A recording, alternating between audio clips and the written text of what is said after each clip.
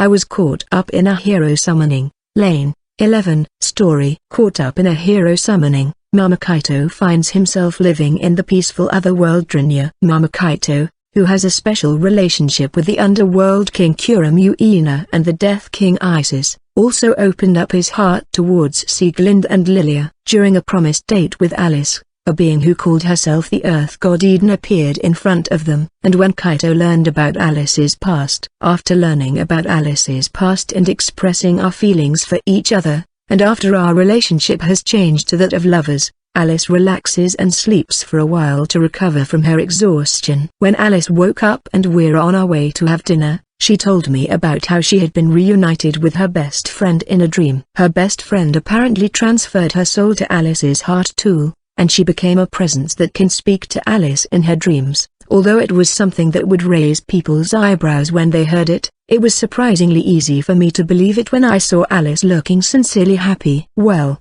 in the first place, I've gotten to know a lot of things that break common sense, so hearing about his soul residing in a weapon doesn't really faze me at all. It wouldn't be surprising to hear something like that Tsukumogami here. Unfortunately, her best friend only appears in Alice's dreams, so it doesn't seem like I can speak or see her. T/N Tsukumogami is the collective name given to a type of yokai which are haunted household objects. After that, we had dinner outside together and went back to the store, and after chatting for a while, before I knew it, night had fallen. In a way, I've accomplished my goal of staying here with Alice, but I still decided to stay at Alice's home for a few more days, and she welcomed me with open arms. Although I was able to learn more about what Alice was like back then, one of the reasons I wanted to be here was to know more about the Alice of today. Well, since it's a good opportunity for that, I'll enjoy my time being together with Alice. Thinking about this, I was about to close my eyes when I heard a discreet knock on the door of my room.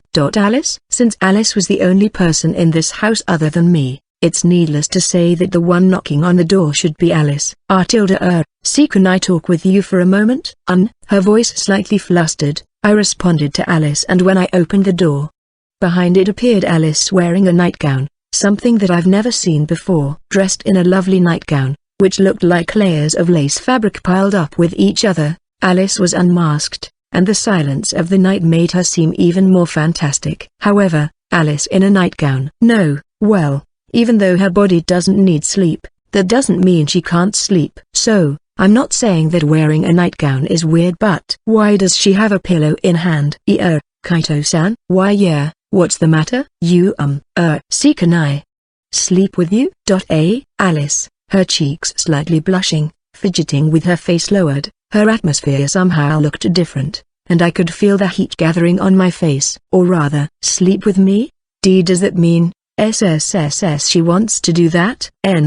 No, isn't it a little too early for that? Well, this certainly is something that we will eventually do, and as a former human, Alice has clear information about that aspect. As expected, doing that right after we became lovers, I also need to prepare my heart for that. Indeed, even I'm a healthy young man. If I were to be asked if I don't have any interest in such matters, I can't say I don't have any interest in it, and especially now that Alice is different from usual, looking transient, and it was making me feel strangely nervous. Kaito-san? What's the matter? Suddenly coming? I was a bit lonely. Is that a no? When I listened to Alice's words, which were timidly announced, I understood completely.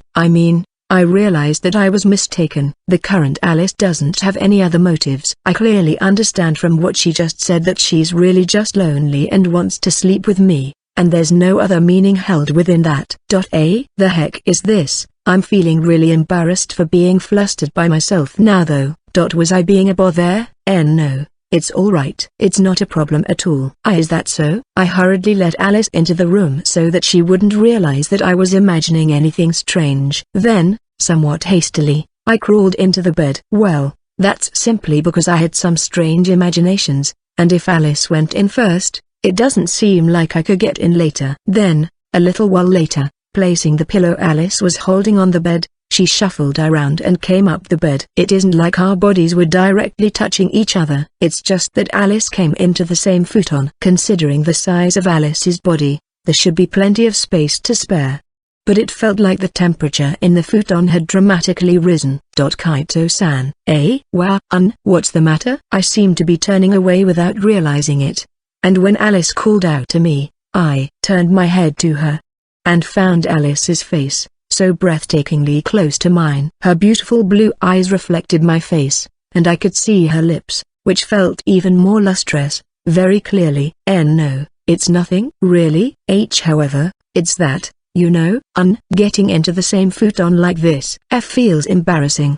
But it makes me feel really happy. Seeing Alice say that with a bashful smile on her lips, I felt my heart skip a beat. Her cheeks slightly blushing red, her white skin visible through the gaps of her nightgown, especially since Alice is usually dressed in long sleeves, long pants and a mask, an outfit that doesn't expose anything, so her current appearance looks really refreshing. It's also really bad for my heart though. Anyway, I can't let this situation keep on going. I have to open up some topics. Speaking of which, even though Alice has a body that doesn't need to sleep. You have a nightgown, huh? Yes, you see, I used to be human, so sleeping had somewhat become a habit. In fact, before I became Kaito-san's guard, I basically slept every night. After I came to this world though, there were many people around me who don't sleep, so I naturally didn't sleep much either. Is that so? Well, for high-ranking demons, including myself, sleeping is just a matter of preference. I already feel like I'm reaching my limits, but Alice really seemed to genuinely want to be with me this time, and after happily smiling a few times, she gently approached me. Just a few tens of centimeters. With that alone, our bodies became so close together that I felt my nervousness reach the climax, and Alice sinking half of her face into the futon. She stuck her face between my neck and chest. Was that her breath just now? This is bad. This is really bad. This is so extraordinarily bad. Because of her discreet contact, Alice's warmth is getting more and more palpable, and I felt my whole body getting hotter and hotter. Despite the thoughts I'm having though, Alice closes her eyes with a somewhat relieved expression on her face while sticking on me, and after a short amount of time, I can hear her regularly sleeping breaths. How should I say this? I'm glad Alice is happy. What's troubling is that I was so nervous that my eyes were wide awake, and I didn't feel like I could sleep for a while. When I opened my eyes, feeling slightly sleep-deprived, perhaps because it took me so long to fall asleep, Alice, who was supposed to be sleeping next to me, was gone, and a faint, but delicious smell was wafting through the air. I wondered if she was making me breakfast, so I quickly dressed and moved to the living room.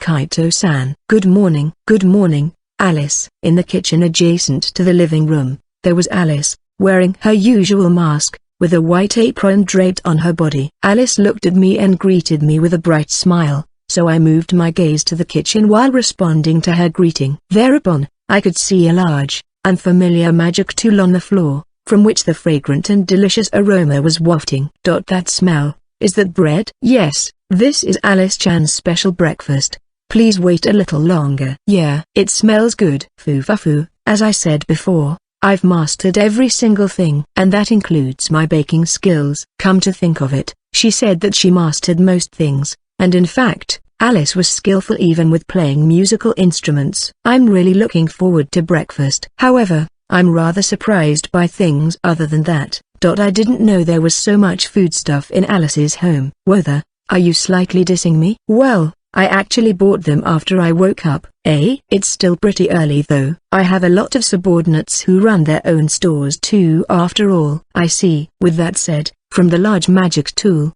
This large magic tool probably has functions similar to ovens, as Alice took out a freshly made loaf of bread from it. It's like a round loaf of bread the size of around my palm, and with one horizontal swipe of her knife, Alice neatly divided it in half. This is a dish I used to eat a lot when I was an adventurer. Well, it isn't exactly the same, since I used better ingredients and the fillings were made with perishable stuff, things that can't really be eaten on travels. Those ingredients. Was it something like a hamburger? Yes, it's something similar. It's more of a sandwich rather than a hamburger. Though hamburgers were originally called hamburger sandwiches. Well, in Kaito-san's world's fast food chains, it would be something like those fried fish sandwiches. How the heck do you even know my world's hamburger chains? Alice-chan knows everything. Now, It's done. I take a look at the breakfast that seems to be finished already while I was throwing a tsukkomi at Alice, who brought up the topic of fast food chains as if knowing that is something obvious for her. It's a simple but delicious breakfast. Fresh vegetables and scrambled eggs, sandwiched between beautifully baked breads. It's been a long time since I've cooked for anyone. It looks very tasty. Yes, I can guarantee its taste. My cooking is as good as Ain-san. Ha ha ha, I'm looking forward to those words then. Wryly smiling at Alice's bright words, I was prompted to take a seat. After telling Alice my thanks for the food, I picked up the sandwich and ate it. It had a wonderful taste that really shows that Alice's self-confidence isn't mistaken. The simply seasoned vegetables and eggs, wrapped in a fluffy, soft and chewy fragrant bread, was spreading in my mouth, as if its natural flavors were enhanced further. Moreover, it seems that within the scrambled egg were surprisingly small dice of meat, and its texture was very pleasant. The meat, which is lightly seasoned because it's morning, goes very well with the egg, and is very satisfying even though there should have only been a few pieces of meat in it. Amazing, even though this is just a bit. The flavor of the meat is really enhanced. I first grilled the meat to lock in the juices before it was chopped, so it has a lot of flavor. Spices are kept to a minimum so that the juiciness of the meat stands out. I see. It's tasty. Ahaha, if you say it like that, it kinda makes me feel a bit embarrassed. When I expressed my honest admiration to her dish, Alice scratched her cheek in embarrassment, but unlike yesterday, she is now wearing a mask, so it was hard to read her expression. Thereupon, I wondered about Alice's mask and decided to ask her about it. Speaking of which, Alice, have you been wearing that mask even back in your previous world? No, I wasn't wearing this in my previous world. After I came to this world, since I'm not the same person I used to be, I started wearing this mask. After wearing it for such a large amount of time that having a mask on my face is already normal, I started feeling embarrassed when I took it off. You kept it off all day yesterday though, are you alright? Why yes. Well, I wanted Kaito-san to see me for who I am. No, I certainly am embarrassed, but it's not like I don't want to show my face to Kaito-san, unlike I do for others. It seems that Alice is aware that she is saying something quite embarrassing, as she has told me this while her eyes were swimming about all over the place. It may be simple, but I'm so happy that she said that I was special. This is only if Alice is fine with this. Yes, just for the moments when we're alone together, could you take off your mask? You are, that is. I'd like to see Alice just as she is. Is that no good? Or alright. The fact that she has been wearing her mask for so long makes it embarrassing for her to take it off. But she doesn't mind showing her unmasked face just for me. True to her word, Alice was embarrassed, but she took off her mask, bashfully revealing her cute face. Well, now that Kaito-san can see my cute face, you're happy, right?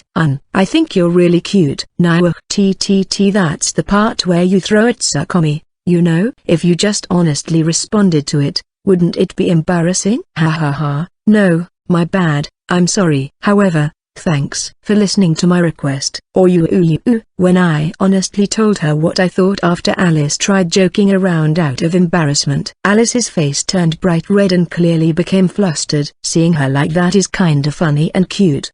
That a smile reflexively appeared on the corner of my mouth. You're definitely having fun, huh? I feel like I'm seeing Kaito-san's true fetish. The heck is that? Anyway, I'm embarrassed about things that I'm embarrassed about.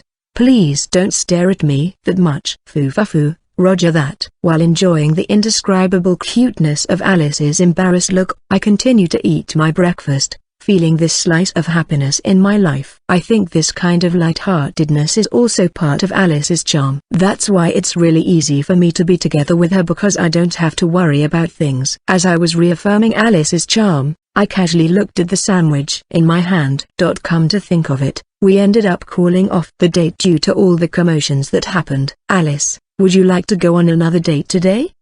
Why yeah, a gorgeous food date, right? Let's go.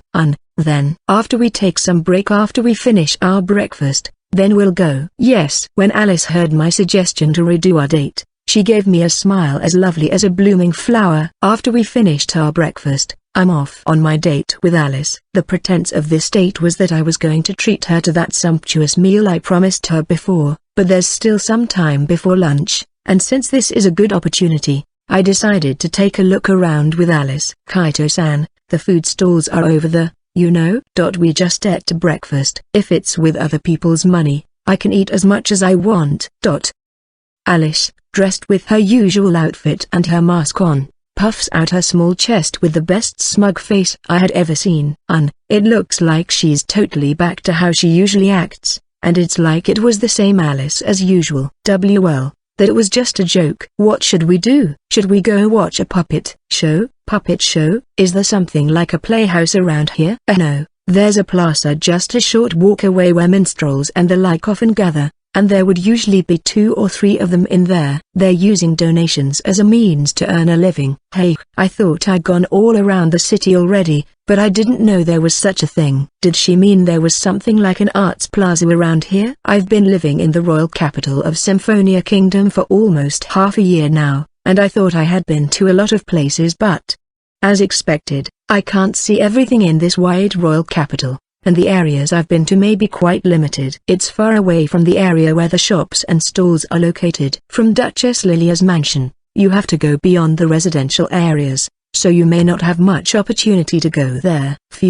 Wait, beyond the residential areas? If I'm not mistaken, taking in consideration where the center of the royal capital is, that should be opposite of this location. Yes, that's right. If the royal palace is the center of Symphonia Kingdom, then the place Alice is talking about seems to be located in the opposite direction of Lilia-san's mansion. That's strange. Didn't Alice just say it was a short walk away from here? I'm sure she definitely said that. However, no matter how I think about it, the distance from here to there isn't short at all. Does that mean Alice was talking here based on her sense of distance? The royal capital is a pretty big city, and I think it's a bit too far for the human me to walk. But hey, Alice, how are we going to get there? I'll take care of that. She's feeling pretty confident. Speaking of which, even if I've never been there before, Alice knows where it is, and we can just go there with teleportation magic. The teleportation magic used by the 6 kings seems to be the type that directly specifies coordinates, unlike magic tools, so there shouldn't be a problem at all. I see, so we'll be oopsie daisy. However, my expectations were shattered when I felt like my feet weren't touching the ground. As if my weight doesn't matter to her, Alice lifts up my body.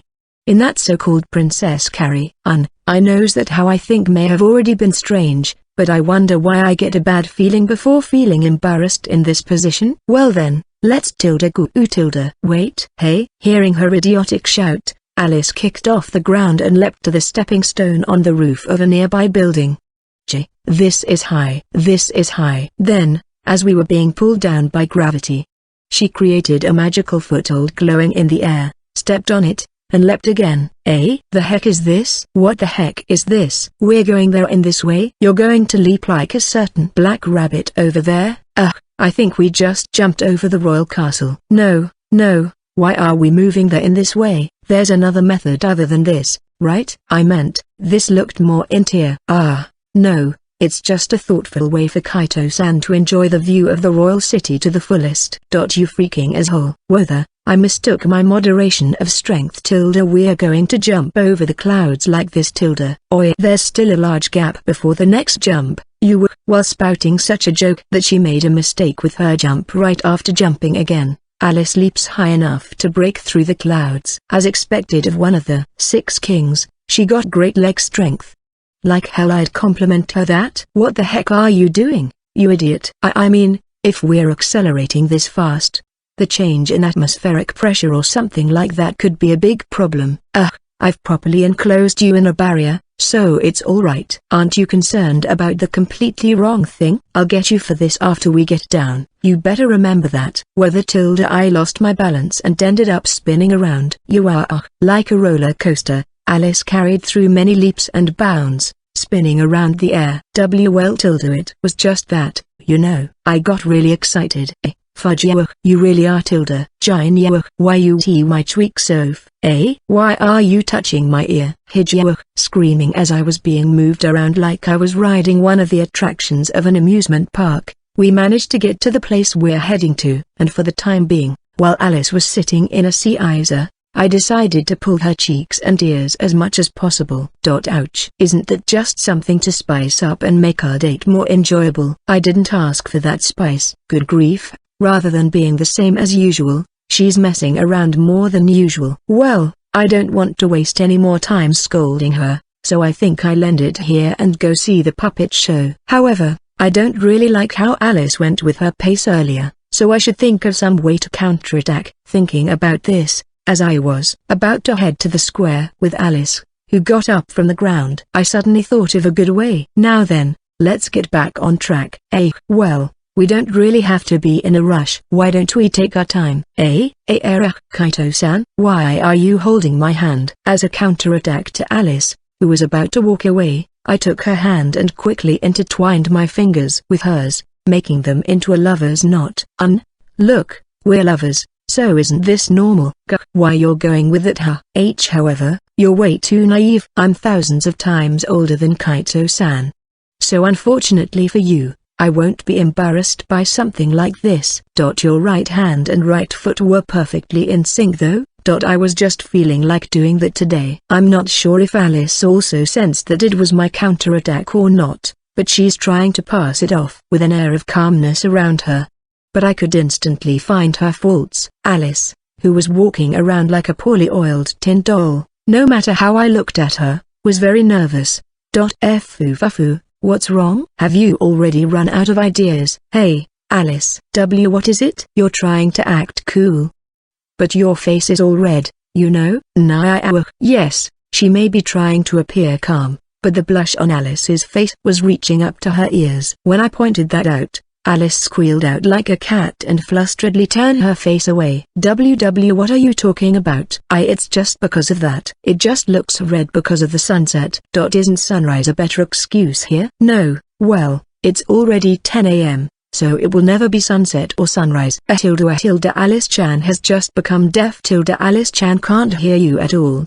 You're really cute, Alice. I already grasped that Alice has a weakness for straightforward compliments. In fact, if I tell her that she's cute, she would already be blushing so much that I feel like steam would spout out her ears, and her eyes would start hurriedly swimming around. Seeing Alice like that, I wanted to make her more embarrassed, so I said various compliments, and by the time we got to the plaza, Alice's eyes were rolled back, looking as if she was about to overheat. Together with Alice, who took some time before she rebooted, we arrived at the Arts Plaza, Temp. It was a large plaza with a fountain in the center, and just as Alice told me, the atmosphere around here was different from the area with the street stalls and was very lively. A bard sat near the fountain, playing a harp-like instrument. A painter holding a brush in one corner of the plaza is painting the scenery of the crowded plaza. There was even a sculptor who was making some sort of statue, and seeing it like this feels interesting. According to Alice,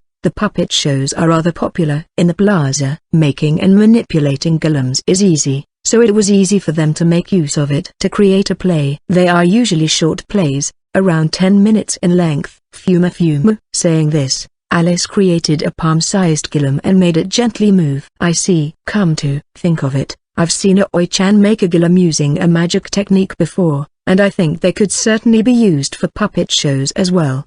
And when you add in magic with that as effects, that would certainly be quite fancy, isn't it? Somehow, even though we're just supposed to be watching a puppet show, I'm suddenly looking forward to it. Aware of my tension that slightly increased, I was about to suggest to Alice that we go and have a quick look at it, when Alice's lips twisted, looking as if she's irritated. Kaito-san, as I thought, can't we go somewhere else? Why? It's hot and stuffy here. Hot and stuffy? Wow, what was that sound just now? Just as I was about to ask Alice, who for some reason is muttering in deep displeasure, a loud sound resounded, as if a bomb had just fallen. When I looked in the direction of the sound, I saw a huge lump of iron. No, I don't know if that was iron or not, but there was a person grinding a huge piece of metal with their bare hands. Their long hair, which reached below their waist, bounced around so wildly that one would think that they were the mane of a lion, and combined with its bright red color, it even looked like blazing fire. They stand taller than Kronos-san, nearly 2 meters in height, and their brown skin is wrapping muscles so well trained that I can tell just by looking at them. However, their muscles aren't swollen like those of gorillas, but rather refined and lean. With a belligerent smile on their face, the man. No, the woman. Anyway, this person whose facial features look gender neutral had a belligerent smile on their face as they punched the chunk of metal for a while before withdrawing their hand. The punched metal is then transformed into the shape of a flapping bird of prey, and seeing such a unique art form made me stunned. They're very impressive. I wonder if they're Alice's acquaintance? At the same time as such a question comes to mind, the person turns around. And opening their eyes in surprise, the person vigorously laughs. If it isn't Kaito and Shiltir. For us to meet in a place like this, it's quite the coincidence. What are you doing here?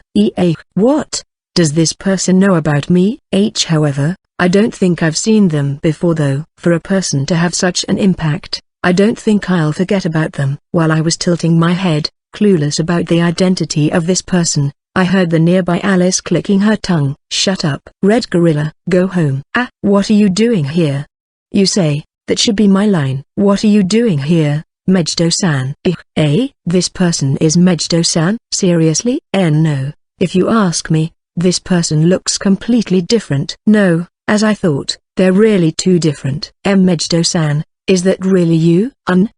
Speaking of which, you've never seen my humanoid form, huh?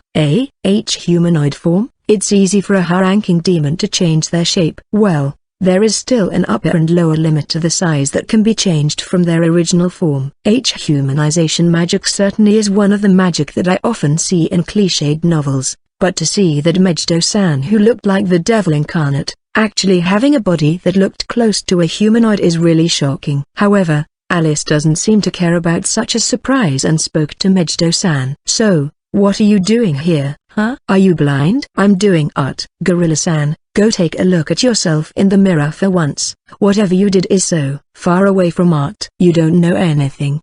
Even creativity is power. Then, isn't it natural that I would polish it? I see. I don't mean to be rude, but I completely agree with Alice. Mejido-san and art, rather than just a bit, I think it really doesn't suit him. No, the bird statue he made is certainly stunning, but the composition is somewhat different, and rather than looking like you've created something, it feels like Mejido-san crushed something to have it turn a certain form. Kaito-san, I know you may not believe it, but although he has that kind of personality, Mejido-san is quite smart. Really? Yes, this person. How should I say this? I guess you could call him a training maniac, as he would always train himself, even in other fields. And it was as I expected, refining strength is good. Well, as you can see, he's smart, but stupid. He's so stupid it makes my head hurt. Oi, you BTCH. As Alice and Mejido-san casually bantered, I was stunned. I'm not really sure I understand it, but I'm sure my mind still hasn't caught up with the situation. So, what are you two doing here? Fufafu. Listen and be surprised. We're having a lovey-dovey date today. A date? Yes, that's right. So, please stay out of our way and quietly go home like the good gorilla you are. Perhaps embarrassed by her own words, Alice, with a slight blush on her cheeks, directly told Mejido-san to go home because he's in the way. Mejido-san doesn't seem to be bothered by her though, as he brought his hand to his chin, looking as if he's thinking about something. Fumo? Does that mean you're that? Shiltir and Kaito, huh? What is this, Kaito? Along with Kuramuina, are you one of those people who likes midgets with breasts as flat as their back? Well, Shiltir's breasts are indeed a bit bigger than Kuramuina's. However, I don't see that much difference between them. You must be one of those Lilican people. Yeah, well, they can certainly change their size, but they were originally that size, you know. I had already thought that maybe someone would tell me this at some point. No matter how much I know that they're older than I am, thinking like that after looking at them is something that can't be helped. I should have been prepared for this. However, I didn't expect that it would be Mejido-san who would tell me that. But then, There was someone who reacted to Mejido-san's words more than me. Who did you say is a midget with breasts as flat as her back? I'm asking you who? Fine then, you freaking gorilla, I'm going to rip your mane off.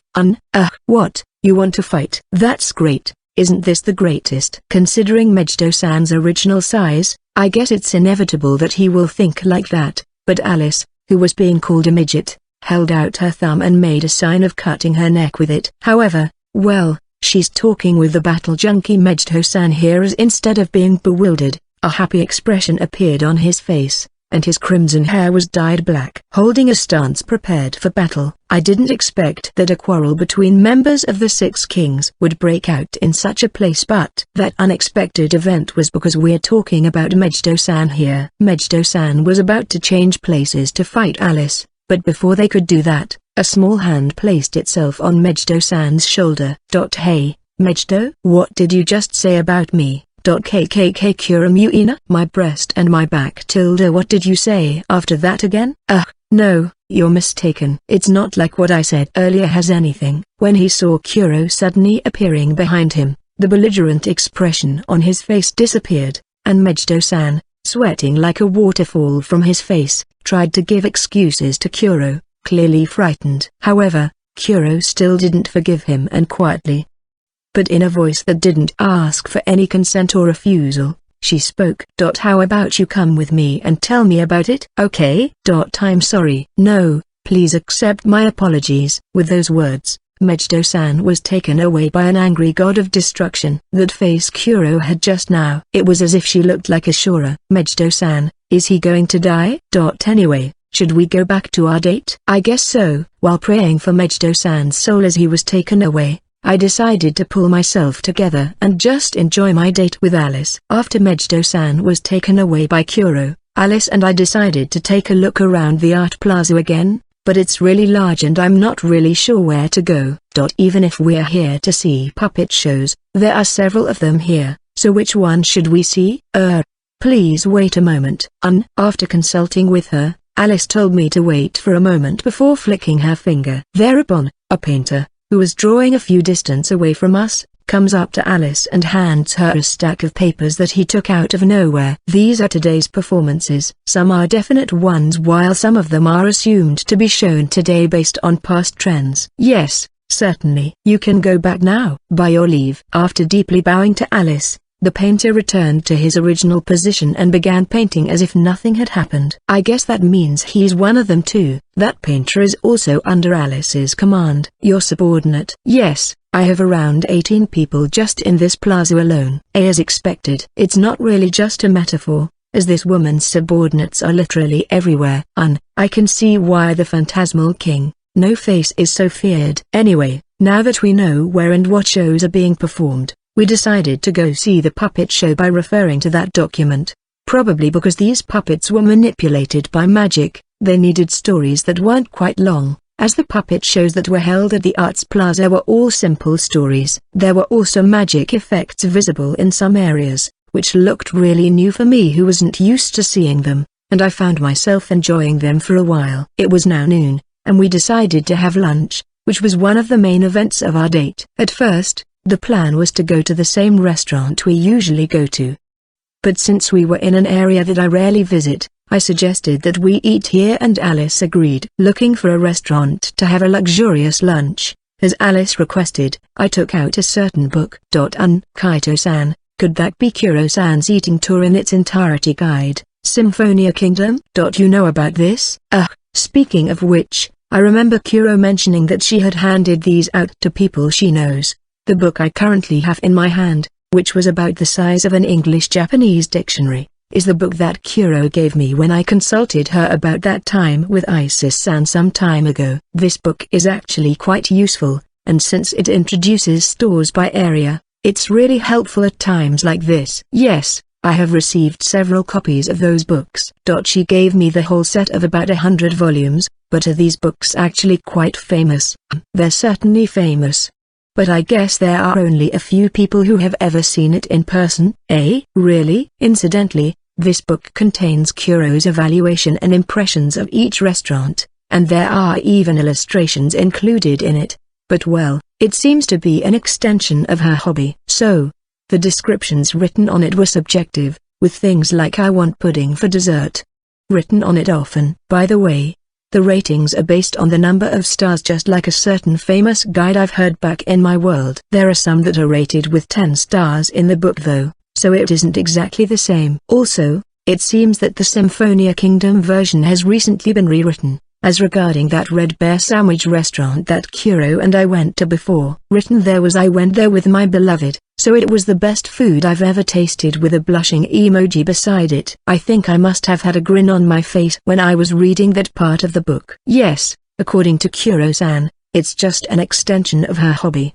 Only family members have that book. In short, Kuro is only distributing them to the people she calls family, and they were not for sale. How they want to handle the book is their own personal choice, so it's very rare that this book is auctioned, and when it was, it would usually be sold for a ridiculous amount of money. Seriously? Yes. All of the things written in that book were handwritten by Kuro-san herself, so it was definitely an item many would want to acquire, even if they had to spend all their money. Especially for the members of the Underworld King Adoration Association. Underworld King Adoration Association? Come to think of it, I think I've heard that terminology being mentioned in passing before. I wonder where I heard that again? I don't really remember where I heard it, but I think it was around Luna Maria-san. I guess it's something like Kuro-san's fan club. This organization is quite large, and its intelligence network and voice are said to be greater than that of a country. Well, I guess it's something like a smaller version of my troops, I guess. The information they were dealing with is also only about Kuro-san though. I guess I should have expected Kuro having a fan club of her own. Yes, Kuro-san is one of the most popular people in the world. She had quite an amount of believers among both the demons and the humans. Incidentally, it's even rumored that if one casually approaches Kuro-san, they will be erased by this organization. The heck is that? That's scary. An underworld organization with power greater than a country. That's what Kuro's fan club is. I see.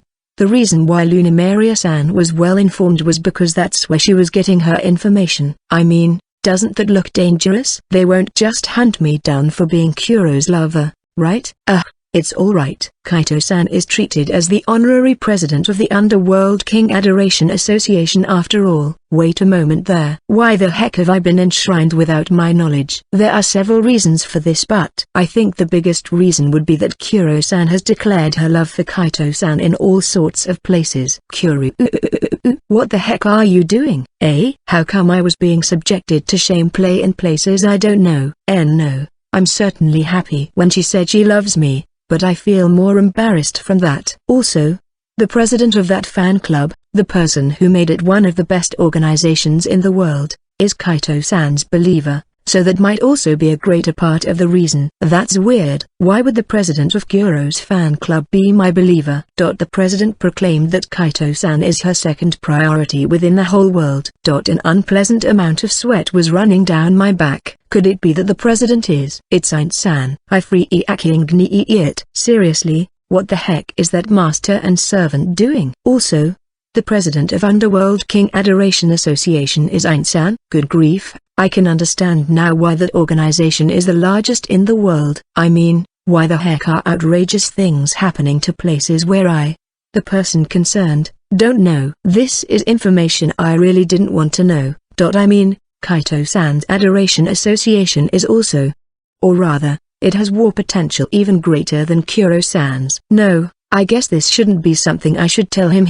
How should I say this? I heard about various special hidden stories regarding this world, but I guess I should think too much about them. It would give me a headache if I thought about it too deeply. While pulling myself together and flipping through the guidebook Kuro gave me, I thought about what shop we could visit. I don't have time to read through the book page by page, so I would make a rough selection based on the illustrations and rating stars. A shop where seasonal dishes are recommended, but it isn't suitable for this time of the year. A shop that is open only at night. I tried to find a restaurant as close as possible to where we are now, excluding those that require reservations, and found two choices. One is a very exclusive restaurant which Kuro rated as 8 stars. A fairly high rating. Reservations aren't required, but the price is high and the portions are small for the price. but the taste of their food is described as first class. Kuro rated the other one with 5 stars, 3 stars lower than the earlier restaurant. The restaurant isn't really that extraordinary, but it serves fine cuisine and is located in a somewhat secluded area, so we apparently don't need to have a reservation. The most eye-catching thing is that the food in this restaurant is said to be very large in quantity and can be eaten with gusto. Both restaurants are reasonably close to where we are now, so either of these two candidates would be fine. The question is which one to choose, the 8-star for luxury or the 5-star for quantity. Well, they are both high-ranking restaurants, but it's about making a comparison between quantity or quality. Hey, Alice, what is it? Would you rather eat a lot of food at a reasonably good restaurant or a small portion at a superb restaurant? Fume. Well, this Alice-chan is a woman who clearly knows the difference. Let's go with more quantity. A powerful response with no hesitation at all.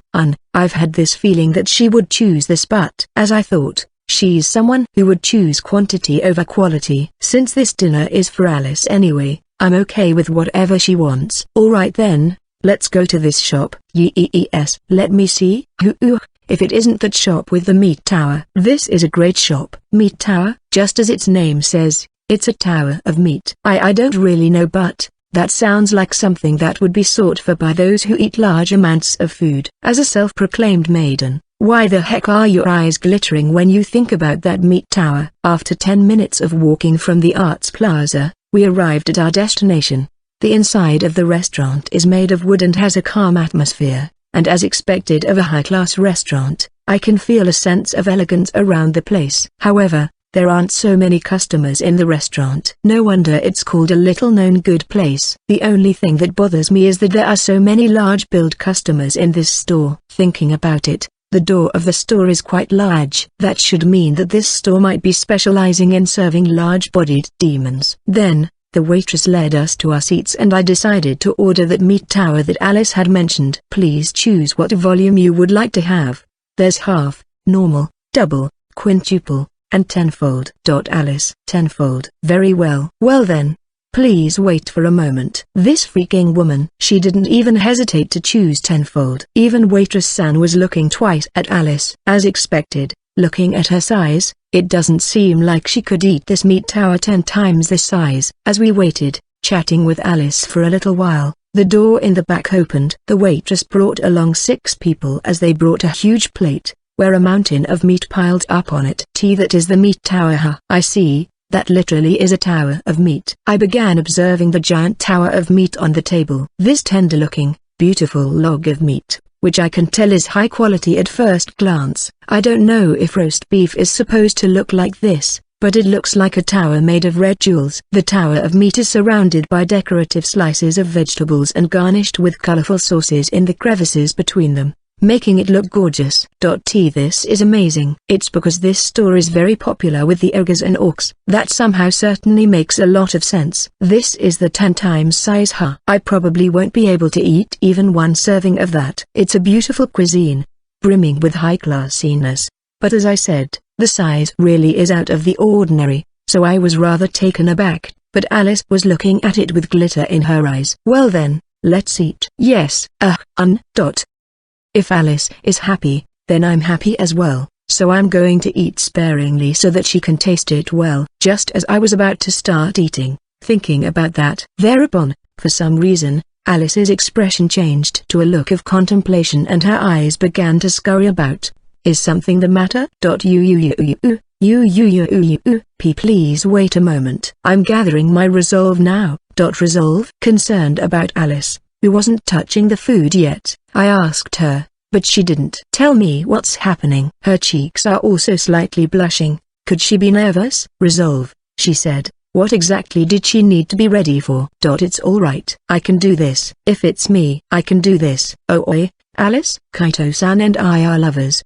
It's alright. Oi, Tilda. It seems like my voice isn't reaching Alice, as she was mumbling something while looking down. After Alice continued to mumble something for a little while, she dramatically raised her face and pointed her fork at the meat tower. Wondering if she was finally ready to eat, I was just about to pick up the tableware and eat too. Kaito-san, Tilda. With a bright red face, looking like she's a bomb that is about to explode. Alice held out a piece of meat stuck in her fork. What the heck are you doing now? PP, please eat it already. It feels really embarrassing.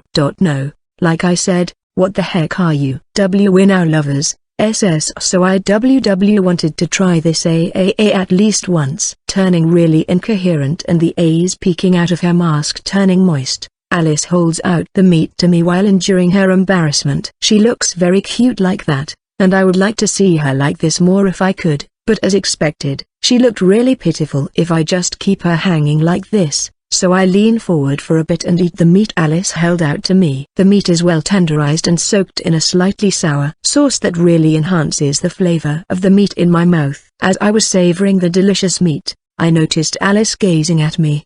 Is this that? She also wants me to feed like her, so here, Alice. Tilde. Warmth. You're trembling too much. Her body shaking to the point where I would have thought there was an earthquake. Alice ate the meat I held out to her and chewed it with a bright red face. Then, little by little, her face changed to a happy one, as she seemed to have liked the taste of the meat. Should I feed you some more? WWR. What's up now? Why do you seem so calm about this, Kaito-san? No, even if you ask me why. Even though I feel like my face is on fire? Kaito-san isn't fair. No, even if I look calm.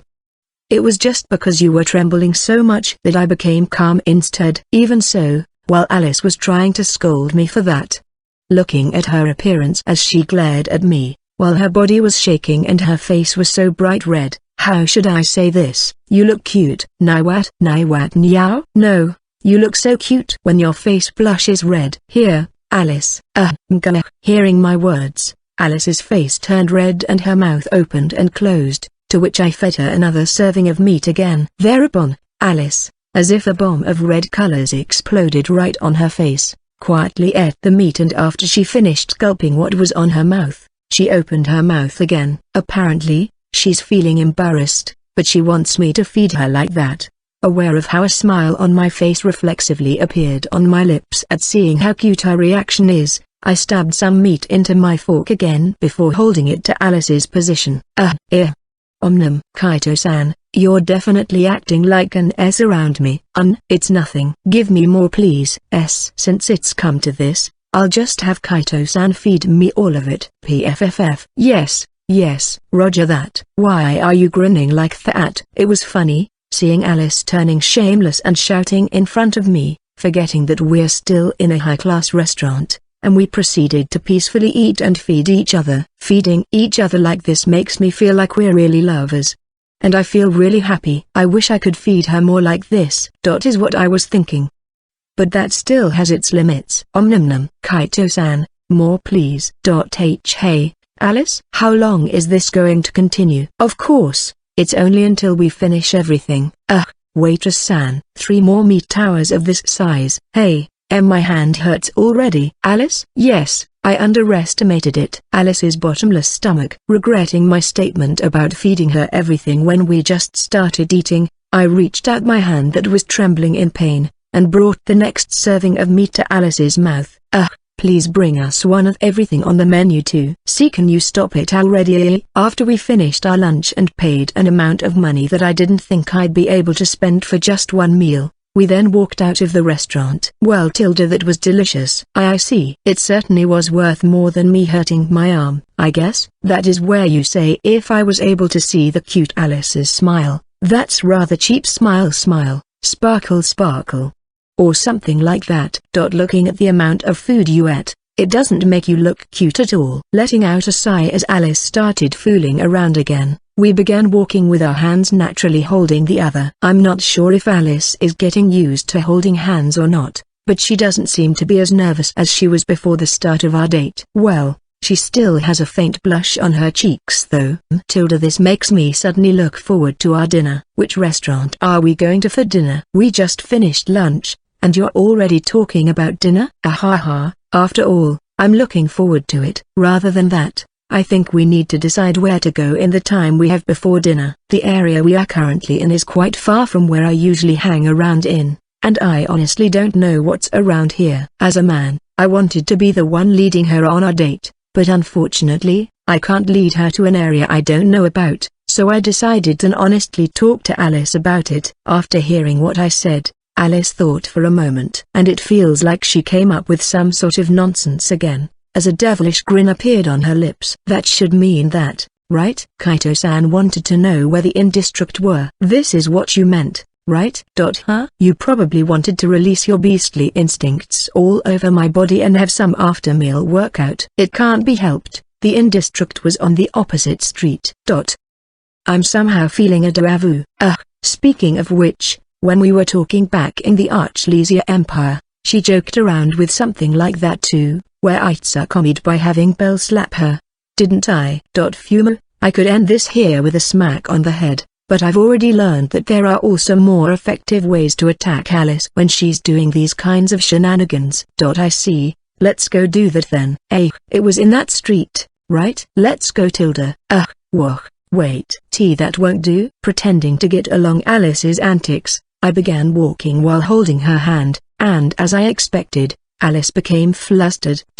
What's the matter? We're going to the M district, right? That won't do. It's still early for that kind of thing, or rather, and my heart isn't ready yet. Isn't Alice the one who suggested that? That might be true, but I was just joking. Alice, who looks understandably shaken, is really cute and I can't help but keep teasing her. As I dragged her along, Alice's face was as red as a boiled octopus as she flapped her free hand about, desperately trying to convince me. Oh, of course, I think we would do that kind of thing. I'm a former human after all. I understand what you do in that area, but I intend to take that kind of thing step by step. Fumo, step by step, like what? That is, as expected, the start is we would be illuminated by the moonlight, just the two of us in a cottage by the sea.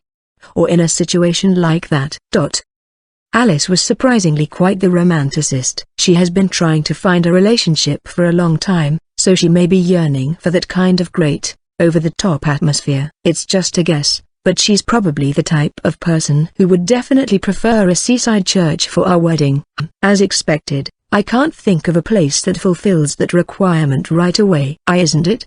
That's why, let's go find it together. Taking it slow, deepening our love. I'm not sure if saying the word love feels really embarrassing or not, but she repeatedly stammered and desperately told me that we should take our time to deepen our love. To be honest, I agree with what she said, and since I'm only teasing Alice at the moment, I have no intention of forcing her to do anything if she isn't ready for it. Thinking that I should end the teasing there, I stopped walking and called out to Alice. Certainly, it is as Alice says. There's no need for us to rush, right? That's right. We have lots of time. That's why.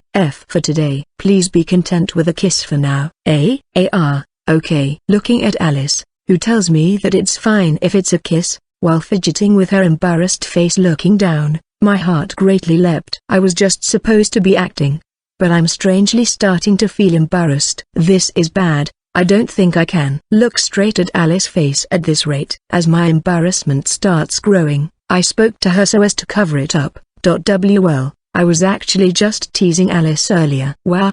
That's mean, Kaito-san. Are you just playing with my maiden heart? Sorry, wasn't it Alice who started with the teasing? That is. When Alice learned that I was teasing her, she looked angry.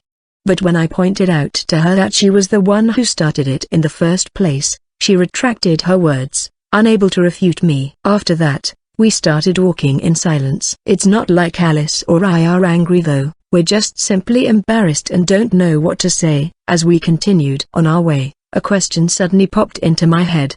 Speaking of which, Alice. What is it? Alice is much stronger than me, so if you really don't like it, you could have easily shook my hand off.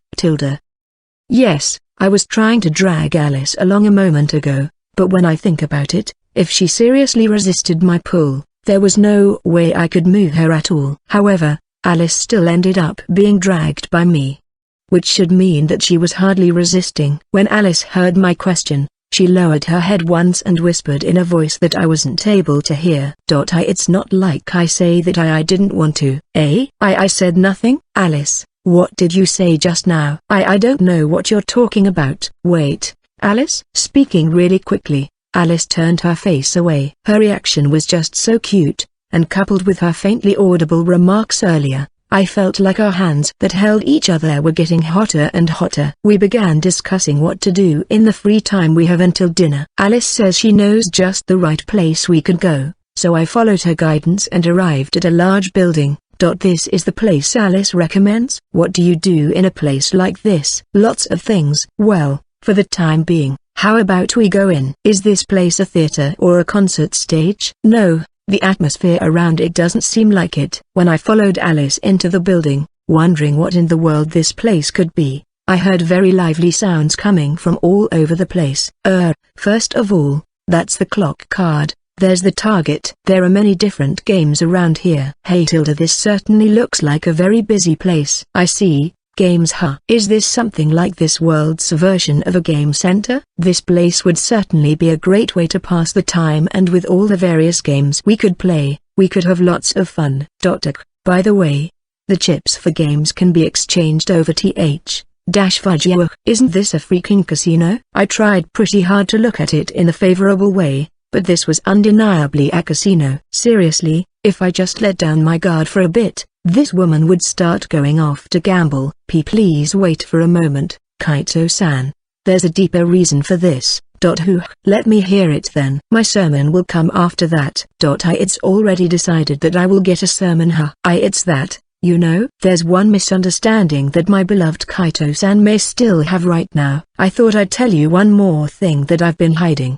Something you've been hiding? I thought she would probably just make another excuse today, but from what Alice said, it sounds like she really has a reason. Seeing this, I asked Alice back, pushing down the anger in my mind earlier. Well, please just watch. It will be alright. I'll only be using 1 copper. Alice, emitting a somewhat solemn, yet intimidating feeling, as if she was a battle-hardened gambler, Alice went to the counter with a single coin. Then, an hour later, Alice had a mountain of chips piled up in front of her. Amazing. Foo-fa-foo, this is my true ability. As if to overturn my previous impression of her, Alice has shown her monstrous ability in the casino. Although she wasn't winning all her games, she was calmly discerning when to call and when to fold, and interestingly, her chips were increasing. She had really overwhelmed her contenders, but if she continued playing, there's a chance that she might be banned. Well, seeing the smug look on her face was inexplicably annoying though. Isn't that a bit too mean? Don't respond to my inner monologues as if it's the most obvious thing in the world. If you're going to say then, the smug Alice is cute too. Wow. Suddenly saying that, or you, while slightly teasing Alice, whose expression frequently changes, I returned to the subject at hand. Even so, for you to amass this much foo-fa-foo, have you seen it now? The perfect beauty. Alice-chan's serious mode. Then, why have you always been? At least, from what I saw in the past hour or so, Alice was always calm and collected, not getting hot-headed and assessing the flow of the game. In layman's terms, she would be able to win most of the games with her skill. That's why, I was reflexively stunned, seeing how far apart Alice was now from the Alice who was weak in gambling back then. That was what I've been hiding. I have actually been losing on purpose. Why? If she can show this level of ability, I can honestly believe her when she said that she's been losing on purpose, but I don't see why she should do that. Well, if she can win this much, it definitely would be easier for her to lose on purpose. Actually, you see, I've always been super good at gambling, and I almost never lost. So, since the old me has disappeared already, I thought I should lose on purpose. Then, you should have just not gambled. But, you see I really like gambling. So I couldn't resist playing. It seems that the secret Alice wanted to tell me is that she was actually a strong gambler. It's nice to know another thing about Alice, but why is she telling me that at this time? As I was thinking this, a grin appeared on Alice's lips, and holding out half of the pile of chips towards me, she spoke. Let's have a revenge match. Kaito-san, let's have a match to see who can make more money. A match? Yes. If I win, I'll have a special dessert along with the fancy dinner. And what if I win? Revenge match. She must be referring to that match we had previously at the monster race track. In summary, what she's saying is that I didn't really give it my all that time, so let's have another match. Well, we have plenty of time to spare, so we can do that. For some reason though, Alice even added a condition as to when she wins. That's why I was wondering about what happens if I win. I know that Alice was confident about her skills, but my chance of victory isn't zero. So, I thought I'd ask her about that before accepting her challenge. If Kaito-san wins, when we get home, I'll give you a reward. A reward? Why, you can only look forward to it after you actually win. Fumo? Well, fine. Let's do it. Fufafu, the me of today is different from the me back then. Come on, let me show you the bitter taste of defeat. Carried away by a strangely enthusiastic Alice, the second match between Alice and I began. To skip to the conclusion of our match. Well, we were banned. After a certain amount of time had passed since my match against Alice began, a person claiming to be the owner of the casino appeared, got down on his knees and said, "Please let us off already." After exchanging looks with Alice, we decided to end our match. Well, I didn't think that I'd be this lucky, and I also feel like I got carried away too much, so I've decided to accept this ban as a means to reflect. Well, you see, we were interrupted in the middle of our match, so Kaito-san is an absolute cheat. How come you were able to consecutively win in betting with single bets in the roulette? There's no way you can win if that wasn't the case. Hilda, no, I was just lucky. As for the match with Alice, I had won about 3 times as much as her before our match was interrupted. I didn't know if it was because of beginner's luck or something like that, but in the end, I never lost a single bet. Incidentally, Alice had also increased her hand several times from the start, so she wasn't weak at all. It was just I was strangely lucky.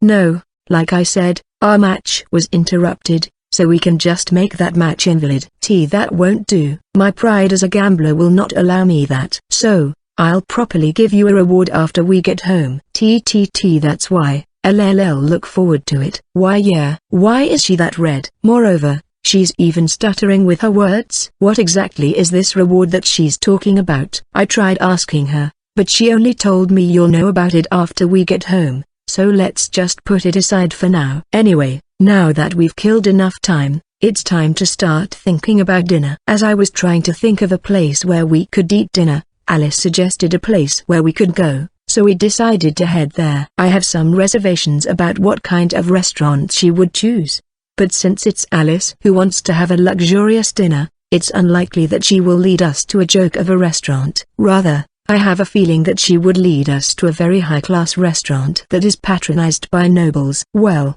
isn't it fine? Kaito-san earned a lot of money earlier, so please luxuriously treat me. Well, that's fine. Don't worry about it. We're going to a decent restaurant, okay? No, it's not like that. Walking next to me, Alice began talking with a bright smile on her face, and I responded to her with a rather doubting expression on my face. To tell the truth, I'm feeling bothered right now. What I'm worried about wasn't actually dinner. No, it may be a bit related, but that isn't the main thing as to why I'm troubled. What's the matter? You have quite the strange look on your face. Why, you ask? Well, I mean, since when have you been wearing a dress? Yes, what I'm questioning about was Alice's current outfit. Until just a few minutes ago, I'm pretty sure she was in her usual outfit, the functional, long-sleeved, long pants outfit that has multiple pockets. However, right after I took my eyes off her for a moment, before I knew it, Alice had changed into a dress. A cute dress with laces of pale orange, honey color, and matching with Alice's bright blonde hair. It looks really good on her. Moreover, maybe because I don't see her in such an outfit that much, as seeing a different side of her makes my heart beat fast. Well, the mask on her face makes it look like she's off to participate in a masked ball though. Isn't it cute? Well, it certainly is. No, that's not it. I'm asking you why you're wearing a dress. Yes, I didn't mind the fact that she had changed her outfit in an instant. After all the things that I had seen her capable of doing, I don't think it would be strange that if Alice wants to do so, she could come back home and change her outfit in less than a second. However, Alice, who had been dressed as usual on our date, is now wearing different clothes. That should mean that there is some reason for it. That's because the place we're going to have a dress code. A dress code, a restriction for clothing. They are mainly used for weddings, funerals, and high-class French restaurants. Simply put, It means you have to dress nicely to attend. Compared to ceremonies, I remember hearing about the dress code of a restaurant from one restaurant to another. But I wonder if my current clothing is appropriate? A white shirt, a thin black, loose-fitting jacket, and jeans-like pants. I'm kinda doubting it. There's a dress code? Yes, it's a pretty strict store, so semi-formal clothing is standard there. Semi-formal. Ugh, this is no good. I'll probably be shooed away in the door. Even though there are some differences in the outfits here from Japan, I'm quite sure that semi-formal attire is second only to formal attires. And I'm sure that it was only at a level where everyday attire won't do at all. In short, my current outfit will be a complete out. It doesn't look like I will be able to get in, so why don't we go to another place? Foo-fa-foo, it's alright. I thought that this might happen. I have prepared a suit for Kaito-san. I'm quite clear you premeditated this. WL, please change quickly. That place should be good enough. It was Alice who suggested the restaurant we were going to, and that place has a dress code. Since my clothes don't fit the dress code, Alice hands me this suit. She completely planned this. It's obvious that she knows I would panic about this and chose that restaurant on purpose, but for now, I'll just swallow it down and get dressed just like Alice said. However, as I was wondering where I could change in this street, Alice walked towards a house. Oi, Alice? That's other people's home. I hurriedly called out to her, but she didn't seem bothered by it and stood in front of the house. Immediately, the occupant comes out and gets down on knee in front of Alice. Please lend me a room. Please feel free to use it, Phantasmal King-sama. I guess I should have expected this. The occupants of this house are also Alice's subordinates. Changing into a suit at the house of Alice's subordinates, I put the clothes I changed out of in my magic box, before meeting up with Alice to go to that restaurant again. The suit I'm currently wearing has a subdued black-based design, with patterns that were weaved with silver thread that isn't too flashy, making it quite the fashionable outfit. Well, be that as it may, this suit feels extremely comfortable, perhaps due to its great elasticity. Even walking around like this, I don't feel any difficulty in moving or straining to wear. It's so easy to move around in this, or rather, it feels like it was the right size. That's because it was the only one of its kind. Something I made for Kaito-san. The materials used for it are of the highest quality. No, I'm thankful for that. But how did you know my body size? Like it's something obvious. Yes, this suit fits my body perfectly, including the length of the hem, and it looks like it was custom made just for me. I also don't think I've ever told Alice my body size before. Why are you asking that now? I even know how many moles Kaito-san have in your body, much less your body size. I feel like I've asked this before.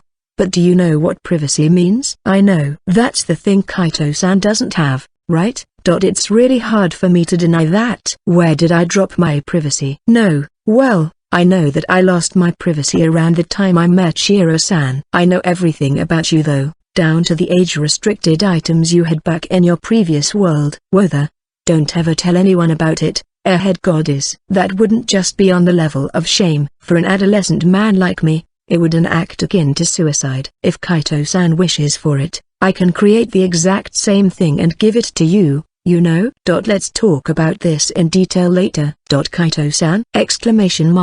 No, sorry. Then, let's go. Roger that. The conversation I was having with Shiro-san couldn't be heard by Alice. So, I hurriedly replied to Alice, who was tilting her head in wonder, and once again, walked out to the restaurant where we were going to have dinner. The restaurant that Alice led me to was indeed beautifully constructed, but let alone a high-class restaurant. It didn't even look like a restaurant at all. The lavishly decorated door certainly looks like it belongs to a high-class restaurant, and the beautifully crafted glass windows, which can't be peeked through from the outside, also felt nice to the touch. However, it's small.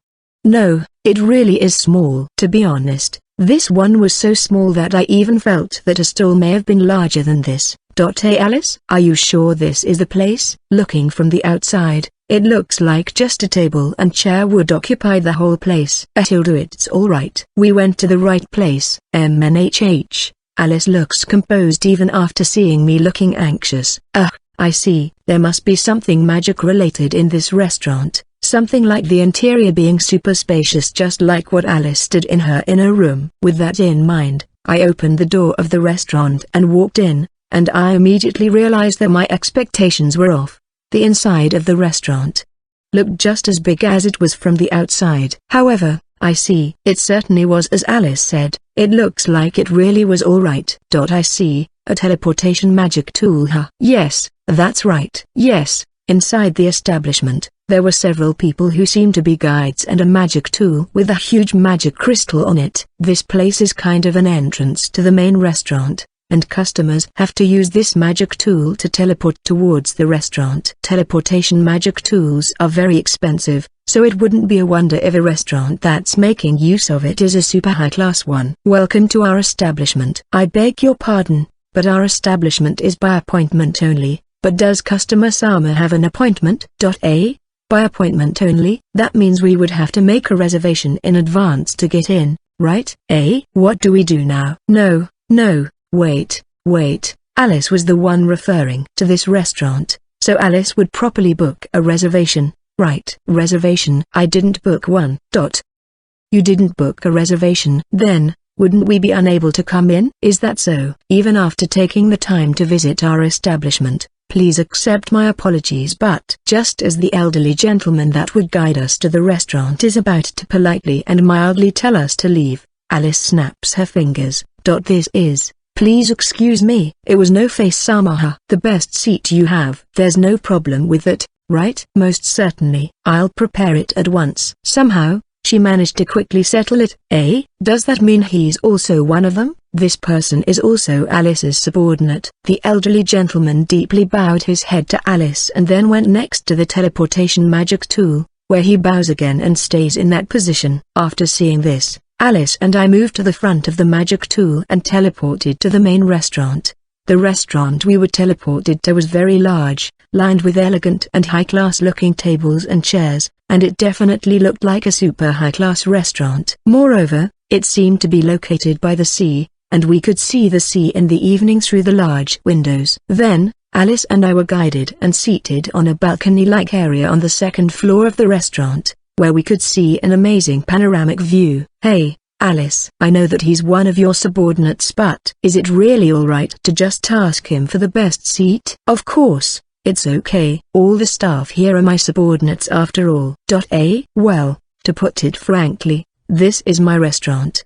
When I asked her about it, perplexed by the fact that we got really great seats, as if it was obvious, Alice said that she owns this place. Establishments that provide food and beverages are quite convenient in gathering information. I've also got a few other restaurants under my command. Is that so? Well, Alice Chan's main store is my general store though. That place isn't able to sell a single thing though. Couldn't you just trap it up with the others already? While gazing at the magnificent scenery and chatting with Alice, a woman in a cook's uniform approached. Sorry to interrupt you, No-Face Sama. Thank you for coming today. Hilda cut it out with the greetings. Please bring us something tasty. Please leave it to us. Even though we may be unskilled compared with No-Face Sama, we'll serve you the best food that we could. I'm looking forward to it. She's probably the head chef. She seemed to come to say her greetings to Alice, the owner. But Alice just quickly dismissed her. Next, a woman dressed in a tight-fitting waitress outfit arrived, pushing a cart. There was wine on the cart, so I guess she's a sommelier? When the sommelier lady comes close to our seat, she bows, opens the wine, checks the aroma of the wine, before placing a glass in front of Alice and pours a little. This is for tasting. Let's see. Alice tipped the glass with familiar movements, gracefully checking the color and aroma before sipping it. This is quite lacking. Don't you have a Shallow Grand? We apologize. As expected, acquiring Shallow Grand is. Shallow Grand? I believe that was the name of a wine, but as I only know the name of more famous high-grade wines like Romani Conti, I wouldn't know what wine they were talking about. No, to begin with, the name of the wine in this world may not necessarily be the same as mine, so I would have to ask her anyway. That wine was a gift from the God Realm given by Shalovernal Sama to commemorate the signing of the Treaty of Friendship. It's made from a fruit that only exists in the God Realm, so it's incredibly rare. It's about 10,000,000 a bottle. As it's a prize for an event sponsored by the God Realm for the Festival of Heroes, It only appears once a decade. Currently, there are less than 100 bottles of this wine in the world. 10,000,000,000. That would be 1 billion yen. That isn't the price of a wine anymore. It's already the price for a mansion. Moreover, only one bottle of this wine comes out every few decades, and that isn't a wine that you can just order. Let's not be unreasonable here, Phantasmal King. However, if it's such a great wine, I'd like to try it at least once. I've been thinking about this when a bottle of wine suddenly appeared on the table, and when the sommelier lady saw it, her voice was trembling as she muttered, Shallow Grand. I see, this is the Shallow Grand that they were talking about. Why did it suddenly appear in front of me? I could already predict who it's from, but with that message card that says Dear Kaito-san in it, it seems to be a gift from Shallow Vernal-sama. Let's gratefully accept it. Alice. You planned this beforehand. I wonder what you're talking about. I just wanted to make sure that Kaito-san had the best wine tonight. Watching Alice gleefully pick up the Shallow Grand, I understood that this development was exactly what Alice wanted to happen. Alice purposely brought up a top-quality wine that wouldn't be in this restaurant. And if I were to get interested in it, Shiro-san most probably would send it straight to me. This freaking woman. Although I was taken aback by Alice's behavior, since it was given to me by Shiro-san, I decided to take a taste of the wine. Asking the sommelier lady to pour some for me, I held out the wine glass in my hand and clinked glasses with Alice. Cheers. Cheers, it is. Smiling at each other, we lightly clinked our glasses and sipping the wine. I felt shocked. With just one sip of the wine, it's as if the deep taste of the wine was soaking throughout my body. It was so delicious that even I, who wasn't a wine expert, can tell right away that this is the best wine there is. Amazing. What a deep and rich wine, right? Well, as expected, the best wine in the world. It's really wonderful. And this is happiness. Yeah, this certainly is a delicious wine. Moreover, the view here is good too. The sun is setting and the stars are coming out, and the moon can be clearly seen in a few minutes. Sipping a good wine and looking at the sea, which is beginning to be dyed by the serenity of the night.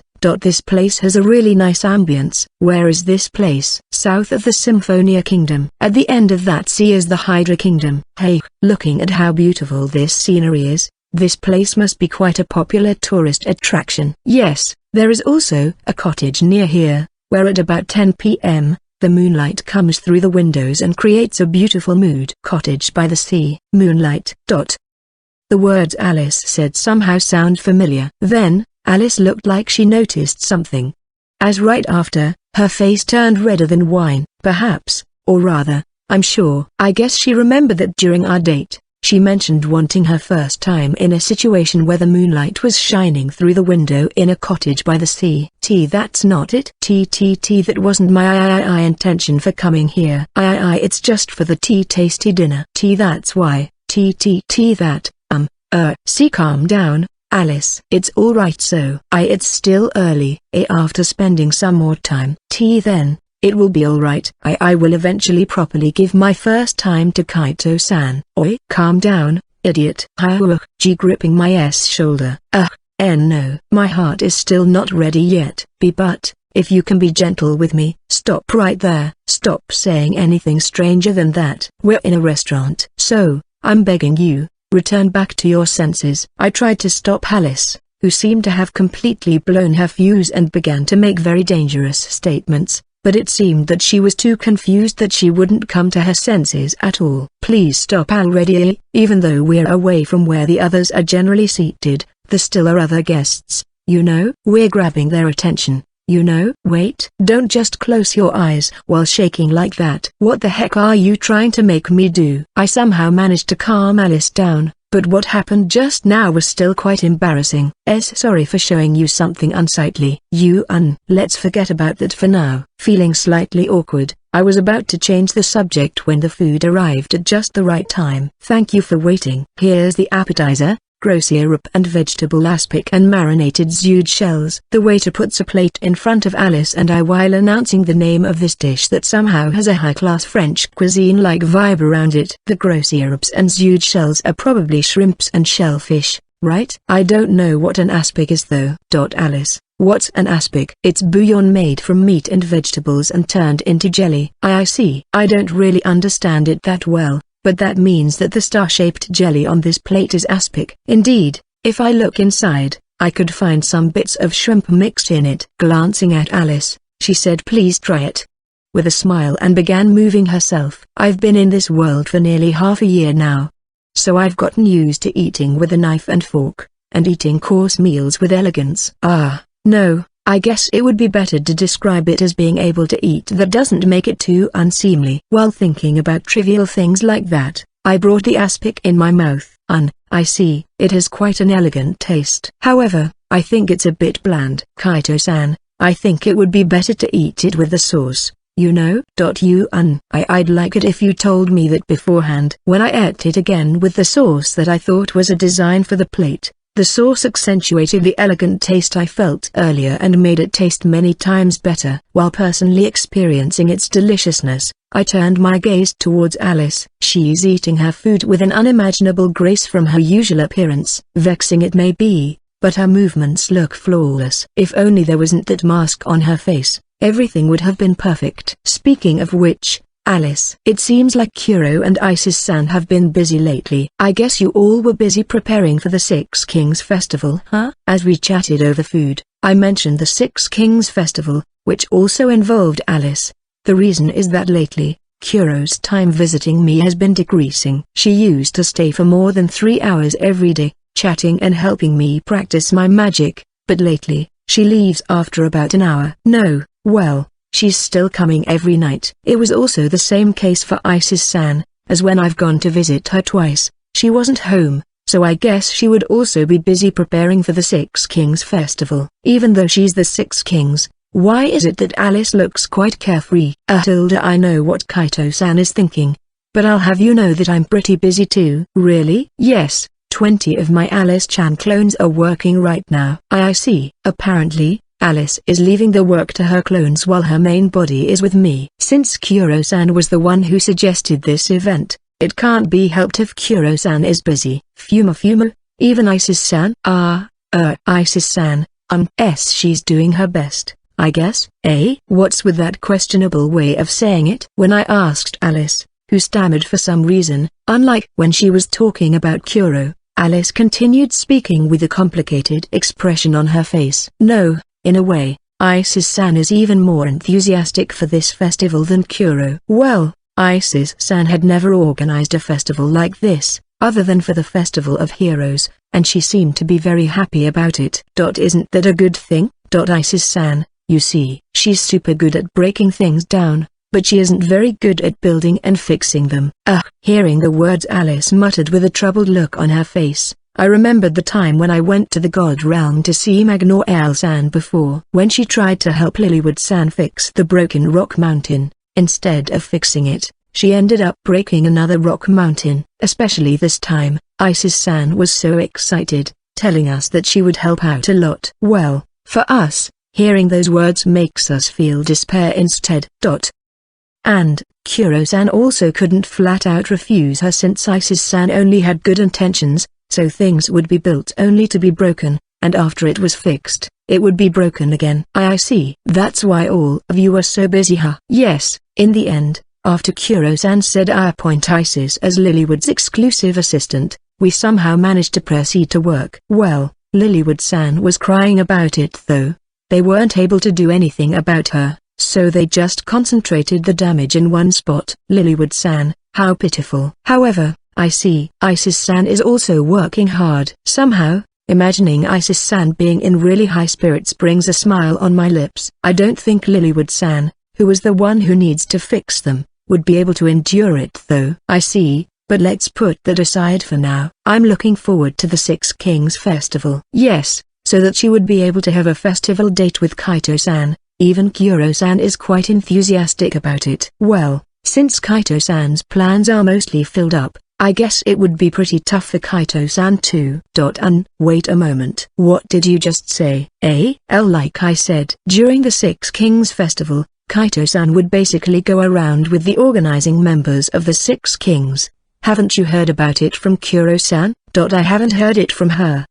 Wait a moment. What does that mean? During the time of the Six Kings Festival, I'll basically go around with the organizing members of the Six Kings? As I recall, in the Six Kings Festival, each of the 6 kings would organize a festival for one day, right? Then, they would exchange turns. Doesn't this mean that it would turn to that? Wouldn't this catch lots of attention? Well, but then, with Magnoel-san whose size makes it impossible for him, he said. Would being together with me be any fun? I will welcome him, but I won't tag along with him. Well, Mejido-san said that he won't be going around with you. That's why, I guess it will be Kuro-san, Isis-san, Lilywood-san and me. Even Lilywood-san agreed with that? Yes, she said that if it isn't too much trouble, she'd love to go around with you. Fume. WL, resistance is futile. Please give up. Isn't that a villain's line? Ahaha, WL, it will definitely be fun. Everyone is planning a festival that shows their own personalities.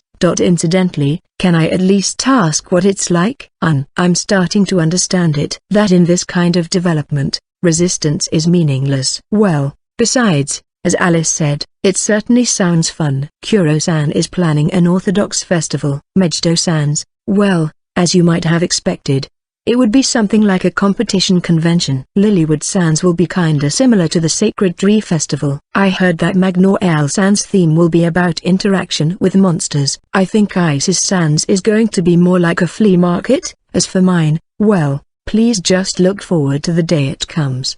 Flea market? That sounds like fun for me. But what about the other guests? Even before the event, there is a lot who anticipates it. I've heard that there will be a lineup of items collected by Isis-san herself. As Kaito-san knows, Isis-san has always had a hobby of collecting items from her favorite books. Isis-san had told me about it. Collecting flowers and jewelry that appeared in her favorite books is Isis-san's hobby, and she even showed me the room where she keeps them, and there were a lot of them in that room. Some of them are extinct plants and flowers, and there were even some legendary ores. And for this festival, Isis-san has announced that she is going to part with everything. When I heard Alice's shocking words, I forgot that I was eating and leaned forward. After all, these items are supposed to be memorabilia, and Isis-san treasures them. And she's going to part with all of it. Seeing me flustredly asking that, Alice looks at me with a smile on her face before slowly opening her mouth. I don't need this anymore. From now on, I'm going to put all my memories together with Kaito in here. Saying that, after cleaning up her storage room, she carefully laid out the ice crystals Kaito-san and Isis-san mined. Someone's really loved a tilde. Isis-san. For Isis-san, I guess it means that the future with Kaito-san is much more important than the past tens of thousands of years. Hearing Alice's words, I felt my shoulders abruptly relax, and at the same time, an inexplicable feeling of happiness sprouted within me. I definitely want to live up to her expectations. I hope that I can make lots of memories with Isis-san, memories that far exceed what she can fit within her storage room. As I chatted with Alice, our meal progressed and we continued to eat very tasty dishes with names that I had to remember when I first heard it, such as food that was apparently tilde garnished with the scent of summer breeze or prepared with some sort of sauce. In Lilia-san's mansion, there were some extravagant dishes as well that was to be expected from a duchess, but due to Lilia-san's character, extravagant dishes aren't so common, and this is the first time I had such high-class dishes. Each and every one of them was very complex, yet delicious, and at same time, they were a fresh experience for me. So I enjoyed them to the fullest with my eyes and tongue. That was delicious. Foo-fa-foo, if you say so, then it's worth recommending it to you. While drinking tea after dinner and having a leisurely conversation. What I'm particularly concerned about is the price of our meal. As expected, there's no way that I can't pay for it with the current amount of money I have, but I've never been to a high-class restaurant before, so I'm curious to know how much it costs. As I was thinking about this, Alice, who had finished her tea, asked me if we should leave. I nodded in agreement and stood up to talk to the waiting waitress. Excuse me, can I have the bill? We have already received payment from No Face Sama. You're welcome to leave as is. No, thank you for the meal. Please tell the chef it was delicious. Wait, Alice? When I was puzzled by the waitress who told me that she had already received the payment, Alice didn't seem to be bothered at all as she proceeded towards the exit, as if she intended to do this right from the start. Hurriedly chasing after Alice, she turns towards me with a grin on her lips. Well, That's how it is. Please let me treat you this time. Could it be that, Alice, from the start, well, asking you to treat me to dinner, was just an excuse to ask you on a date anyway. That's why. Please let me thank you for at least this much. Thank you, you say, for what exactly? You definitely know about it, and yet you're still asking? What a shame. I was going to tease her in return for slightly catching me off guard, but it seems like she easily spotted it. Alice complains with a blush on her face, but her expression quickly turns into a wry smile as we begin walking, standing side by side holding each other's hand. We could have gone straight back to Alice's home like this, but the atmosphere feels kinda pleasant, and I want to soak in the aftertaste of our meal a bit longer. Now then, Kaito-san, since we're here, how about we have a stroll on the beach before we go home? I guess so. It would also be a good after-meal exercise too. It seems that Alice thought the same thing, as she suggested that we take a walk on the nearby beach, which I accepted, and we walked out of the restaurant. On a night beach that was filled with the sound of waves pushing in and out, the sound out of our footsteps on the sandy beach resounded. The moon is out beautifully today, and the light reflected in the ocean gives us a reasonable amount of brightness. Hey, Kaito-san?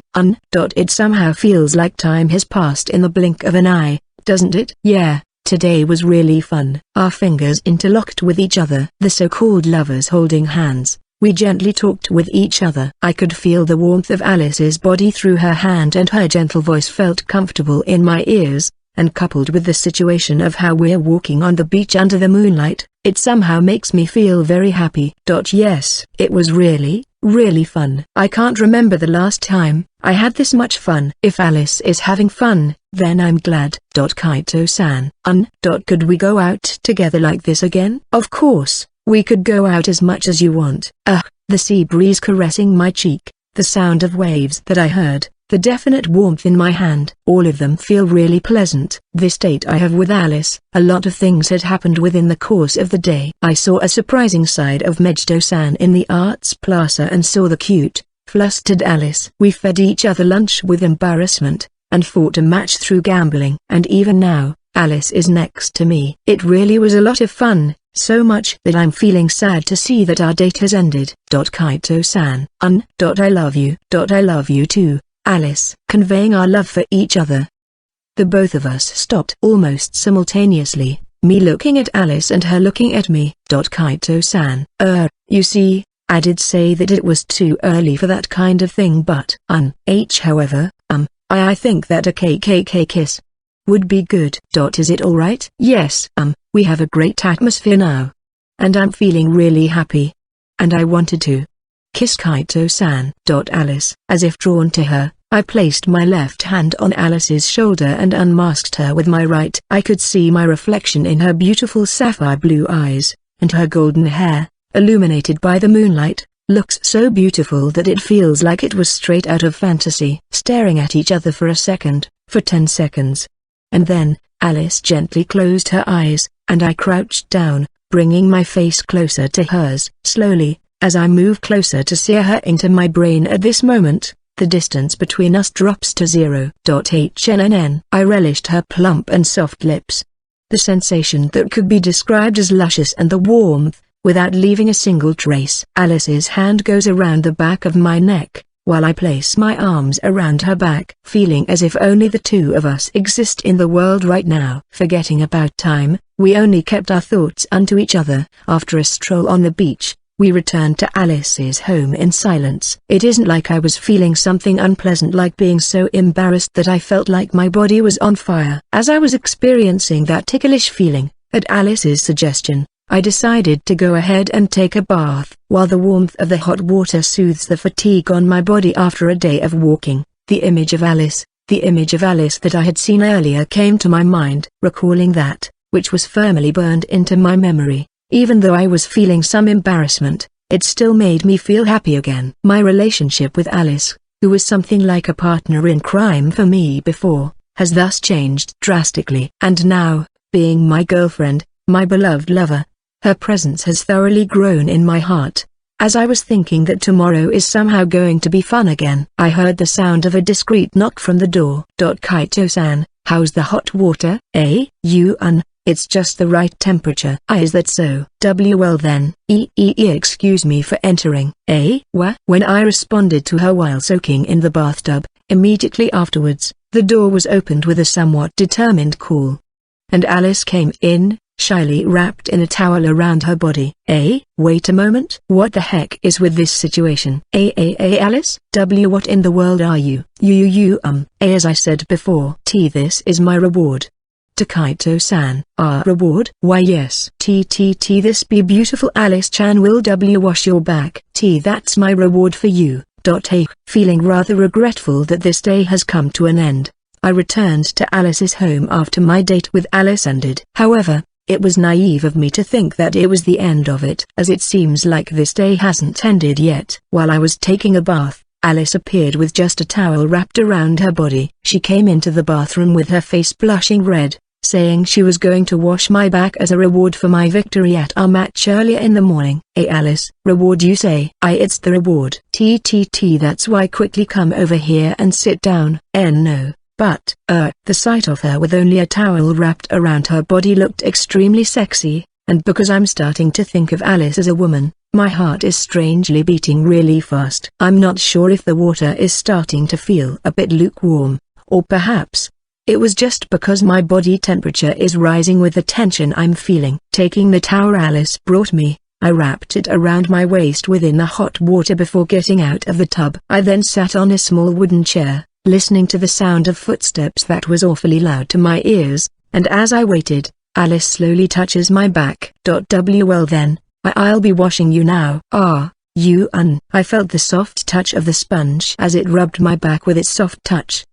Alice, why are you suddenly? That is, Alice, who suddenly said she would wash my back. The person herself said that this was my reward for winning the game, but why is Alice, who was embarrassed to do this in the first place, offered a match with a reward like that? When I asked her about it, the hand that was rubbing my back stopped, and I heard her quiet response. I've been yearning for this. Yearning? Why yes. You see, I've been trying to fall in love for a long time. Regarding the matter of washing my back, Alice said that she was yearning for it. For me, falling in love was my best friend's last request. The thing that I must aim for so that I could finally die. But still, sometimes, I used to think about some things. If I were to fall in love and become lovers with someone, I wondered what I would do.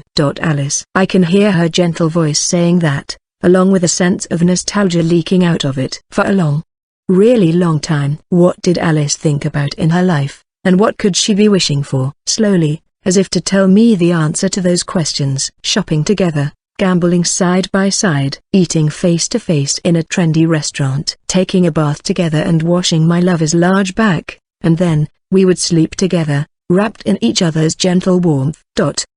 I thought it would just be something I could find in a dream. However, I met Kaito-san and became lovers. Thereupon, Alice stopped talking once and gently moved her hands in front of my body. She hugged me. Feeling the softness of Alice's body directly transmitted to mine, my heart thumps so loudly that I think it would jump out of my chest. Somehow, there's something a bit hard within those soft things behind me. Or rather, doesn't this feel like her bare skin? Where's her towel? I'm a selfish woman. So, I thought of making all of my wishes come true. I see. I'll help you out with that as much as I can. However, Alice? Yes. Your towel?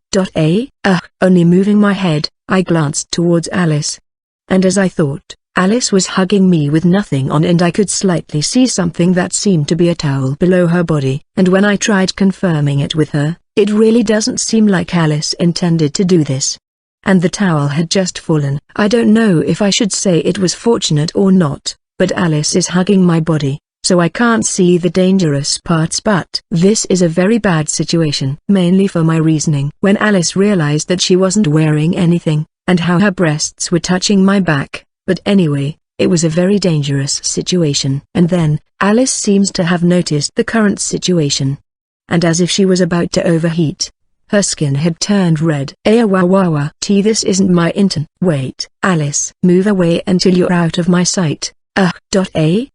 Alice, who turned red, hurriedly moved away from me, but she moved really badly, because at the moment I'm turning around to check on Alice's situation, and the fact that she was hugging my back a while ago means that this situation would happen. I instantly moved my head forward.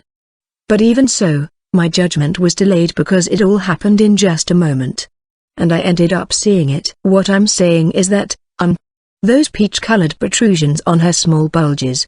I didn't. Hey Alice, calm down. I didn't see anything. I didn't see it. So, for the time being, calm down and take a deep breath. I don't know what Alice was doing because I'm looking forward to it, but I know that she's considerably flustered, and so, lying that I didn't see it at that moment, I somehow managed to calm Alice down.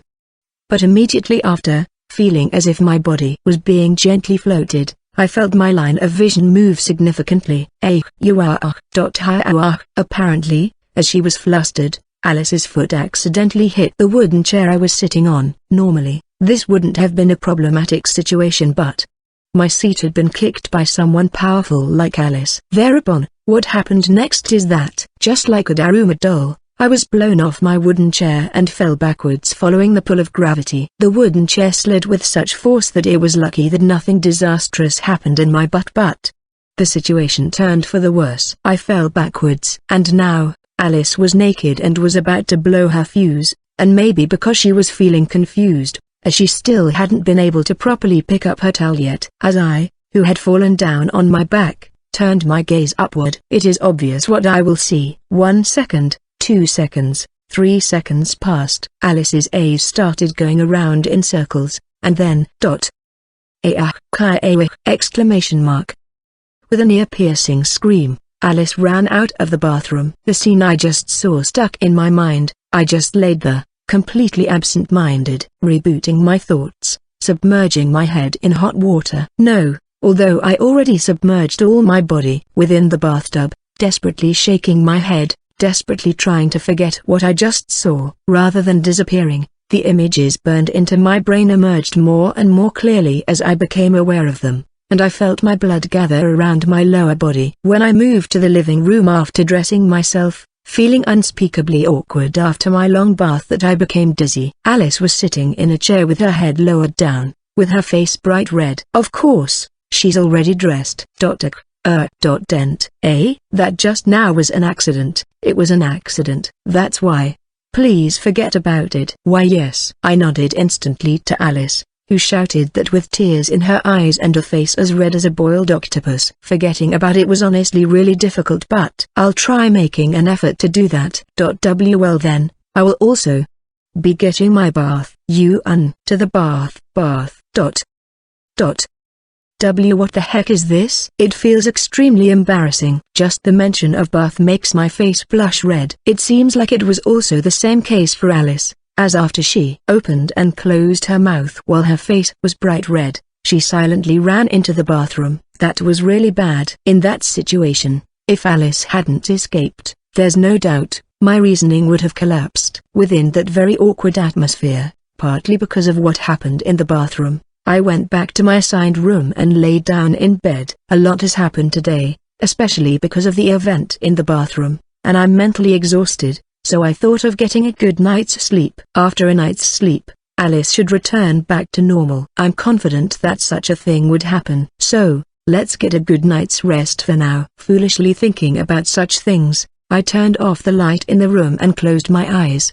After I had such a thought, 2 hours have passed. I can't sleep at all. Why? It's already 1 a.m., and I'm usually asleep at this time, and because I've been walking around for the whole day, my body should have been quite tired. But for some reason, I can't fall asleep at all. No, I shouldn't say it like I'm wondering what the reason is. I clearly understand the reason why. Yes, even if I close my eyes and try to empty my mind, the scene I saw before, the image of a stark naked Alice is seared into my brain, and I can't calm down. Could it be I have been accumulating it that bad? I can't really say. That isn't it. Looking back, that kind of topic had also came up quite a bit during the course of our date, and I was probably been anguishing over it without even realizing it. When I pulled Alice's hand as a joke and was about to head to the inn district after lunch, Alice hardly resisted at all. Perhaps, if I had pulled her even more. With Alice, the moment such a thought crossed my mind, the image of Alice's nude body came into my mind again.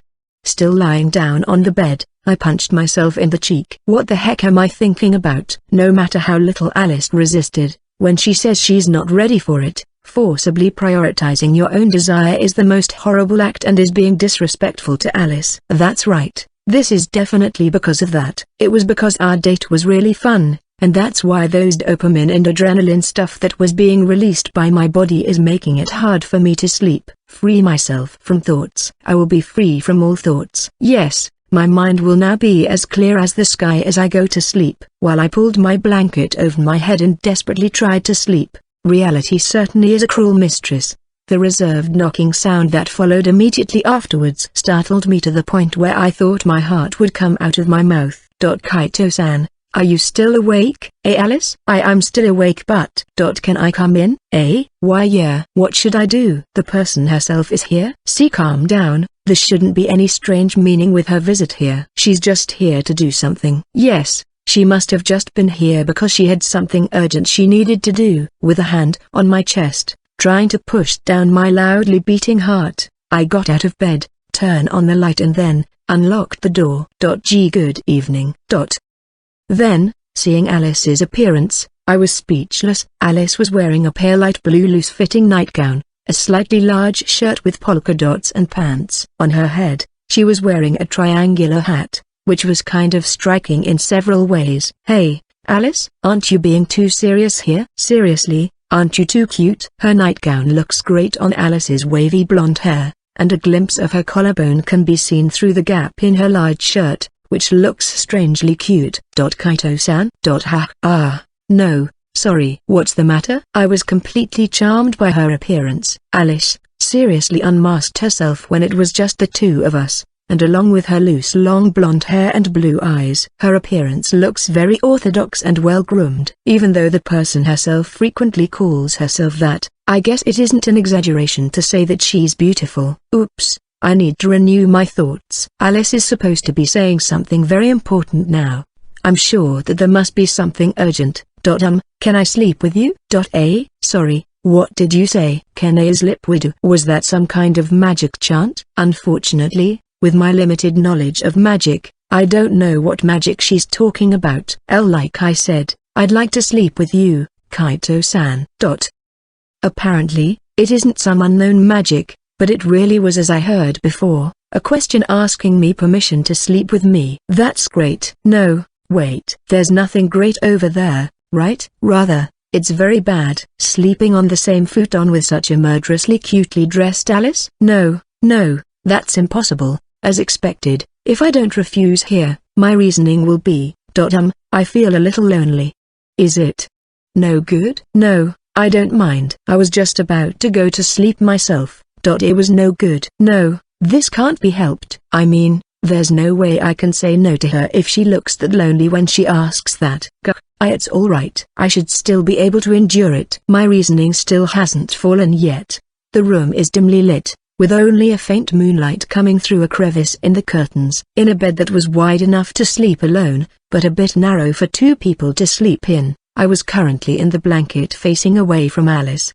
I'm sorry, selfishly asking you this. No, but what's with you, all of a sudden? Hilda, no, today's date. I really had lots of fun, and because of that, I just wanted to act spoiled to Kaito-san for a bit. Alice releases a 1-2 combo of a jab, followed by a straight. Her bashful smile had a tremendous amount of power that I felt like my reasoning was slowly whittled out. Desperately trying to cheer up my reason that was about to enter the red zone just from her first strike, I turned to Alice and wryly smiled. That's right. Kaito-san, would it be alright if I ask for an arm pillow? It's totally fine. See, come on over. Thank you. Then, excuse me. However, she didn't let me off and continued with her attack. Feeling as if my thread of my reasoning is being sawed away, I agreed to Alice's request. Thereupon, Alice happily held my hand and laid her head on my arm as she declared, and her face is even closer than before? This feels a bit embarrassing, isn't it? However, I also wanted to try this once too. Didn't you say that you wanted to do everything you're yearning for? Yes, and another one of them came true again. This is happiness. I see. Hey, as I thought, Are you doing this on purpose? Are you deliberately trying to destroy my reasoning? The situation is really bad already. But I can also feel Alice's body heat on my arm and her breath hitting my face. Thereupon, Alice and I both fell silent, and we stared at each other in the dim darkness. Gazing into Alice's beautiful eyes, I felt as if I was about to be sucked in, and somehow, our gazes were getting hotter and hotter. Kaito-san, I know that it's already quite late to say this. But this situation we're in feels embarrassing, isn't it? It certainly is quite late to say that. If it's just a kiss. It would be fine, you know. I reflexively asked back to her soft whisper. Alice blushed with embarrassment, but she still looked at me and continued to speak. I still haven't worked up the courage to do that yet, but if it's a kiss. No. I want to kiss you. Alice. I felt so hot that it's as if my mind has turned numb. I can't take my eyes off of Alice, even though I've already kissed her twice. Was it because of our current situation that I'm feeling helplessly tense? Putting my slightly trembling hand on Alice's cheek, I keep my eyes straight in hers as I bring my face closer. Alice doesn't close her eyes either, as she leans her face a little bit closer to make it easier for us to kiss, and after a few seconds, our lips meet. Alice's lips are soft and somehow sweet. I could also see my reflection in Alice's eyes very clearly. We kept our lips piled up with each other for a few seconds, not being aware of anything aside. Guided by the heat, my tongue lightly knocks on Alice's closed lips. When Alice noticed this, her eyes widened and a shocked expression appeared on her face. And just when I realized my blunder and tried to move my face away, Alice's hand went to the back of my neck, her lips pressed tighter than before, and at the same time, as if to lead my tongue in, her mouth slightly opened up. As if it was sucked in, my tongue enters Alice's mouth and begins to move to taste the warm and sweet interior of her mouth. At first, Alice accepted my tongue without any resistance, but after a little while, as if guided by my tongue, her tongue began to move, and our tongues intertwined and were making lewd sounds. Fuyu. Naya, chayu, chiyu. Fwa. Chayu. How long had we been exchanging saliva with each other like this? After a long, really long kiss. When I pulled my face away, I saw a silver thread between Alice's and my mouth, and then, as an absent-minded expression appeared on Alice's face, after a little while, she recovered and her face turned bright red. Sorry, I couldn't help myself. I'm not sure if embarrassment was welling up from within me or not, but when Alice buried her bright red face in my chest, I reflexively uttered an apology. It's alright. I was surprised, but it felt good. Kaito-san. That's enough for today. Please forgive me. Why yeah, don't worry. I won't be forcing Alice to do anything. Gently hugging Alice in my arms, I spoke to her softly to reassure her. At this moment, I also didn't forget to keep my lower half slightly apart from her. Alice, held within my arms, looks up at me with moist eyes and softly murmurs. I'm sorry. I won't keep you waiting too long. So until the day I have the courage. Please wait a bit more. You don't really have to rush it. Yes, thank you. Ending with those words, Alice closes her eyes and a little while later, begins to sleep peacefully while leaning her body against me. Seeing her expression of complete trust in me, I quietly prepared myself for an all-that-nighter. A night had passed, and after eating a delicious breakfast prepared by Alice and I were carefreely playing with each other. Wother, a level up Fufafu. I'll be catching up with you soon. The pointer of the roulette that Alice turned stopped at 4, and when she moved 4 places, it seemed like she arrived on a level up square, and Alice brightly smiled. Currently, Alice and I are playing a game that I've seen before in my world. It was that so-called Sugoroku. T/N. Sugoroku is something like Snakes and Ladder, just with no snakes and ladders. Even so, this looks really well made, isn't it? Hero Sugoroku, was it? Yes. The snake and ladder game itself was handed down from Kaito-san's world, but the one that was spread far and wide was the Hero Sugoroku. Nowadays, this has become a staple item that most children have played at least once. It seems that this Hero Sugoroku seems to be a reenactment of the first hero's journey, And the game isn't only about advancing your pieces and defeating the Demon Lord, a Sugoroku that aims to make Nansan faint. Each piece has a level, which is raised by stopping at a level up square. There are level judgments on monsters and other squares along the way, and if your level is low, you will be sent back, which is quite fun. Moreover, it was a bit small, but this game was equipped with a magic crystal that is used to create intricate effects, such as roars of monsters and several light effects here and there. It's a great game that both adults and children can enjoy. However, seeing it turned into a toy like this makes me realize how respected Nansan was in the eyes of the public. Of course, she's the hero of this world after all. Defeated the Demon Lord with only a few people and brought peace for the whole world. She's the epitome of a hero. That reminds me, Nansan's party, as I recall, was described in the book as a magician, a spearman, and an all-around thief, but there wasn't much detail about them. The book, which was previously recommended by Kuro, listed the name of Nansan, the first hero, Hikari, but the other party members listed their professions, magician, spearman and thief, but not their names. I thought it was deliberately written that way because of some reason, but since Alice most probably knows about it, I decided to ask her about it. That's just a political measure. It's relatively widely known.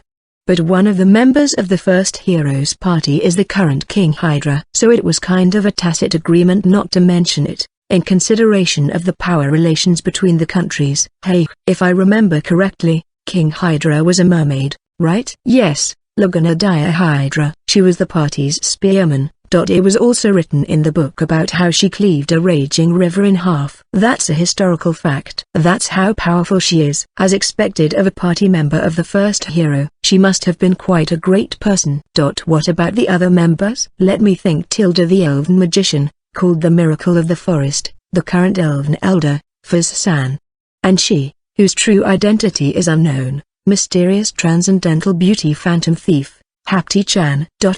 Alice accompanied the first hero's party on her journey. Come now, what are you talking about? I don't have anything to do with the mysterious transcendental beauty phantom thief Hapti-chan. No, it's definitely her. Perhaps she had disguised herself and infiltrated their group as a member. It's certainly not surprising that Alice would be able to pull off something like that. Hey, Alice. Yes, I've always wondered. Even though the Six Kings couldn't carelessly make their move at that time, if it's you, wouldn't you be able to deal with the Demon Lord and lay down the groundwork in the human realm? Well, I won't deny that I could do that. It would be difficult for me to establish a treaty of friendship with the three worlds just like Hikari-san did, though. There were plenty of ways for me to deal with the Demon Lord's army. As for disguising it as humanity's victory, well, it's also possible. Then, why didn't you do it? What I'm about to tell you from here on out, please don't tell it to anyone else. Alright, from now on, she will start talking about things that I know, most of the people in this world don't know. And Alice is telling me up front, that what she was about to say is a secret. At that time, us, the Six Kings, didn't touch the Demon Lord, and there were two reasons for this. The first one, as Kaito-san knows, is our lack of connection with the human realm. And the other reason is that, because the top of the demon realm, Kuro-san was hesitant to do it. Kuro was, the Demon Lord, you see. She's Kuro-san's family. Wow. The words Alice told me were truly shocking. The Demon Lord is part of Kuro's family? Then, does that mean the Demon Lord defied Kuro and challenged her to a fight? No, somehow, looking at the expression on Alice's face, I have a feeling that isn't the case. To be honest, we completely never expected for that Demon Lord would invade the human realm. She wasn't the kind of child who would do such a thing. For us, for the other members of the Six Kings other than Kuro-san, the Demon Lord was someone like a sister. She had a kind heart and cared for others, and looked up to Kuro-san as if she were her real mother. Is that so? That's why I thought there was something very big going on. The members of the Six Kings also had a disagreement on how to handle that situation. I won't say their names, but they said we could just hit her head and take her back home. No, I'm sure there must be a reason. However, wouldn't it be bad to not do anything after what she has done? Then, shouldn't we investigate the cause of why she did this first? Or something like that. Somehow, I think I know who was the one speaking which lines. Well, no, if she's going to cause chaos in the world, wouldn't it be better if we just kill her? Also the Phantasmal King, who can't read the mood, said. The Phantasmal King is the worst, isn't she? You're the Phantasmal King, idiot. It should have been a very serious story. But Alice jokingly inserted a self-deprecating joke in the middle of the story, and while I was astounded, I waited for her next words. Well, finally, the hero Hikari-san appeared, and we settled on a decision where we will wait and see what would happen. You mean everyone other than Alice, right? Yes, that's right. I had one of my clones secretly accompany Hikari-san on her journey. If I had decided that Hikari-san couldn't deal with the Demon Lord, I would immediately make my move. Well, in the end, Hikari-san defeated her. And so, the Demon Lord had been.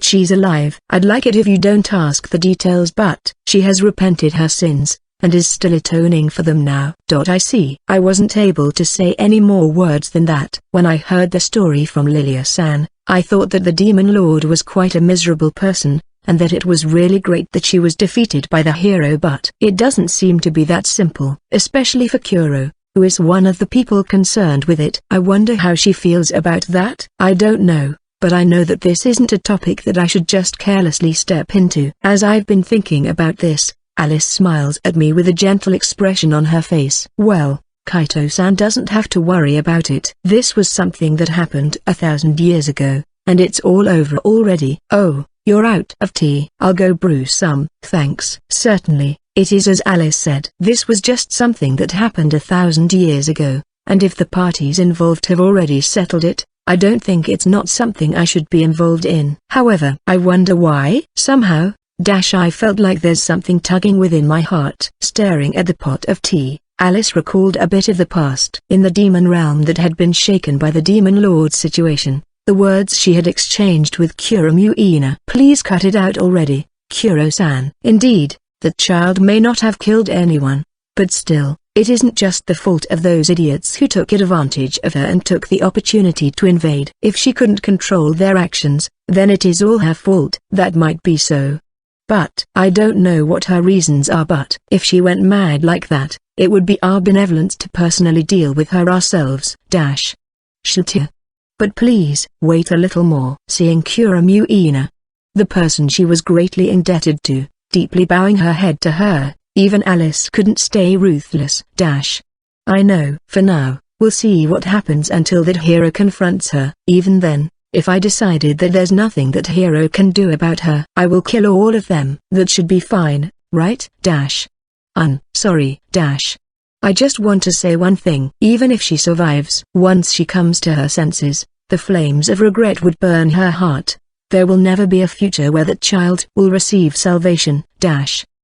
Those were Alice's true thoughts on this matter. Even if the Demon Lord Via survives, she thought it would be impossible for her and her family to return to how they were like before, and that Via herself wouldn't be able to accept that more than anyone else. Recalling her past conversations, Alice pondered as she looked at Kaito, before she gently smiled. That child will suffer forever. Then, we should just leave her alone, is what I thought before. However, Alice fortuitously met him. If it's him who saved her heart and brought about change after having been suffering for many years. The way she thought of this situation right now became different. I can't help but think now that if it's Kaito-san, he should be able to do something about it. To that child who is still being burned by her sins, he will definitely reach out his hand.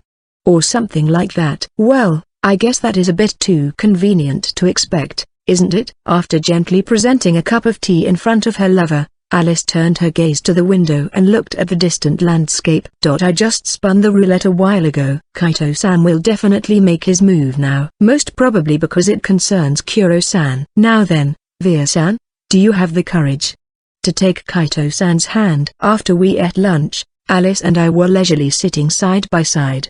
Customers aren't coming, huh? Yeah. At the counter of the general store, I'm taking it easy and reading a book while I look after the store, and well, I had already expected it. But customers aren't coming at all. However, even Alice knows that, as she is making some small accessories while speaking in a lax tone. There's really no one coming at all, huh? Well, I guess so, Tilda. Or rather, This store. Does it even have any customers other than me? A customer comes once a month. What's the point of having a store then? Apparently, Alice's general store is always really deserted. Well, this store is certainly away from the main street, but is it really that far that customers aren't coming at all? Perhaps this store is being avoided as a dangerous store where a suspicious costume-wearing person appears. As I was thinking about this, a product on the side of the counter caught my eyes. Is this a magic box? No, that's a different item. That's a random box. Random box. In a box placed on the side of the counter, black cubes that resemble the magic box I have, which are apparently called random boxes. Those random boxes are disposable magic boxes. They're made of magic paper made from magic crystal powder, which are just shavings from the leftovers. While making magic tools, things made from magic papers can't be reused, but they're often used by adventurers because they're cheaper than magic crystals and can be used imbued with a magic technique for one-time use. Hey, that means you can only put things inside once. Yes, well, it's only about the size of a small drawer, but it's handy to carry around with you. And, as for those random boxes, as the name suggests, it's a product that contains random items. Well, to put it simply, it's caca. I see. That certainly is a simple way of describing this. It's 10 a piece, and it's hard to tell what's in it until you open it.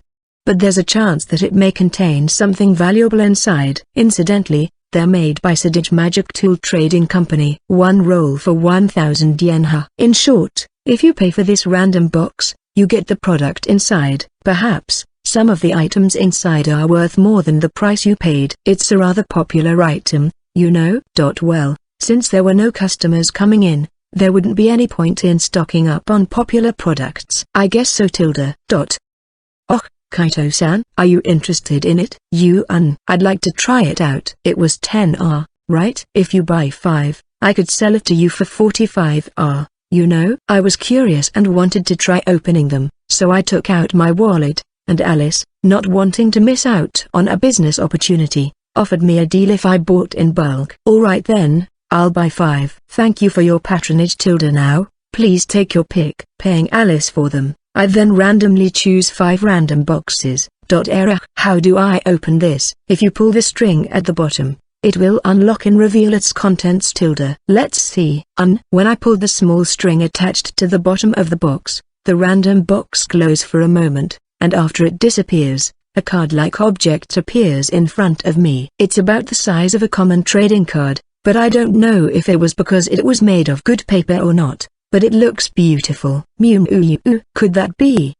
This somehow looks unusual. Wait, isn't this Kuro? When I turned the card over, there was a drawing of Kuro eating a baby Castella. The soft colors of the picture, which seems like it was drawn by a fairly skilled artist, makes me feel that Kuro's cuteness is enhanced. That's amazing. As expected of Kaito-san, to draw Kuro-san's bromide. That's absurdly rare, you know. Bromide? Yes, although the bromides of the 6 kings and the supreme gods are included as ultra-rare items. Among those who got their bromides made, Kuro-san feels embarrassed about it. There are only a few of them, which she had only agreed to at the beginning because they are the products of her own trading company. Really? Yes. That's why they're only available in early lots, so it's not normally available anymore. And you see, my stock has been unsold since the beginning, so there are only a few bromides of Kuro in the world. She looks cute. I'll be carefully storing this. Incidentally, if you put it up for auction, you can get a crazy amount of money from Underworld King Adoration Association. I see. They sound scary, so I'll be keeping this for myself. That might be a good idea. Well, decide. Please open the next one. Why yeah.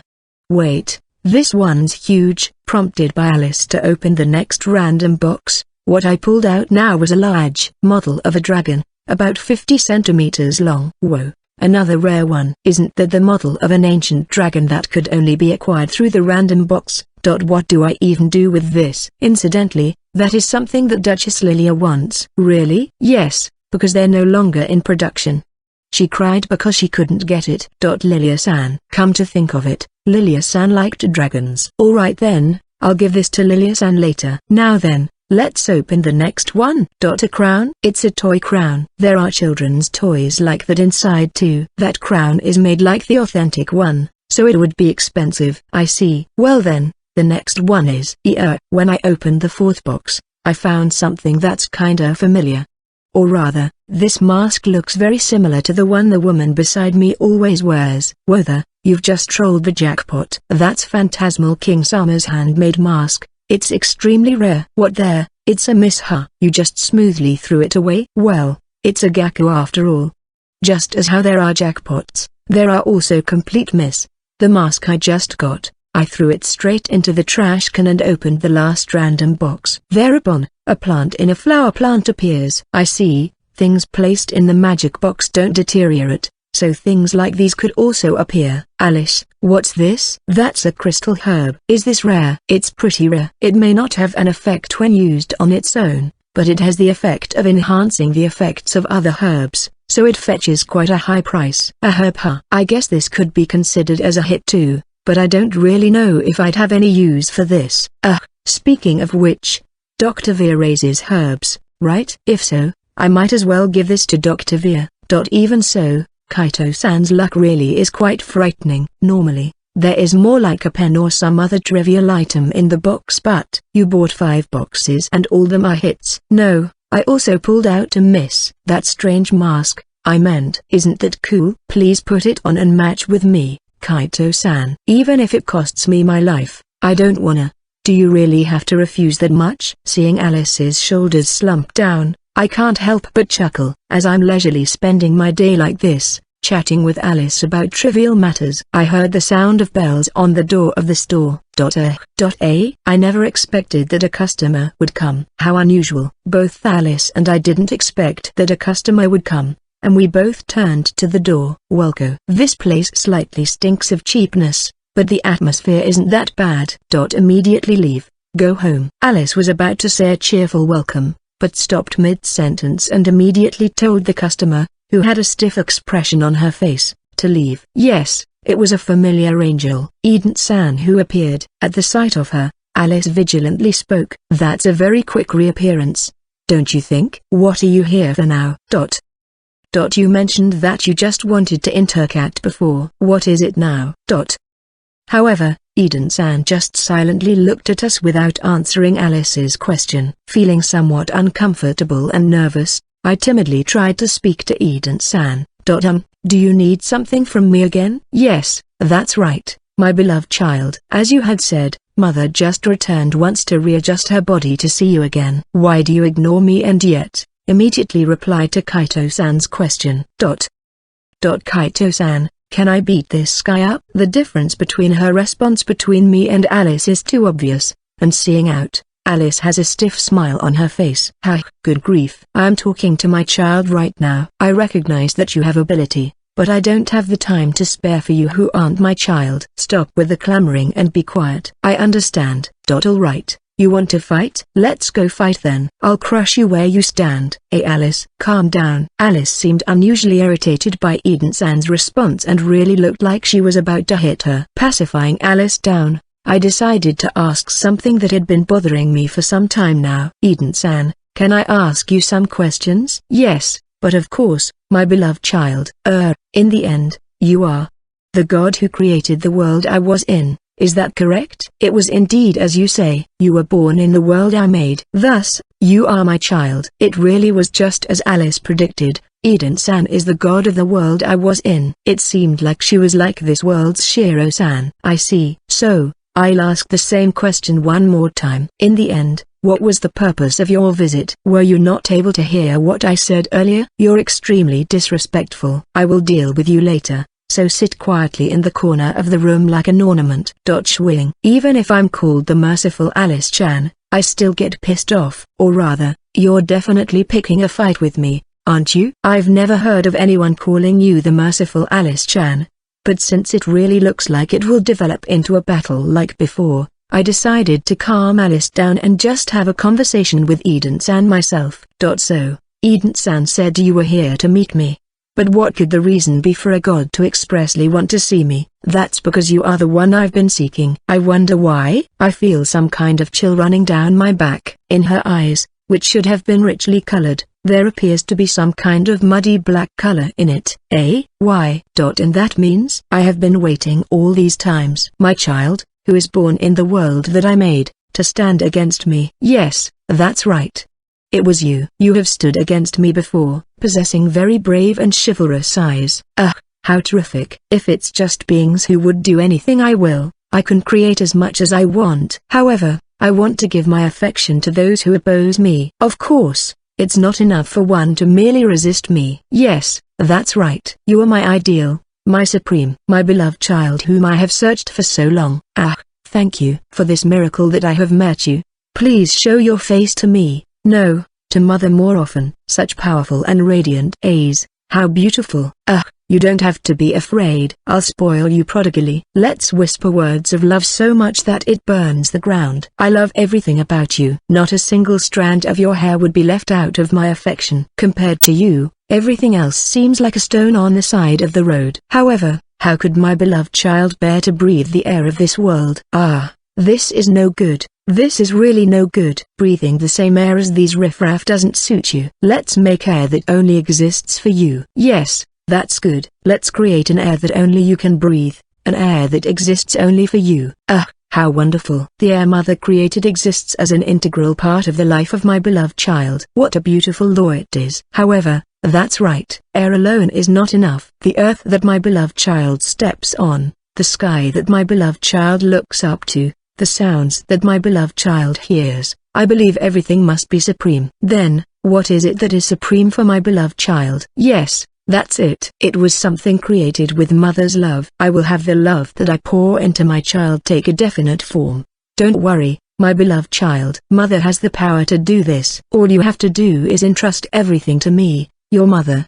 But you must be nervous, aren't you? Mother may know everything about my beloved child, but my beloved child may not know everything about me yet. That is something inevitable for a person who is not omniscient. Of course, you will want to know everything you need, and Mother will happily tell you everything you want. Rest assured, my beloved child. I've properly gone back to our world once and memorized everything about you with my omniscience. Yes, I know my beloved child best. I know how much you weighed when you were born, the moment when you gained a sense of self, what your eyes reflected for the first time, what food you ate for the first time, how many times you blinked, how many times you breathed. I know everything. I have also adjusted my body to fit you. I've adjusted my body according to your preference, to what you find most comfortable with, and to be your supreme. I have created all of this from scratch, while trying to keep this appearance of the me within your mind, of the me in our first encounter. In other words, this body was created only for my beloved child. A supreme body that exists only for my beloved child's sake.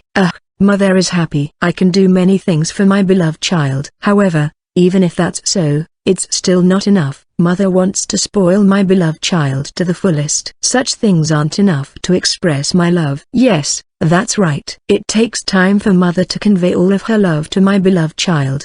But in the meantime, can I allow my beloved child to exist in a space such as this surrounded by inferior beings? The time spent in the process of conveying my love should also be the ultimate and supreme experience for my beloved child. Yes, that's right. The first thing his mother, should do is Scaria. What the heck is with her? She's giving me fear more than even before. I didn't even say anything, but she just talked on and on about it. And somehow, aren't the highlights in her eyes disappearing? The god of Kaito-san's world feels like she has a screw loose, doesn't she? The light completely disappeared in her eyes. You know, I didn't want to know about this. The truth was that she was like this. If it's possible, I would like to not know that the god of my world was a Yandere and her eyes were locked onto me. I really want to run away right now. She's still somehow speaking like a broken radio and there was something dark behind her eyes. She's seriously scary. As expected, even Alice was drawn away from her, as the anger she had was pulled away and a complicated expression appeared on her face.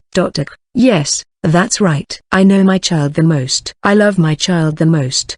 Then, I should rather make a world just for you. Yes, That's better. Let's create beings who only affirm to your will. Let's provide you with all the items suitable for you. In that world, I'll love you prodigally. Yes, all for the sake of my child. Let's quickly. HMPH. In front of Eden-san, who was saying stuff that was growing even more frightening, Kuro suddenly appeared.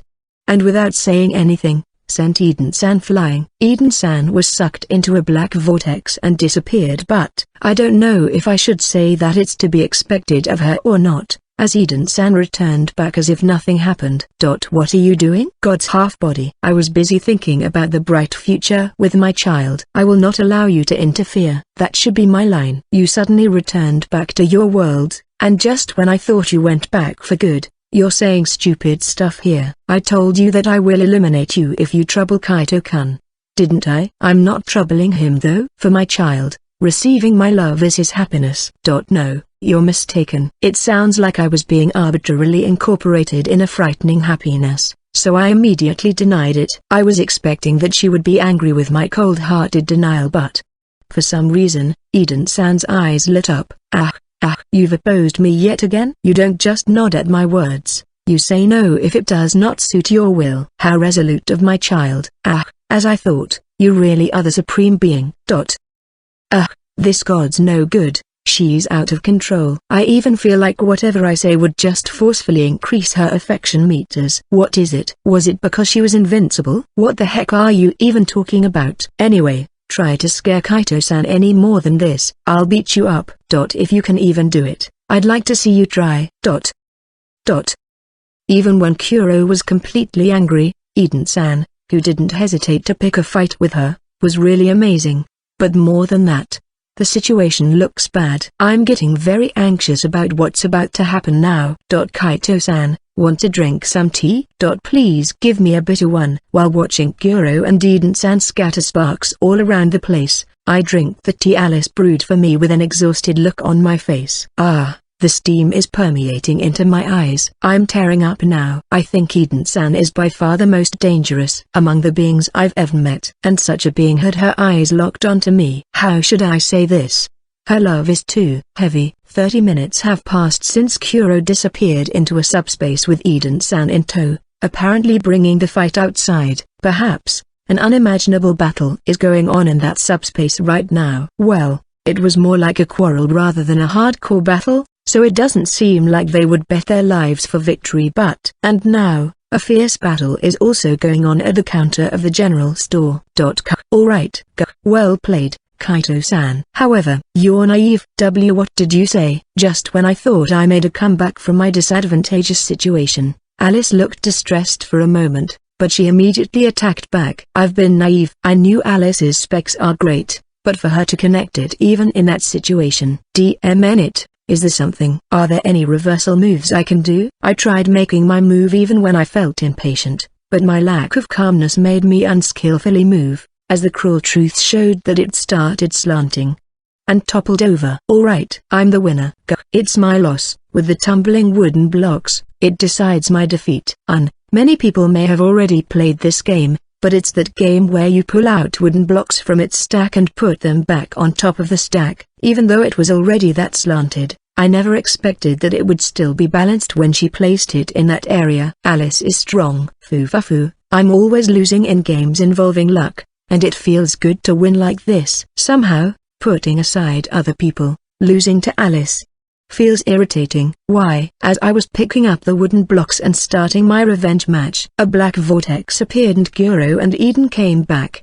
Welcome back, Kuro. I'm back. Geez, she's really strong that it feels nasty. I'm feeling tired. I don't know if I should say that it's to be expected from a god who created a world or not, but Eden-san seems to be quite strong, and Kuro sighs with an unusually tired expression. As I looked at Kuro, Eden-san approached me and bowed. I'm sorry for what happened just now, Mama Kaito. I was a bit excited. No. The way she has called me changed from my child to Mama Kaito, and I don't have the same chilling feeling I had earlier. It seems like she has calmed down. What did she say just now? She was a bit excited? That was just a bit. Geez. Anyway, don't trouble Kaito-kun, nor should you harm any of Kaito-kun's friends. Don't underestimate me, God's half-body. There's no way I could make my beloved child sad. I will not harm Mamakaito or his friends. Oi, a gigantic boomerang is about to hit your face, you know. Have you already forgotten what happened a few days ago, Tilda?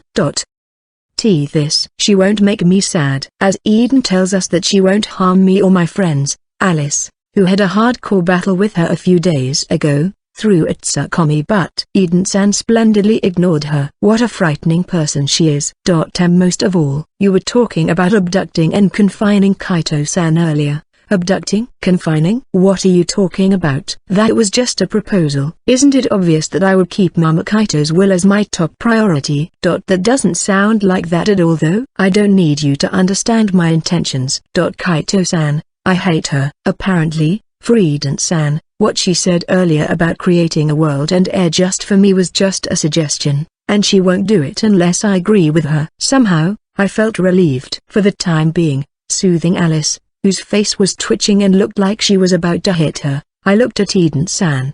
Did her eyes just turn grey just now? Or was that just my imagination? A frustrated Alice, an astounded Kuramuina, and even though confused, Kaito, who was chiding Alice. The Eden in such a scene looked serious, but her inner feelings were different. Alice said she hated me. Alicia said she hated me. In fact, Kaito wasn't just seeing things when he felt like the color of Eden's eyes changed. For a moment earlier, the color of Eden's eye really did change. The reason was simple.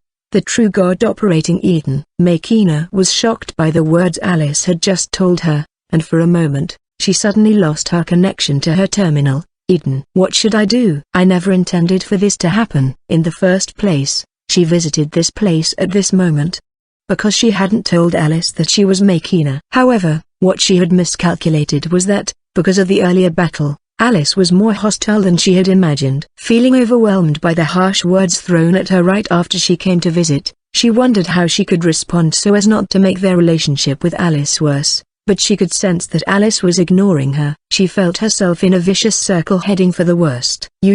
This is troubling. I wonder why things wouldn't work. No, I understand that I'm also at fault since my mind had been derailed by my child's cuteness, but no, that couldn't be helped. My child is just so cute, making me wanna pamper him, making me wanna lick him. No, wait. Wouldn't it be more rude for me to remain composed when I stand before my beloved child who was just so cute? Such a thing happening is like one of the inevitabilities in all different worlds. To put it in an extreme tone, it would have been easy for her to get rid of the misunderstanding if she now explains her circumstances to Alice in her true personality and tone. However, for a number of reasons, she can't do such a thing. First of all, it's not just Alice who was present in this room, as there is Kuramuina and Kaito, who she calls her beloved child, and bringing out her true personality in front of them isn't something Makina's majesty as a god can allow. The other reason was that she herself acknowledges that she had half-deceived Shallow Vernal to help Alice. If Shallow Vernal were to discern that she had done such a thing, Shallow Vernal would acquire a weakness that she could take advantage of in their negotiations hereafter. In that case, it's necessary to prevent Shallow Vernal from realizing the connection between herself and Alice, but that in itself is also quite difficult. Putting aside if she were alone with Alice, Shallow Vernal would definitely know anything happening here from the God realm with Kaito in this place. With the power the omniscient and omnipotent Makina has, it's possible for her to block Shallow Vernal from seeing her do such a thing, but doing such a thing is equivalent to declaring she will do something worth feeling guilty of. Therefore, for Makina, it's ideal if she were alone with Alice, somewhere that isn't near Kaito, or perhaps have Alice herself realize this herself. However, in the current situation where she was quite hostile about her, the extremely vigilant Alice will never be alone with her. In that case, she needs to keep her identity as Eden and at least improve her relationship with Alice. Well, even if Makina thinks that way. But the result ended up like this. Bring it on. Let's pick up where we left off. Looking at Eden, who was finding it difficult to find the words to say, Alice probably judged it as Eden ignoring her again, as a vein popped out of her forehead and declared such a thing. This is troubling. What in the world should I do? If it's possible, I don't want to use cheaty means like omniscience against Alice, but should I just use it here? Worst case possible, Makina thought about using her omniscience to find out how she should act, but support came from somewhere she didn't expect. Hey Alice, calm down. Eden-san too. Please don't provoke Alice. Understood. She immediately responded to Kaito's words. A second battle was about to break out between them, which she herself didn't want, but with a few words from Kaito, she could lay down her arms without damaging Her Majesty as a god. I guess it should be fine to just leave it to Kaito-kun. It seems like she listens to what Kaito-kun says. I came here while I'm in the middle of preparations for the Six Kings Festival. So I guess it should be fine for me to go back now, right? Alright. Thank you, Kuro. I'm listening to the conversation. So, if something happens again, I'll come back, okay Tilda? Hey, just now, I feel like I heard something I couldn't ignore. Bye-bye Tilda. Hey, Kuro. With Kaito mediating between them and Eden obediently following her, Kuro-Muina seemed to be a little relieved as she left the area. After seeing her off, Kaito turned towards Eden and Alice, and called out to them somewhat timidly. Eden-san, if it's possible, I would like to ask you to get along with Alice.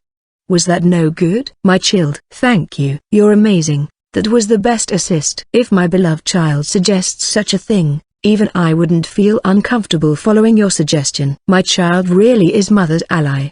Yes, the fact that Eden treats Kaito, the person she calls her child, in a special way, especially in the conversation they've had so far, should be well understood by Alice. In that case, it would be natural for her to listen to Kaito's wish of improving her relationship with Alice. I apologize for my rudeness the other day. Once again, I would like to introduce myself. My name is Eden. It's a pleasure to meet you, Alice. What's with that fast turnaround? However, saying that after all that happened is seeing Eden's abrupt change in attitude, Alice dubiously looked at her, but the later development is something Eden Makina had anticipated. In the first place, what she had been struggling with was just finding a reason for her god from another world self to get along with Alice, and once she found a reason, Kaito's wish, she wouldn't have any problem. After all, she was originally Alicia's best friend. This is a symbol of our friendship. Saying this, Eden took out a huge jute bag and placed it on the counter. The contents were of course, money of this world created with the permission of the god of this world, Shallow Vernal. A large amount of white gold coins. Upon receiving it, Alice looked into the jute bag, and after looking surprised for a moment, a big smile appeared on her face. You can ask me anything you don't understand about this world. I'll help you as much as I can. Thank you. Kaito, who was watching such a scene with an indescribably complicated expression on his face. Well, how should I say this? Alice was quickly bought over. What the heck is with that shit? Who the heck is the one with fast turnaround now? There must have been a lot of money in that bag. Alice has become so friendly that she's forgotten all about what happened before. Eden-san, what a frightening person you are. For her to see through Alice's weakness in an instant. That's right. My beloved child, this is for you. As I was stunned by the strange scene unfolding in front of me, Eden-san turned to me with a smile, took a feather from her pure white wings and handed it to me. What is this? I'm feeling chilly again. It's a part of me. Can you stop with that scary way of speaking? There's probably another way of saying it, right? My beloved child, I will always be your ally, as proof of it. Could it be that this isn't enough? I understand. If it were possible, I would give you a taste of my everything, right here and now. However, my child also wouldn't want me to suddenly interrupt again, right? It's all right. Rest assured. I will properly come to see you again. Mother will always be watching. I will affirm all of your choices. Yes, that's right. My child could have all the freedom you want. That's right. Of course, I will pour my never-ending love to you. Yes, that's right. My child shouldn't be bound to anything. The gravity, the sun, everything should move in accordance with my child's will. That's right. That is. Eden-san, stop. Please excuse me. I'm a bit excited again. It's all right now, Mama Kaito. I think I'm starting to get it a little bit. When Eden-san calls me Mama Kaito, her switch is OFF. But when she starts calling me my child, that's the sign of danger. I'll definitely remember it. Regaining her composure again, Eden-san brings her mouth next to my ear, and after quietly whispering the effect of the feather, she turned on her heel. But as she was about to leave, she stopped on the way. I almost forgot. My child is especially tending to the store now. I can't just leave like this. Alice, please choose items suitable at your discretion. I will buy everything. What? Please leave it to me. When Eden-san told her that, Alice disappeared in an instant and came back with a mountain of merchandise. Then, without checking it, Eden-san takes out a cloth bag, which is twice as big as the one before, and hands it to Alice. You can keep the change. Are you good? Yes, I am. Well then, I will continue my sightseeing in this world till we meet again, Mama Kaito. Yes. Goodbye. Thank you very much. We look forward to seeing you again. Alice's happiness, which can be clearly seen even with her mask, cheerfully bid the departing Eden-san goodbye with a bow. This woman, she really has an easy-to-understand personality. Compared to that, Eden-san. No. Her love for me came across as frightening, but she's quite an unusual person. If Shiro-san had a really impartial doctrine, Eden-san would be someone with a really partial doctrine. Somehow, I'm beginning to think that all the gods who created their own world are the ones who express their affection in strange ways for the world they created. However, to be honest, this feather, would there even be a time where I would use this? From what I heard earlier, using this obviously feels dangerous. Instead, after Eden-san left, Alice and I spent our time together only with each other again, leisurely looking after the store. 1 white gold coin, 2 white gold coins.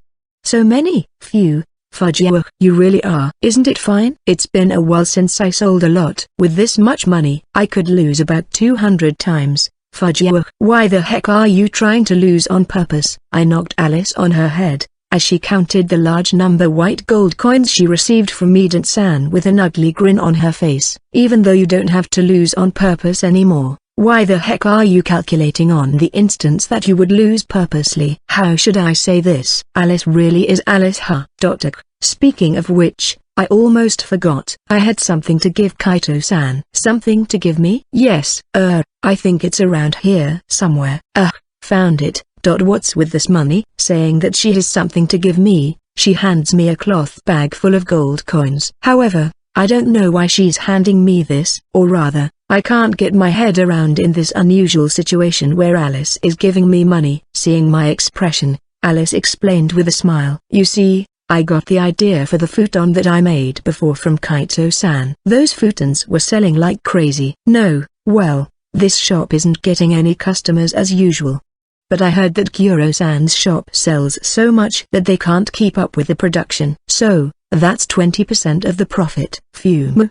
I don't really know what I would do with them even if I get more money. Kaito-san should learn how to be extravagant too. Like buying Alice-chan a meal, buying Alice-chan clothes, or buying Alice-chan some accessories. Something like that. All rejected. Can't you at least think about it for a little bit? I threw a tsukkomi at Alice, who was joking around again. Somehow, even though this is just our usual exchange, it was strangely fun. It seems like Alice was feeling like that too, as Alice and I looked at each other and laughed. As I thought, it's this feeling. However, I feel like it's been a rather long time. That's because Alice turned a bit strange. I'm sorry about that, but you see, I'm also growing up to become the new Alice-chan, Fumo. And what exactly changed? I didn't hit that stupid god. That's quite the subtle growth you have there. Or rather, if you hadn't become the new Alice-chan, you would have hit her. As I looked at her with a doubtful expression on my face,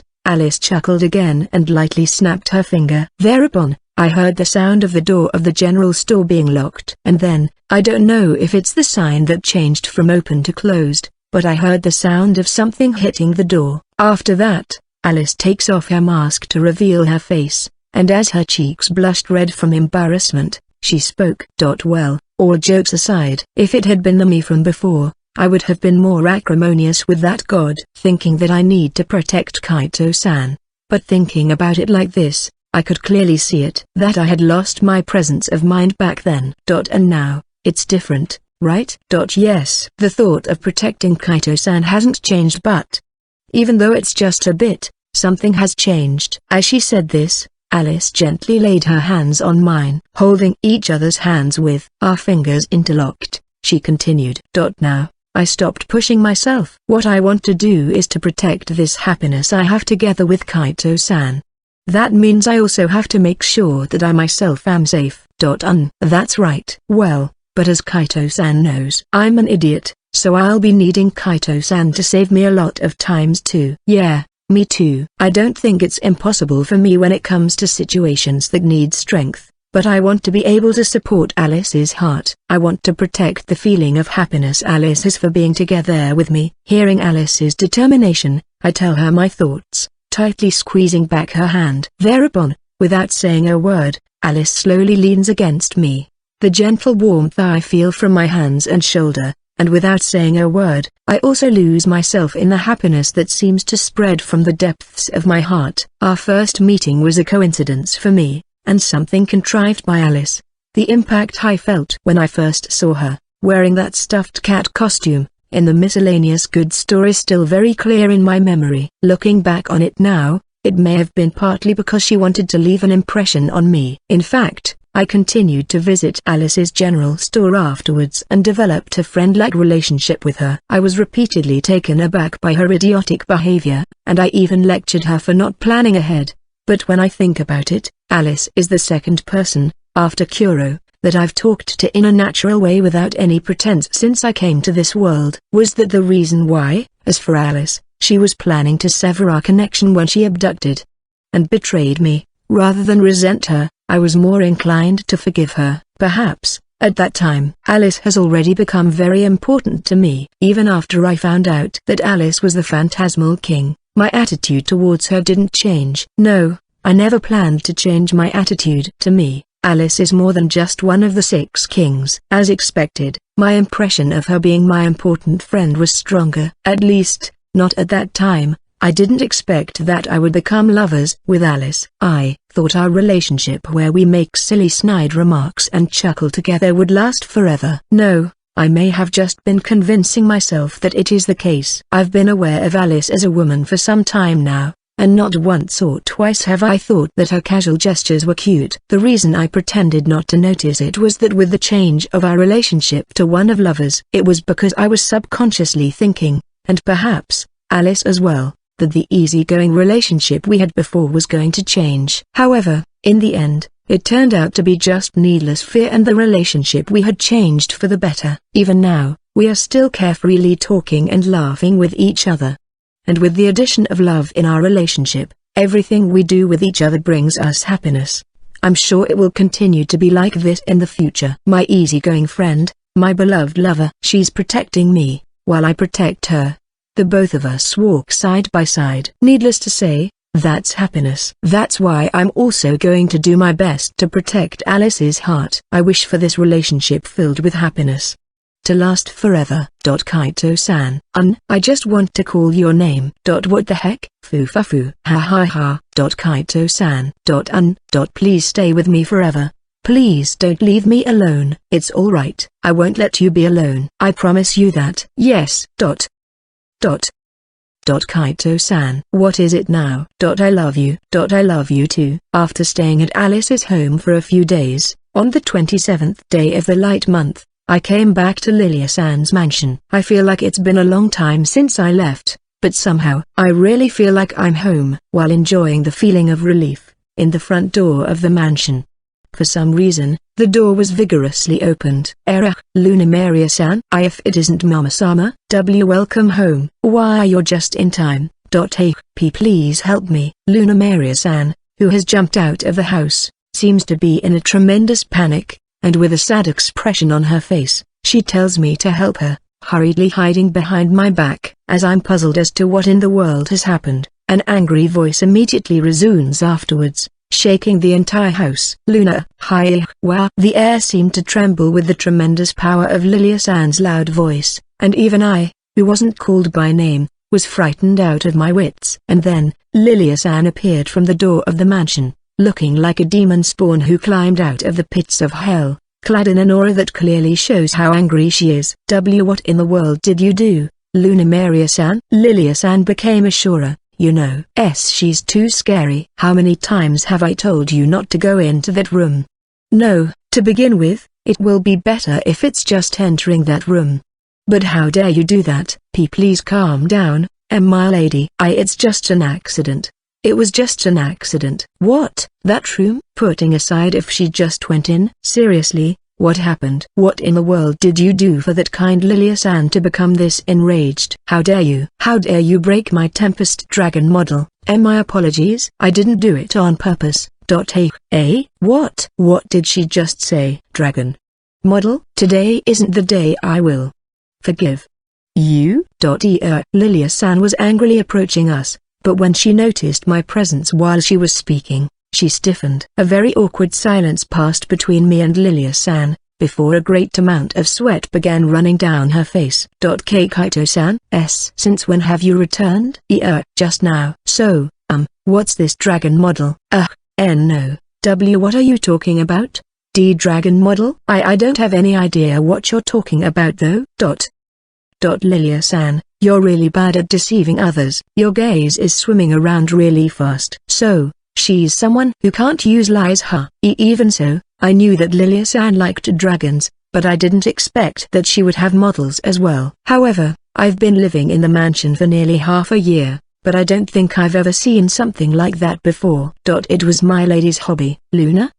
Lilia-san said she didn't have any hobbies. Yes, she was trying to hide it. Stop right there, Luna. What are you trying to say? When Luna Maria answered my question, Lilia-san started to get visibly shaken. There was a hidden room in my lady's office. In that room, she secretly collects dragon models and scales. Luna, this is an order. Shut your mouth at once, or I will make it so that you don't speak ever again. Hi. She would do what? No, let's not pry too deeply into this. I think it will be something frightening. I didn't know Lilia-san had such a hobby. That's not it, Kaito-san. It was just a small collection. By the way, as of yesterday, her collection had 300 items in it. Luna, seriously, shut your mouth. If you say anything more than that, I will crush you until you are half your size. Roger that. I won't speak anymore. Seeing Lilia-san telling her in an outrageously deep voice, Luna Maria-san completely hid behind my back in silence. As expected, even Luna Maria-san can't seem to go against the current Lilia-san. However, if I let the situation stay like this, it will be a little uncomfortable. Is there some kind of follow-up I could make? Isn't it fine? Having a hobby like that means you can afford it. Is that how it is? Are you not disillusioned? Why would I be? No, it isn't a ladylike hobby after all. I see, she was hiding it because it wasn't feminine, huh? I don't think it's anything she needs to be concerned about though. Seeing Lilia-san glancing at me with her cheeks blushing red, my shoulders relaxed and with a smile on my face, I spoke. That isn't the case at all. Each person has different hobbies, so there's nothing you should be embarrassed about. Moreover, I think dragons are cool too, you know. Is that so? If Kaito-san says so, then I can be relieved. Lilia-san is so cute. Her gesture of caressing her chest is just so adorable. Seriously, she really doesn't look like she's older than me, though I'm saying that in a good way, but I think the gap between the appearance of her usually steady self and when she's like this is very attractive. Thereupon, I suddenly remember the dragon model I got from a random box. According to Alice's information, it's something that Lilia-san wanted, so I think this would be the right moment to give it to her. Speaking of which, Lilia-san, I got something like this before. Wow, this is, could it be the random box initial lots limited ancient ground dragon? Where did you get this? Please tell me where you get this. Please. She somehow bit onto it far more quickly than I expected.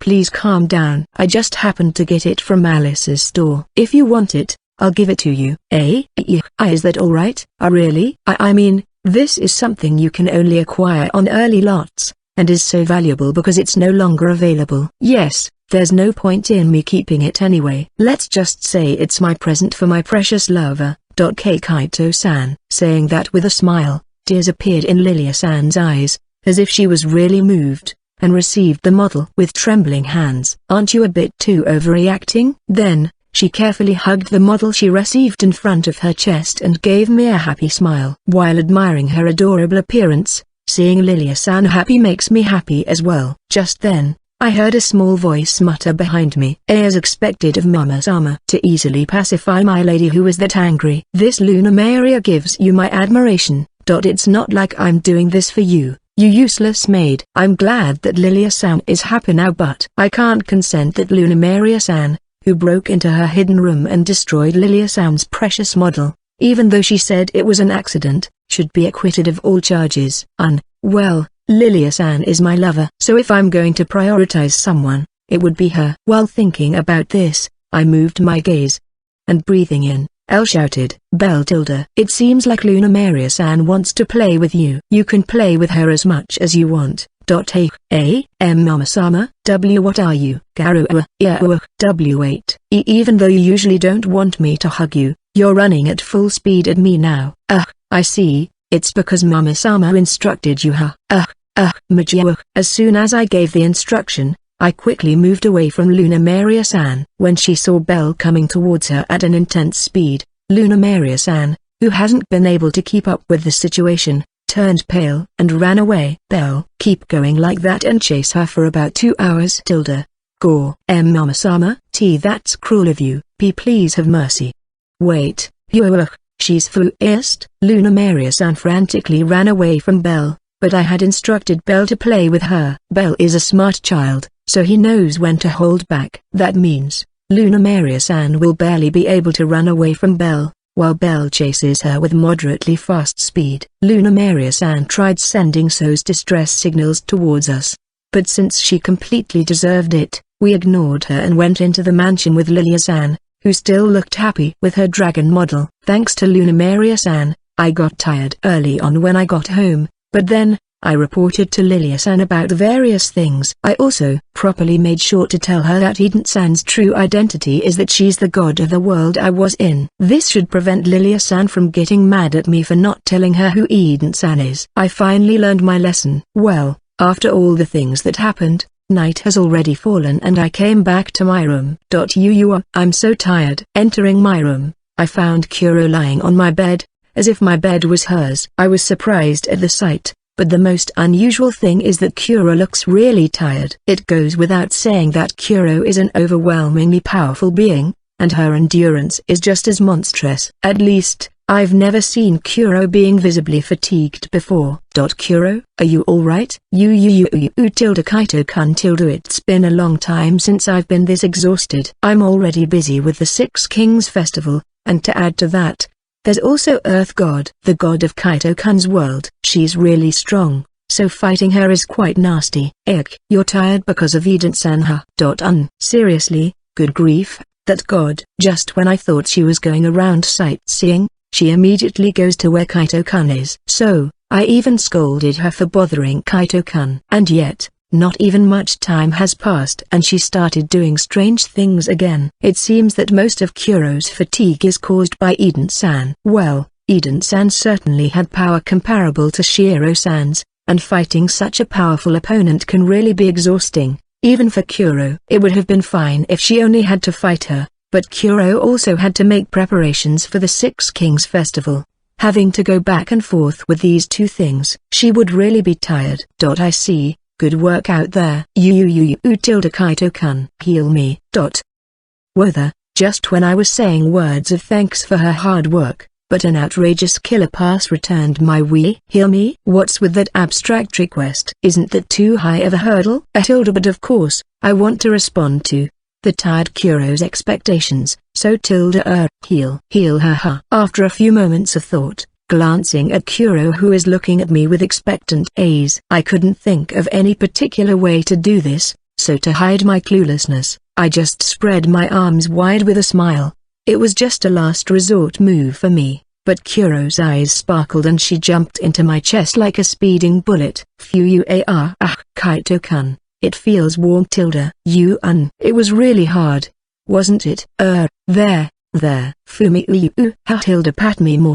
Yes, as she rubbed her cheek against my cheek, clinging unto me with an enchanted look on her face, I patted her head as gently as possible. As I stroked her silky, soft silver hair, I felt my heart warmed up, looking at Kuro who was acting spoiled. I think Kuro's charm is that she has an adult-like embracing power, but I also think that the times when she's acting spoiled like a child is just as attractive. Savoring this moment of happiness for a while, I held her warmth that snugly fits in my arms. I continued stroking her head for a while, and when Kuro was satisfied, we started chatting. Well, even though Kuro is satisfied, saying I've replenished my fill of Kaito Kunium, she's still snugly being held in my embrace. Speaking of which, Kuro, what tilde is it tilde? I've been wanting to ask you, but I never really had the opportunity to. What in the world is with those memorabilias?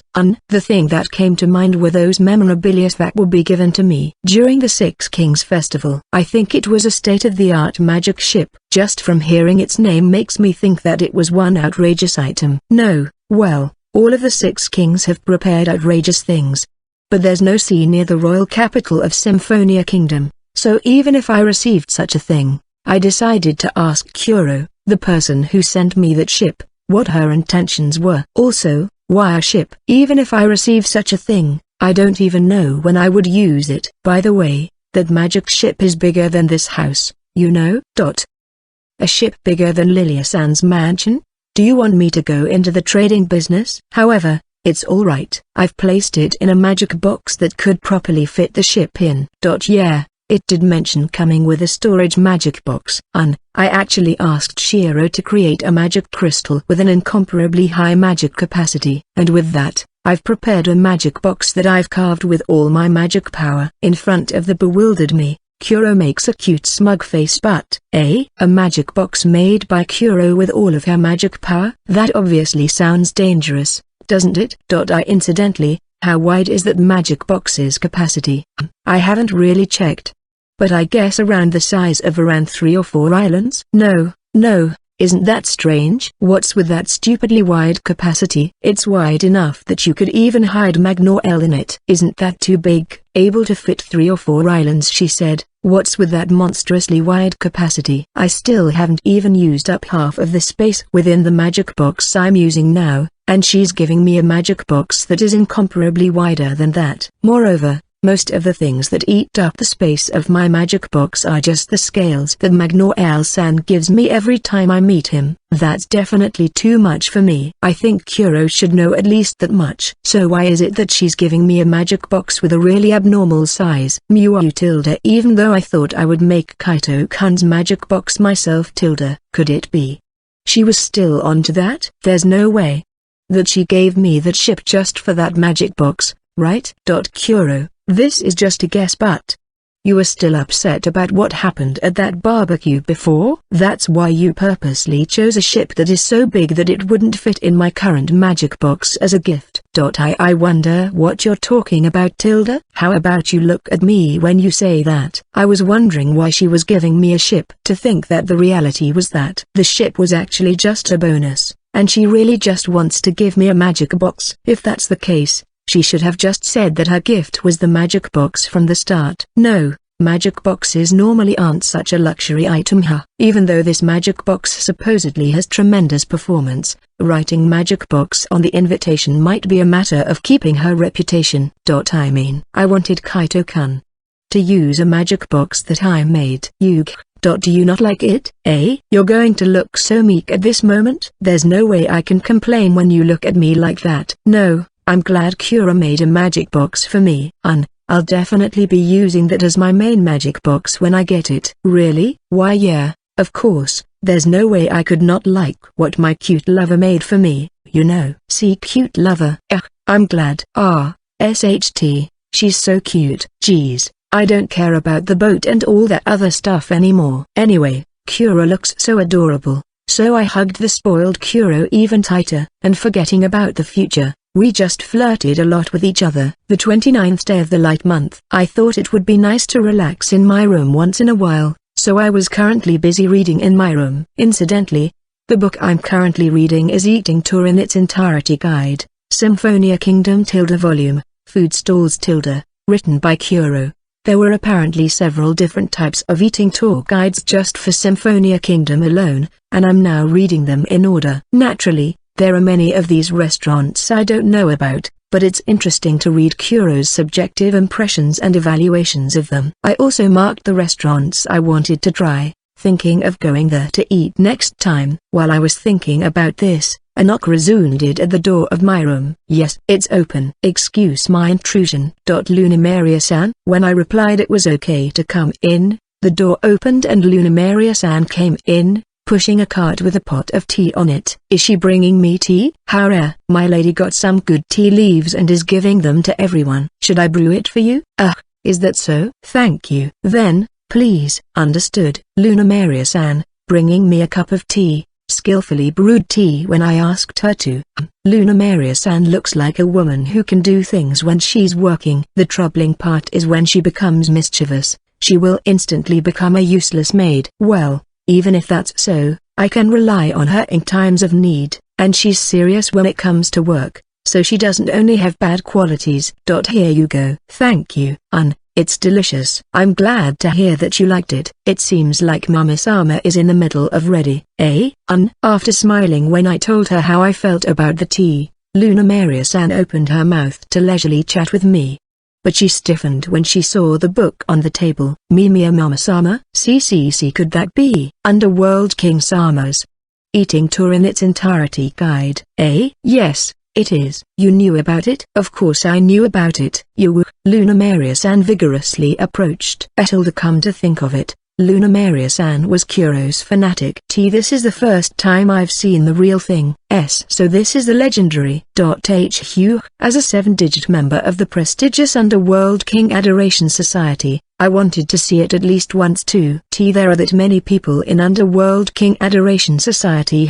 Underworld King Adoration Society? What's that? Some kind of fan club? Lunamaria-san said that she's a 7-digit member. So does that mean there are at least 1 million members? Seriously? Incidentally, even when she was talking with me, Lunamaria-san's gaze wouldn't leave the book. She's quite fixated on it. Would you like to read it? Would it be alright? Why yes. Which volume do you want? Which volume? Mama-sama, by any chance, you possess several books of the Eating Tour in its entirety guide? Yes. I have all the volumes. All volumes? When Kuro gave me these books, she said that it was the complete set, so I think I probably have all copies within this series. When I told Lunamaria-san about it, her eyes widened. I never expected that you would have all the volumes. As expected of Mama-sama. Rumor has it that only the president has all the volumes, and even though I heard of its existence during the final interview. Final interview? Does that mean you need some kind of exam to join that Underworld King Adoration Association? Yes, there are 3 exams, written exam, suitability inspection, and the practical exam. And after these tests are 3 sets of interviews. What the heck is that? That's scary. What kind of organization is this Underworld King Adoration Association? Written exam? Practical exam? What the heck is that for? Incidentally, just for reference, what things are in that exam? The written exam consists of 500 questions randomly chosen from several categories, including general education and magic. However, there would be 100 of these questions about maidology every year. I see. Speaking of which, I guess that would be understandable. Underworld King Adoration Association's president is that monster maid. Considering that it was that Ain-san. Having a nonsensical test like that isn't that strange. Putting that aside. Mama-sama, would it really be alright for me to read it? Yes. Kuro said I'm free to do what I want to do with them. Should I lend you some of the volumes? Mama-sama, you were my messiah all along. I'm not. Lunamaria-san's tension was starting to get strange, so I handed her 1 volume of the Eating Tour in its entirety guide to shut her up. Thereupon, Lunamaria-san immediately pounced on it. Her eyes are scary. Those aren't the eyes of someone reading the book. They're definitely the eyes of someone who was about to head towards a decisive battle. How wonderful. How sublime. Each of her reactions are too exaggerated. Well, I guess that's how valuable the book is to Lunamaria-san. In fact, I might look at it as some kind of restaurant report book. But for fanatics, it might as well be the Bible. Already forgetting her original purpose for coming here, Lunamaria-san sat down on the sofa, reading the book.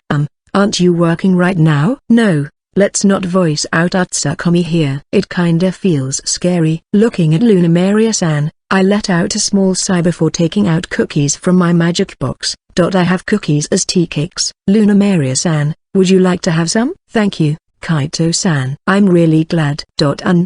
Somehow, I think something strange just now. Luna Maria-san's voice just now, it wasn't her usual cool voice, as her voice sounded innocent like a child. It isn't as if she did it on purpose either. It's as if she had accidentally let her true nature come out.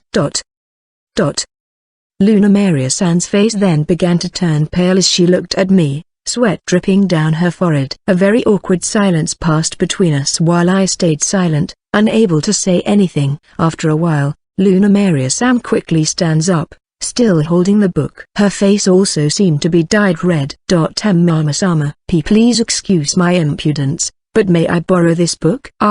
Yes, you can borrow it. Thank you. I'll be excusing myself then. As soon as I nodded, Luna Maria-san walked out of the room at great speed.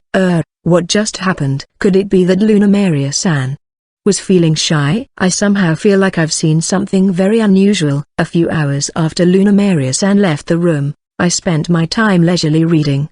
But Luna Maria-san, who should have ran away, came back. Luna Maria-san.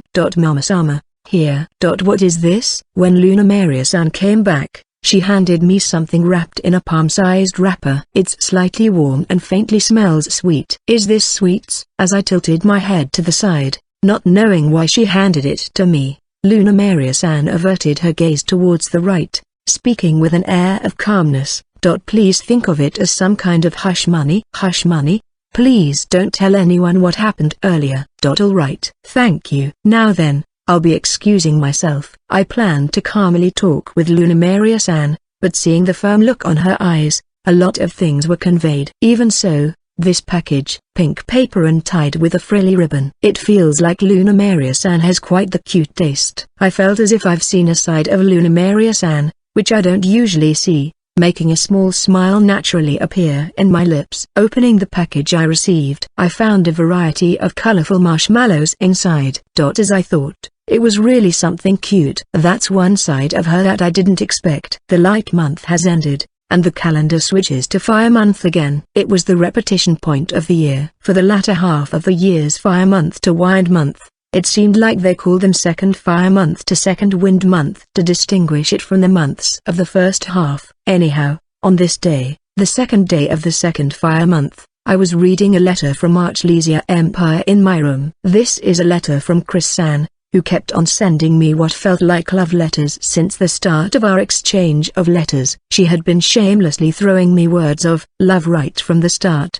But considering the impression I got of Chris-san back when I was making baby castellas with Kuro before, she was probably not saying it just for laughs and was seriously writing those things to me. However, probably quoting some kind of romance novel, there are many dramatic exaggerations in her words, so it looked like she was half teasing me. Well, let's leave that part of hers aside. The main topic of the situation is the contents of her letter. Beyond that, it started with the usual exchange, containing topics that were quite normal.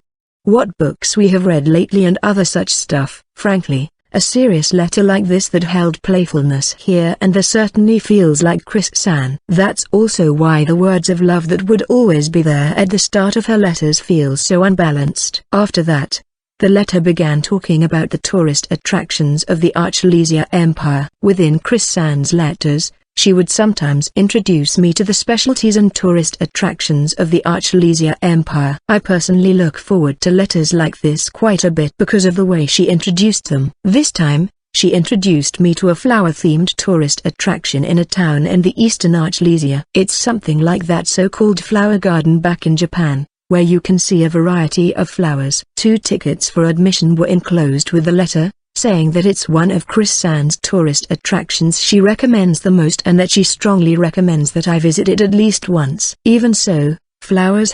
After I came to this world, I watched nature quite a bit, especially forests and trees in Rigfosia and Euphrasis, but surprisingly, I may not have seen that much flowers. The one that left the greatest impression on me was the blue crystal flower, which I have many memories of with Isis-san. Since I received some tickets though, I guess it might be a good idea to invite someone. However, who should I invite?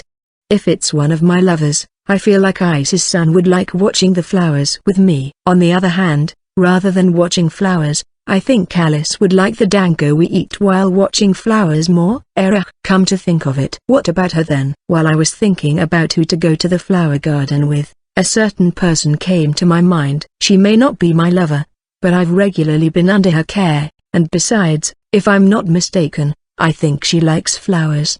In that case, this might be just the thing to thank her for always. With this thought in mind, I got up from my seat and went out of the room to look for the person I wanted to see. I was able to find the person I was looking for without much trouble, and I immediately invited her to the flower garden. Together with me. I'm happy that you invited me. But is that really alright? Wouldn't it be better if you go with one of your lovers? I thought about that, but when I heard about this flower garden, I thought of Illness-san, so I thought this would be a good way to thank you for always taking care of me. Why me?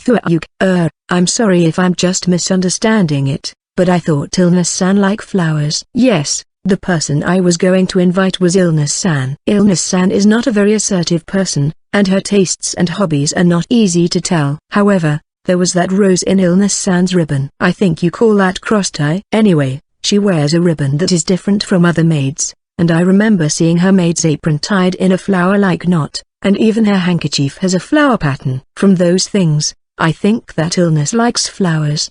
Especially roses. I see it and lead like flowers unit. Are you really sure you want to go there with me? Yes, that is if Illness-san is alright with it. Thank you very much. In that case, I will be happy to join you. Seeing Illness-san smiling as she said that, I naturally became happy and let out a smile too. I'm sure you have your work to keep in mind, Illness-san, so when would you like us to go? I'm fine with the day Kaito-sama decides to go.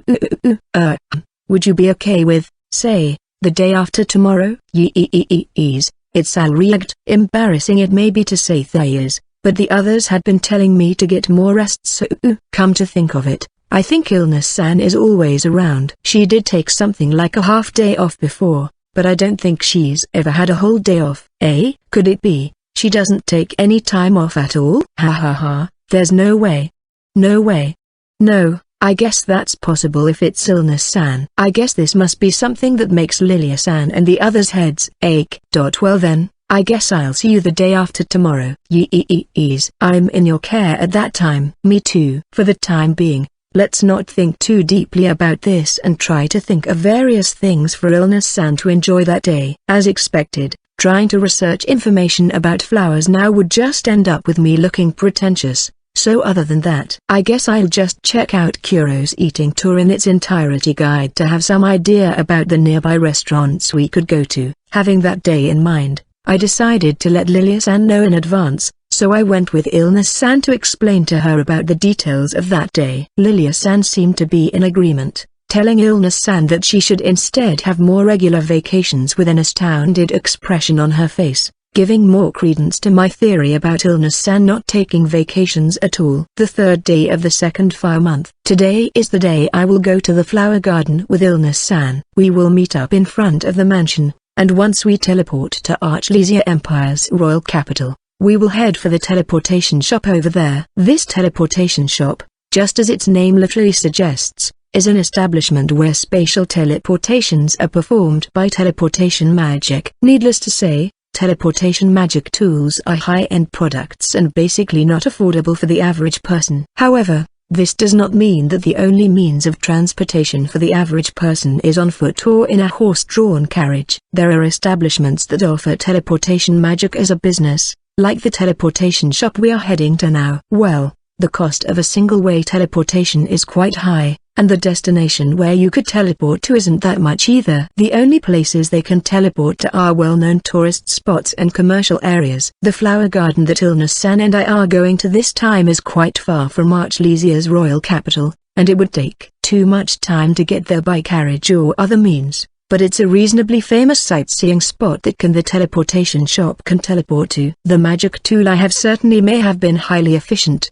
but it can't teleport me to a place I've never been to. and I would have to visit the place once and record the location. Teleportation shops can get pretty crowded, huh? That's rigged. Since magic tools have cooldown TMs before it can be used again, it isn't possible to teleport many times in a short period of time. It seems that the teleportation shop has multiple teleportation magic tools, but even when that was the case, once used, it takes a reasonable amount of time to reuse them. I've heard that the 30 minutes reuse time for my teleportation magic tool is unbelievably fast, so teleportation magic tool being reusable after several hours might be the norm. Although I often forget about it because many people around me can unreservedly teleport, teleportation magic is a high-ranking magic that is difficult for people to master. Rather, how about I teleport you there? Hey, Alice. I appreciate that suggestion very much.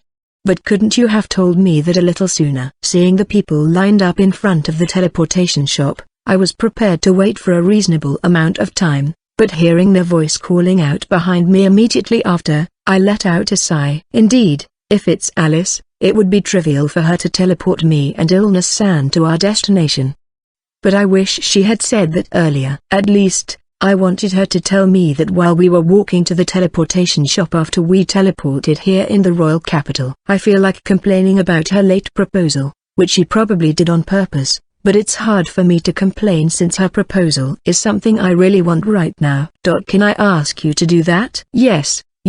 Swallowing the complaint I was about to throw, I asked Alice to help us, and she smiled happily and snapped her fingers. Thereupon, a magic circle appeared below our feet, and with the sound of a static TV, the scenery around me blurred. The place we arrived at was, how should I describe it? It feels like a rural town in Europe.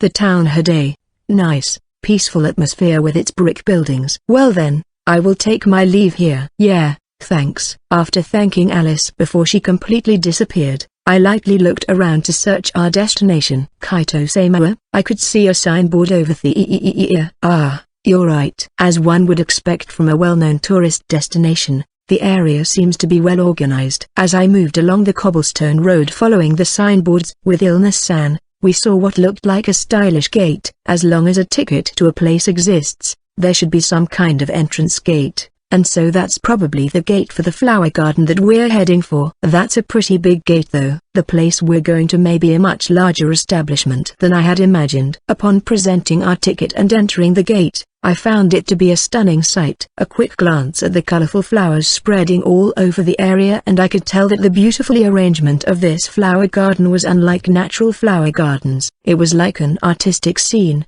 as if I had come inside a painting. It's beautiful. While I was at a loss for words, I heard Illness-san mutter. Illness-san, who was dressed in the same relaxed, casual attire I had seen on our previous outing together, stood while lightly pinning down her hair from being blown by the wind. Together with the flower garden in the background, she was so beautiful that I couldn't help but admire her. Kaito-sama. Ah, no, I was just overwhelmed by the view. It certainly looks wonderful. I've never been to a flower garden before, but it's overwhelming. This flower garden looked pretty vast, so I'm looking forward to it. Yes. Well then, let's get going. I can't really say I was watching Illness-san in fascination, so I cut the conversation short and started walking with her, following the route in order. There weren't too many other tourists, so it seemed like a good place to leisurely spend some time. As we walked along the garden path, my eyes moved to the flowers spread out on both sides. As one would expect from an establishment related to flowers, signboards introducing flowers can be seen along the path. Kaito-sama. Do you have a favorite flower? Favorite flower? I'm not that knowledgeable about flowers, but the blue crystal flower left a strong impression on me. You could say that the blue crystal flower that I received from Isis-san when I first met her is the flower that holds the memories I'm fond of. That's why I think that flower left the strongest impression on me. I see. By the way, did you know? Blue crystal flower, you see, it's also known as the traveling flower. The flower that was on a journey. Is that so? I've never heard it called that before. The blue crystal flower is a flower that possesses unusual properties. It does spread its roots on the ground, but it doesn't get its nutrients from the ground or photosynthesize till it gains nourishment from the air. Therefore, it's a flower that can grow on a fume. Indeed. Blue crystal flowers does have a slightly unusual ambience to it. How should I say this? Including its beauty as clear as it looked like crystals, it has a unique feel to it. It's able to bloom even in extremely cold places or wastelands, but on the other hand, general knowledge about raising plants that grow through magic power isn't understood very much, so blue crystal flowers are difficult flowers to cultivate. Even when placed in the same environment, they may or may not grow, and it's said that it's impossible to grow them in a stable manner. They are mysterious flowers, aren't they? That's why they are often depicted in fairy tales. In one of those fairy tales, the blue crystal flower is said to be the footprint of an invisible traveler, and the flower blooms in the place they visit.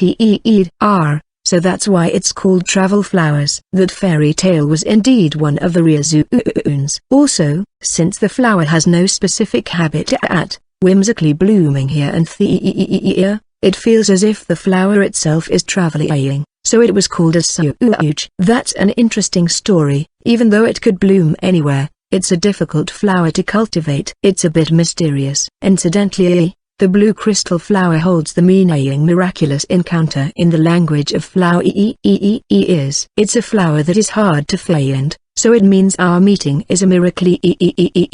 I see. What a lovely story. It seems like you're knowledgeable about flowers, Ilna-san. I know just a little bit. By the way, what is your favorite flower, Ilna-san? When I asked her that, somehow expecting it to be a rose, Ilna-san answered my question with a gentle smile. As you may have noticed, I like roses. Just as how it comes with varying colors, it also holds different meanings. I don't know much about the language of flowers, but what kind of meaning does a rose have? The rose is a flower with a wide variety of meanings in the language of flower is. The language of flowers changes depending on the color and other factors, but most of them are related to affection and romance. For example, red roses mean love and passion, white roses mean purity, yellow roses mean friendship, and rainbow-colored roses mean infinite possibilities.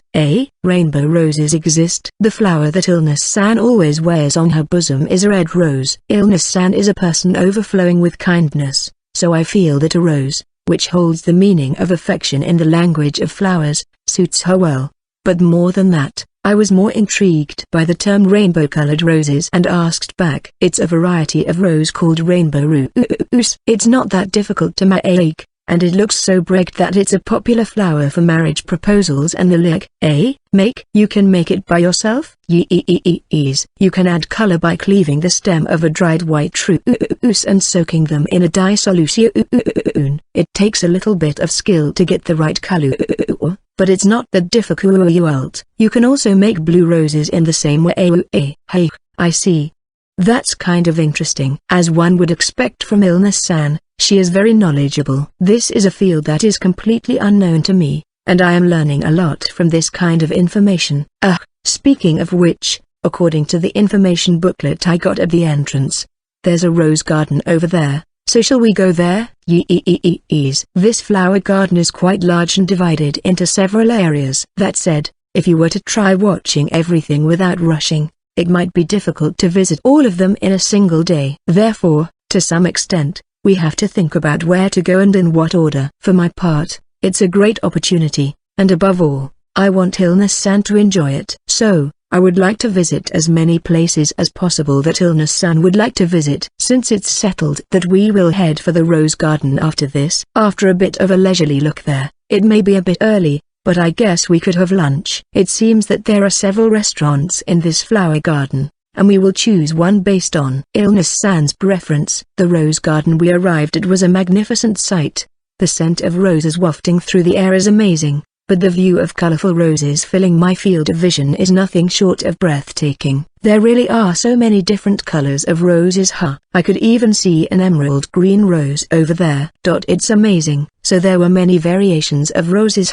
It's rare to see such a wide variety of roses in one place. There are also some rarely seen varieties of roses in blue. It's a wonderful sight. If you were happy, it was worth inviting you here then.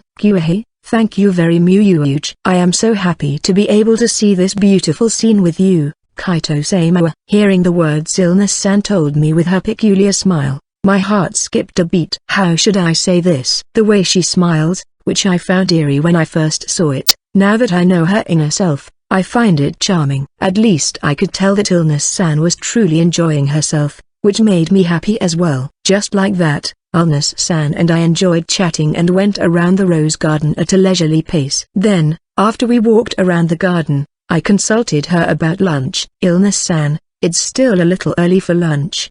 But how about we have lunch? It seems that there are many restaurants in the flower garden, so if there's one you'd like to go. I suppose so.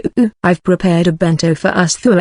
You made one? When did she even make that? I thought we left pretty early in the morning. Well, if you ask me, it would be understandable that she's well prepared since it's Illness-san after all. I don't know if it will suit your taste. Please wait a moment. Hearing Illness-san's words, I hurriedly looked at the information booklet. My plans have changed a bit, but if Illness-san went to the trouble of making a bento, I want to eat it. It looks like there's a plaza where you can eat and drink, so let's eat there. If you check the booklet, the places where the guests can eat and drink are well described, and in terms of location, it's quite close to where we are. After Illness-san nodded with a smile, and the both of us moved toward that plaza. When we arrived at the plaza, I found that it had no trees, and it looked like a large lawn. While it is quite large, the view is nice because you can see the flower garden in the distance. It's a nice view. Shall we eat around here? Wealthy I will make preparations. After nodding to my words, Illness-san took out what looked like a sheet from her magic box and laid it out on the lawn. The seats are not too big or too small, just right for two people to dine together. How should I say this? No matter how I look at it, isn't she too prepared? Could it be, Illness-san? Have you been to this flower garden before? No, but I've done a little research. I see. Kaito-sama, here you go. Please sit down. Yes. That's strange. I was going to escort her this time as a way to thank Illness-san for always taking care of me, but no. Well, it was understandable that Illness-san is a mindful and well-prepared person, and to a certain extent, this is something that couldn't be helped. With this in mind, I take off my shoes and sit down on the sheet, while Illness-san spreads out the bento she brought. They all look brilliant. And rather than just because all of them were my favorites, all of them truly look delicious. No, I mean, they would definitely be delicious. They look so delicious. They're all my favorites, and I'm really happy about that. If you're happy about them, then I'm happy too. The bento prepared by Illness-san was simple but elaborate in detail, with a variety of slightly small rice balls, egg rolls, wieners, potato salad, meatballs, and quite a variety of other items. The flavors were just the way I like them, with a gentle and comforting taste, and once I started eating them, I got so absorbed in eating. As I finished my meal in the blink of an eye, feeling pleasantly satisfied, Illness-san gently offered me a cup of tea. Thank you. No, I'm glad you liked it. Sipping the tea Illness-san gave me, I turned my gaze to the peaceful scenery. Stuff like this is kinda nice. The temperature is just right. The scenery is beautiful, and eating delicious food made me relax. How should I say this? I feel like I'm spending my time luxuriously.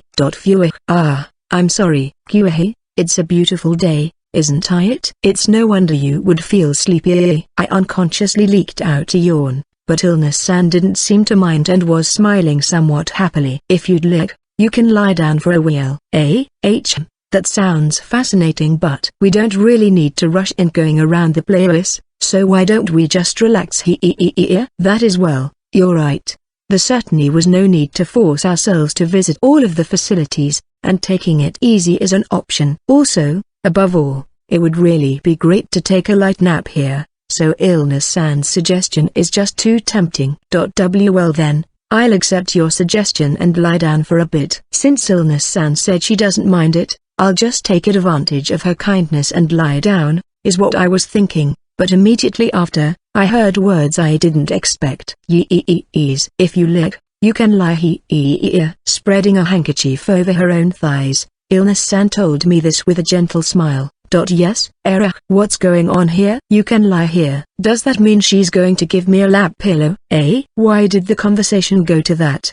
Is that alright? And what the heck am I saying here? I feel like everything happened all too sudden and my thinking still hasn't caught up with the situation. Perhaps, Illness-san actually wasn't talking about giving me a lap pillow, and was instead indicating for the space next to her. I don't know if it's comfortable but if Kaito-sama doesn't mind.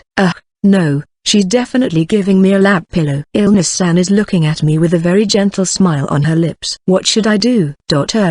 If you'll excuse me then. Yeah, I lost to the temptation. No, it's just, you see, Illness-san was overflowing with motherliness that I couldn't help wanting to act spoiled around her. Besides, look, it was Illness-san who suggested it. A little nervous, I placed my head on Illness-san's thighs. Along with it, I could feel the pleasant fluffy aroma and happy softness. With how superbly comfortable Illness-san's lap pillow is, I might lose consciousness if I'm not careful. How should I say this? I feel like this might turn into a habit. As I laid down, Illness-san gently reached out her hand and stroked my head. No, I've really thought about this for a while now, but Illness has a great sense of receptivity, like she had this incredible motherliness. I guess she really must be a holy mother? As I was thinking about this, feeling nervousness alongside an indescribable pleasantness as I dozed off, I suddenly heard Illness-san's voice. Let's say if the world were a single story, how many pages would there be? Is that a song? Illness-san's beautiful singing voice, alongside the gentle rhythm, sounds pleasant to the ears. The you on that page may be very small and hard to see. But that doesn't matter, for you are the next pages. Important piece. Please, keep walking, for the future lies where you're going. This is the first time I've heard this song, but the lyrics seem gentle and devotional. Even so, Illness-san is really good at singing. I couldn't help but listen to her song that was kindly and gently spun, as if it was speaking to me. Let's say if the world were a single story, the miracle of meeting you like this is something I'm grateful for. The lyrics seemed to have entered the second verse, and she had sung with the same rhythm as the first line. As you who reach out to others, the others also reach out to you. And so, the circle expands, and the page gains color. You are never alone, for you have many friends by your side. Please, don't forget, for there are fans who wish for your happiness. As if guided by the beautiful singing voice, I moved my gaze a bit, and Illness-san, who was singing while patting my head, also looked a bit in my direction. Her normally unfocused eyes come into focus and her beautiful eyes stare straight at me. I'm sure the road you walk will not be smooth, strong winds may push you back, but I'm sure you will grow with each of your steps. Someday, when you are old, reading the story again will make me smile, even when I'm not in its pages. Let's say if the world were a single story, I want to be the reader of the small, very small story you weave. That's why please, don't forget, I will be your fan, wishing you happiness. It seems that this is where the song ends, as Illness-san ended it with an unusual smile. That's a beautiful song. What song is it? A song named A Small Story. It was popular about 100 years ago. I thought it would be the most appropriate song to send to you, Kaito-sama. I will always be on your side. That's why even in the future, you can rely on me as much you want. I'm most happy when you're happy after all or something like that. As Illness-san said this with a giggle, the expression on her face while she tilted her head looked so beautiful and fantastic. I was happy to hear her say that she would always be on my side, as if it were a matter of course, but at the same time, I felt strangely embarrassed. And to hide this embarrassment, I just closed my eyes, letting the faint sleepiness wash over me, committing to memory the feeling of a gentle hand caressing my head, reassuring me, while gently stroking the head of Kaito, who was sleeping with a peaceful expression on his face. Illness gazes at the scenery with her unfocused eyes, green grass, colorful flowers in the distance, and clear blue skies. Those were factors that follow the conditions for what can be called a spectacular view. How mysterious. Even though in the past, I was told I was empty, and I myself was aware of that.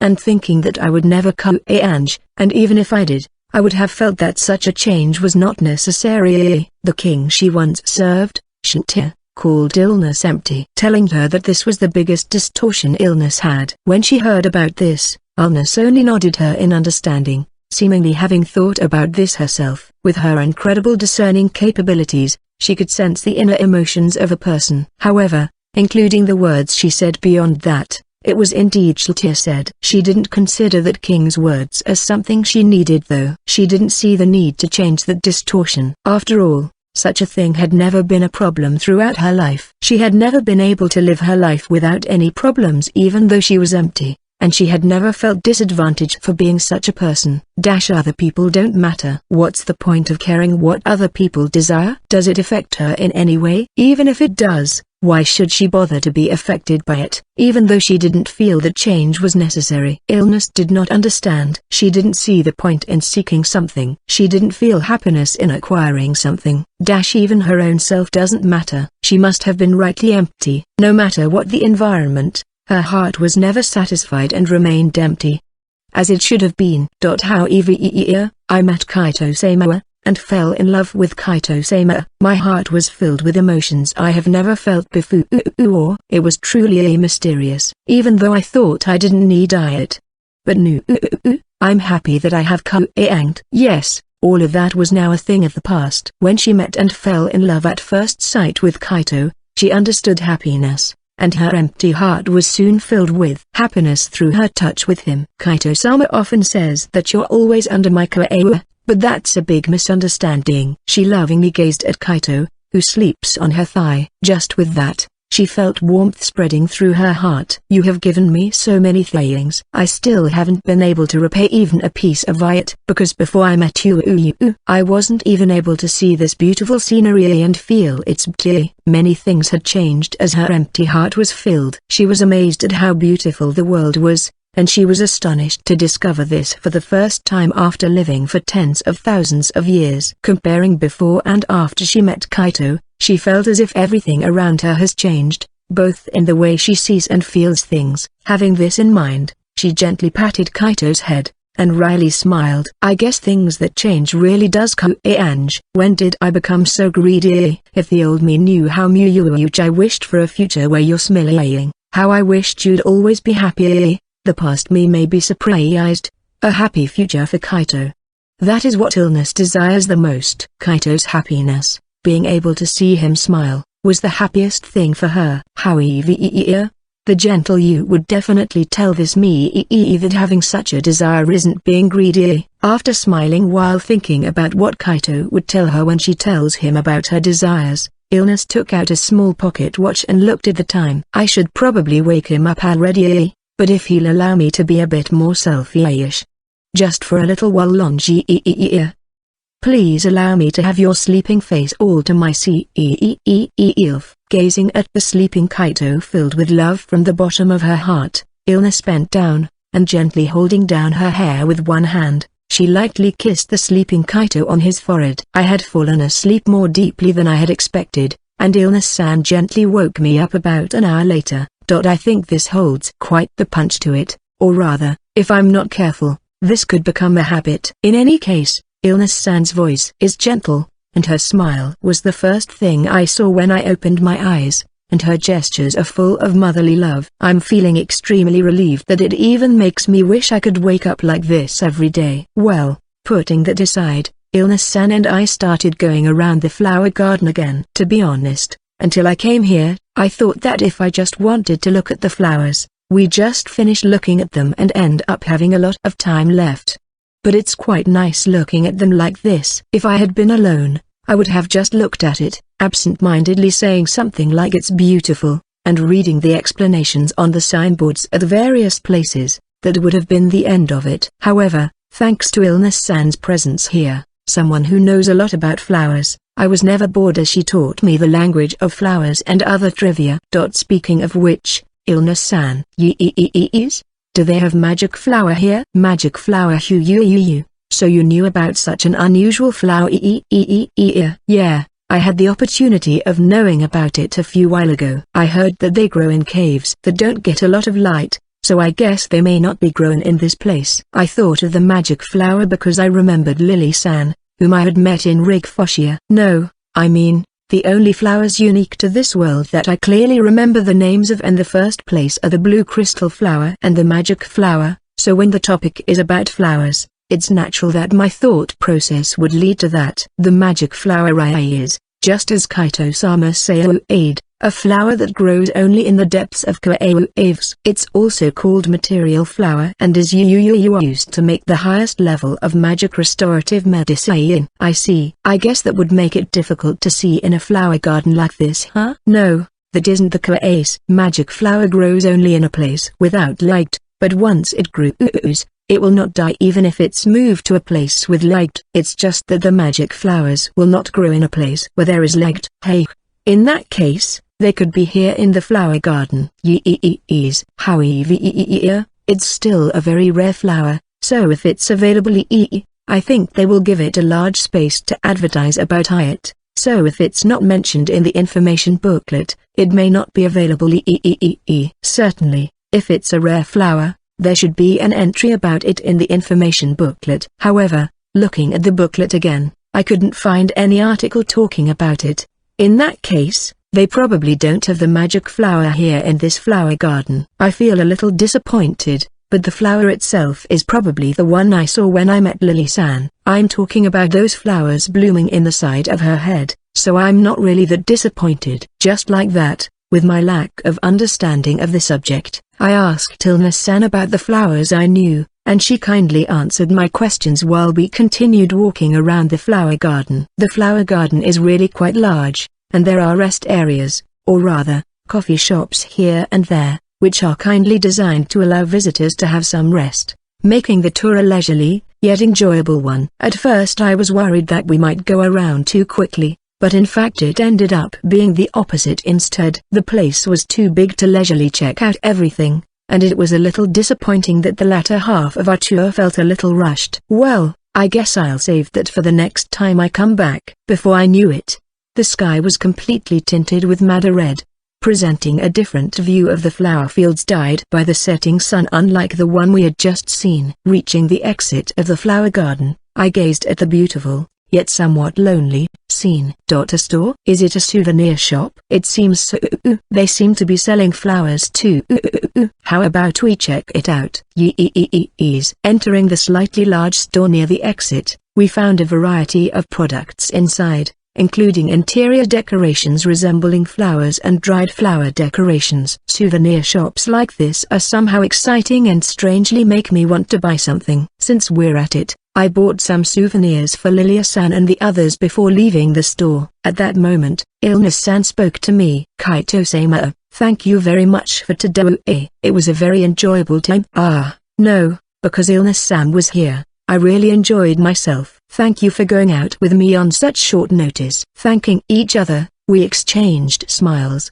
The expression on Ilna-san's face as she smiled peacefully under the setting sun was so beautiful that it took my breath away. And I couldn't find the words to say any more. Thereupon, Ilna-san took out a small bouquet of flowers that she had probably bought at the souvenir shop earlier and offered it to me, holding it with both hands. It may be meager as a token of my appreciation, but if you're alright with it, please accept these. Thank you very much. She offered me a small bouquet made of 3 red roses. Although there were only a few roses, they were large and beautiful to look at, yet I felt that they were a little modest, which I feel was just like Ilna-san. Most of all, the bouquet seemed to prove that Ilna-san had really enjoyed this day, which made me very happy. Ilna-san, it's almost dinner time, and we can easily use teleportation magic to get home quickly, so why don't we go to Archlesia Empire's capital and have something to eat before we leave? I'd love to.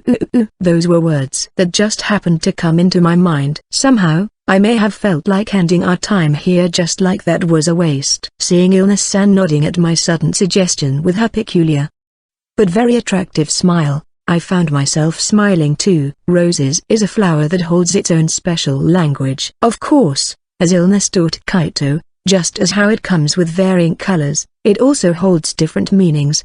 But there are also different factors that could change its meaning. Among them are the red roses. Just as the red roses, which hold the meaning love in the language of flowers, is a flower that symbolizes love, also has the special property that when given to someone, the meaning it holds changes depending on the number of roses you give. For example, 1 rose means love at first sight, 13 roses means eternal friendship, 50 roses means perpetual love. The properties of such a special flower whose meaning changes depending not only on its color, but also on the number of roses when given to others, was something that Hilnes, who lives roses, would naturally have a firm grasp of. That is why the bouquet she presented to Kaito was filled with her own modest, yet heartfelt feelings. Yes, when one is given 3 red roses, in the language of flowers, it holds the meaning, I love you. T/N. Yes, that Luna Maria part was a repeat, and author-san had also addressed that somewhere. I forgot. I just remembered he addressed it. In her office in Archlesio's Imperial Castle,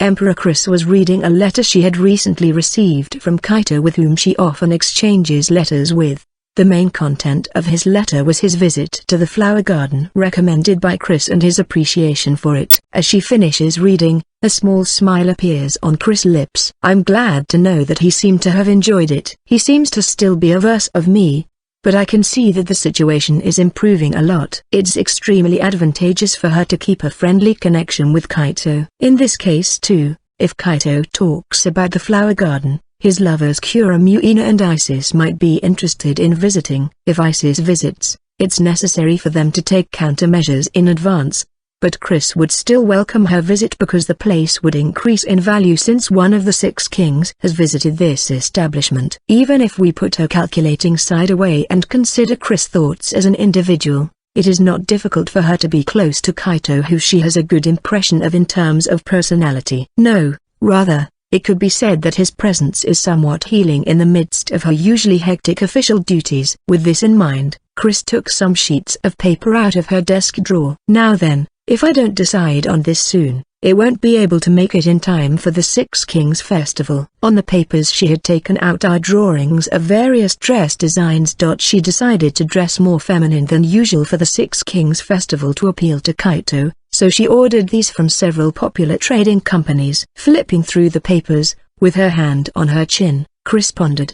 All of them have great designs. Some of the designs were apparently the latest fads in Hydra Kingdom, while others dared to express the beauty of the past. However, the forefront in terms of fashion is the Hydra Kingdom, which is known as the Hydra of clothing. Naturally, their fashionable dresses are wonderful, and the other designs, as she had ordered, are also very feminine. Yes, she could tell that they were great designs. However, what Chris wasn't sure about is whether they would suit her or not. After all, she basically does not wear dresses. As the emperor, she had seen the dresses of other nobles at evening parties, and she herself has a good grasp of trends, so she knows what is good and what is bad. However, she doesn't know what kind of design she would wear, and has not yet completed her order. And so, Chris was worried that if she didn't decide soon, the clothing she ordered wouldn't be able to make it in time. Just like that, Chris thought of it for a while, but then she shook her head a bit, got up from her chair with a resigned look on her face, and muttered to herself, "This won't do. I'm completely clueless. I guess I would need to rely on her here." Leaving her office, Chris visited the inner palace, where the wives of the deceased former emperor, in other words, Chris' father's wife, legal wife and concubines, lived. Normally, when an emperor is replaced, the inner palace is vacated for the current emperor to use. But Chris herself had no intention of using the palace, and since the previous emperor was sloppy with women and had a considerable number of concubines and mistresses, it was a hassle to move all of them out, and most of all, they themselves were adamant about not leaving the inner palace, so they left it as it was. As soon as she entered, a woman happened to walk by, and upon spotting Chris, she deeply bowed. "If it isn't the emperor.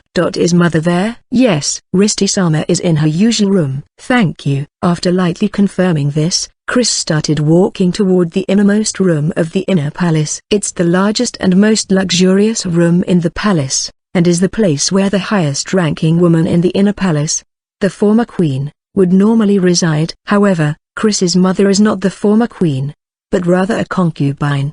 In that case, why is it that Chris's mother, who is supposed to be a concubine, is living in the largest room of the inner palace. The reason for this is simple. Chris's mother is the real ruler of the inner palace. Reaching the room she was looking for, she knocked lightly and waited for a response before entering, and the person she had been searching immediately entered her sight. It was a woman who had beautiful, long, shimmering blonde hair, emerald green eyes like Chris, excellent proportions, and clear, beautiful skin. Wearing a suggestive dress with a slit on the side, the woman is so beautiful that let alone the opposite gender, even the same gender couldn't help but be charmed by her. Just her appearance as she sat on the sofa looked like art. The words peerless beauty seemed to be befitting of her. Chris-chan, for you to visit me at this hour, isn't that unusual? Upon seeing Chris, the woman, Chris's mother, Ristia Asmodeus tilted her head. Seeing such a risty air, Chris frowned for a moment before she spoke. Sorry to bother you, mother. But first, what is that smell? They told me they had created new perfume scents, so I was trying them out. After wryly smiling at Chris, who looked disgusted at the smell of perfume filling the room, Ristia snapped her fingers and the smell in the room cleanly disappeared. Just like that, Ristia moved her gaze toward the woman in a gorgeous dress who was waiting nearby and announced in a beautiful voice, "Thanks. You can clean up now. Also, you can go back." "Yes, I'm honored to be of service." The woman who was called out by Ristia nodded with a happy expression on her cheeks, quickly put away the perfume on the table, and bowed deeply before leaving the room. After watching her leave with a complicated expression on her face, Chris lets out a sigh as she takes a seat across from Ristia. What are you making the former queen do? I'm not giving her any order or anything like that. She's just a willing servant. You didn't touch her, did you? I'm not into homosexuality. Hearing Ristia's uninterested response, Chris let out a loud sigh again. Yes. The reason why the former emperor's wife and concubines did not want to leave the palace was, in fact, her mother in front of her. Simply put, all the women living in the inner palace are deeply in love with Ristia and are adamant about moving elsewhere because they don't want to leave her side. And they are also voluntarily acting like servants for Ristia. Let alone the opposite gender, Ristia easily attracts even the same gender. The strongest and the most wicked succubus. Chris' mother, Ristia Asmodeus. She is a beauty who could easily move a country if she wanted to. Fortunately, however, Ristia isn't interested in politics and she also isn't a spendthrift. Her basic standard of behavior is whether or not she finds something enjoyable. Chris used to have a conflict with her capricious and selfish mother, but that is now in the past, and they now have a reasonably good relationship as mother and daughter. So, why did you come visit me today? Yes, actually, I was wondering if mother could give me a little advice. Could you take a look at these? Hey, these designs. A lot of them are quite trendy. So, what about them? For Chris, Ristia was very reliable in the art of accentuating her feminine charms, such as makeup and fashion. In fact, in the past, she had given her advice on cosmetics and hair care. Actually, I'm hoping to show off my femininity to Mama-sama at the upcoming Six Kings Festival. So, which dress do you think would look best on me? None of them suit you at all. Wait, that's not it. I didn't mean to speak ill about you, okay? It's just that these dress designs don't suit Chris-chan. When Chris looked puzzled for a moment at Ristia, who readily told her that the dresses in the design drawings did not suit her, Ristia hurriedly began to explain herself. It was because she misunderstood that she had hurt Chris' feelings when she saw her confused. Even though she is clumsy in expressing her affection, she loves her dearly. Even now, she is secretly very happy that Chris is relying on her, and is trying very hard to avoid making her sad. Just to make sure I understand. The reason you wanted to wear this was to show it to that otherworldly child with whom you are exchanging letters, right? Yes, that's right. I see. So it's still early. All of these designs certainly are cute, but they are too different from the image Chris-chan usually has. Gaps certainly can be attractive, but it's better to wait until you two get to know each other better. You've only met this otherworlder child 2 or 3 times so far, right? Why yes. Hearing Chris talk about him and from information from other sources, Ristia also knows a good deal about Kaito, and to date, Chris has only met with Kaito in person a few times. Listen closely, okay? Makeup and dresses are like weapons and armor for women. For example, even if you give a knight who is good with a bow a legendary sword, such a thing won't be of any use for them. and if you put heavy equipment on a child whose strength lies in her nimbleness, you would just destroy their advantage. Why yes, indeed. The important thing is to match things with your own features. For Chris-chan, if you're going to wear a dress, you should go for a more subdued and chic design. The colors should be darker shades. Don't use too many accessories. Supplement it with gorgeous embroidery. While explaining to Chris, Ristia took a pen and paper out of nowhere and started to draw something, mumbling and muttering. I think a dress like this would be nice. I see, it's a great design. The design of the dress that Ristia drew on paper was subdued and simple, yet one could feel its splendor and gracefulness, and it suited Chris' taste perfectly. As for the makeup, you should keep it light, and if you want to look a little different than usual, I think applying a slightly vibrant lipstick would be nice. Also, it's important, but you're having one big misunderstanding, Chris-chan. Misunderstanding? Yes, this is really important. Okay, remember this. As she said this, Ristia lightly moved her hand and quickly pointed downward. Drawn by her movements, Chris lowered her gaze. Thereupon, she saw Ristia crossing her legs, slightly moving her hips, her breasts swaying, and her fingers lightly tracing her lips. When Chris' gaze rose as if drawn by her movements, Ristia paused for a moment and quickly turned a sidelong glance toward Chris. That was really all she just did, but Ristia's gesture was so beautiful that even Chris, who is both of the same gender and her daughter, couldn't help but gulp.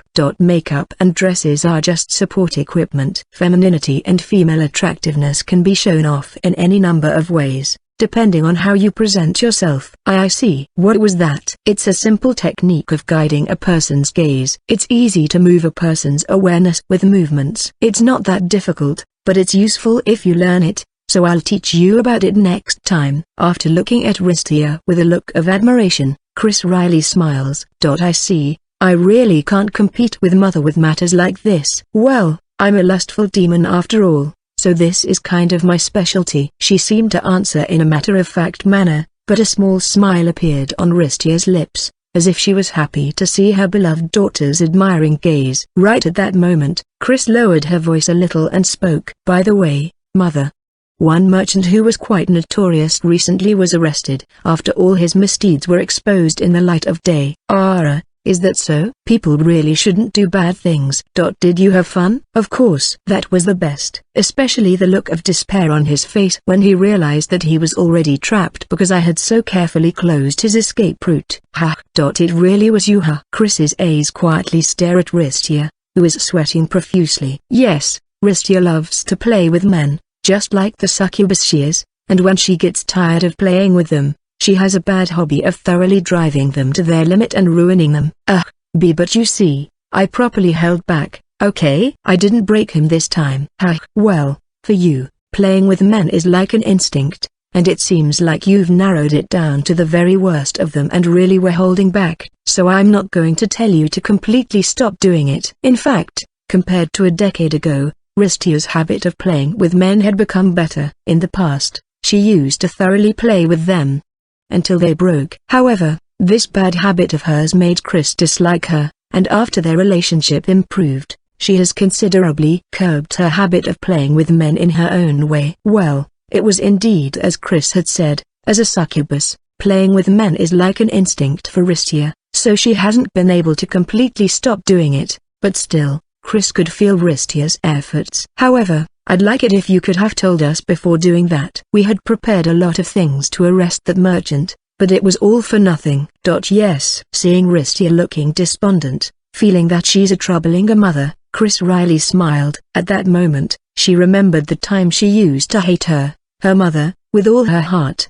The current emperor of the Archlesia Empire, Chris Dio Archlesia. Her path to this day has not been an easy one. One day, the former emperor of Archlesia suddenly welcomed a succubus as his concubine. She has an overly beautiful appearance, her gestures show her knowledge of men's hearts, and a cunning mind. The succubus, who possessed all of these extremely high qualities, stole the hearts of the men in the imperial palace in the blink of an eye, and her influence quickly grew. The succubus who suddenly appeared and even became the central figure of the country was Chris' mother. Chris, who had been intelligent at a young age, hated her mother. This succubus she had left taking caring of Chris to the servants, never came to see her, and only played around with men. Seeing how she captivated not only men, but even women, but never returning any of their affection, treating them like slaves, she felt repulsed of her mother. Fortunately, the succubus was not a spendthrift and wasn't interested in the politics of the country, so she didn't bring ruin to the Archlesia Empire, but the way she lived her life according to her desires made Chris feel disgusted of her. However, thinking about it again, the root of that feeling might have been loneliness. She really wanted her mother to come and see her. She wanted her love. However, she never even came to see her. In order to cover up her loneliness, Chris began to hate her mother. She hated her mother, so it's no wonder they don't see each other, is what she convinced herself to think of. Yes, to put it in another way, Chris didn't know how to act spoiled around her mother. She was too clumsy when dealing with her own mother. You are the most repulsive being in the world. To have half the blood of a being like you in my veins is a stain on me that will never be erased for the rest of my life. Perhaps, that was the reason why, when she was 16 years old enough to be called an adult, she said this to her mother that she hadn't seen in a while. She thought that her mother, who was not even interested in her, would just emotionlessly dismiss her words. However, the words that she had spoken with the intention of breaking off their connection brought her distress instead. I guess you're right. I guess it really is as you say! Chris' mother affirmed her words with a face that looked like she was about to burst into tears. Because of this, Chris was greatly shaken. It wasn't because of the expression on her mother's face. It was because she regretted hurting her mother's feelings. She hated her mother. She should have hated her mother. But no matter how many days passed since then, she couldn't get her face out of her mind. Unable to understand her own emotions, Chris, who continued to suffer, began to travel around the world in the name of expanding her knowledge, as if to escape from her mother. And along her journey, she met the underworld king Kuramuina and spent several years in her home. Before Chris finally accepted that she didn't hate her mother that much. Having settled her feelings, Chris returned to the Archlesia Empire after expressing her deepest gratitude to Kuramuina and her family. Then, for the first time in years, no, for the first time since she was born, she faced her mother head-on and exchanged words with her. I have something to ask of you. What am I to you? Am I just a hindrance who was unexpectedly conceived, or perhaps, am I just some trash not even worthy of interest? I want to hear what you really think.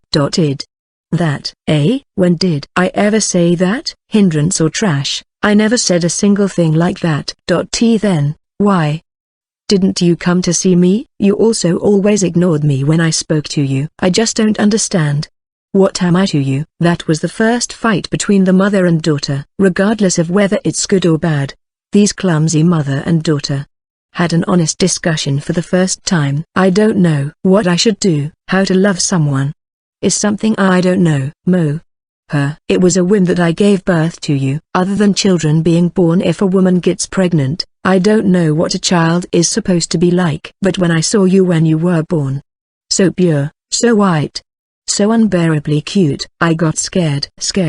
Just as you said, I'm a succubus who preys on others, a horrible being who has been living only for my own desires. If a person like me touches you with my dirty hands, I thought that I would sully the pure white you.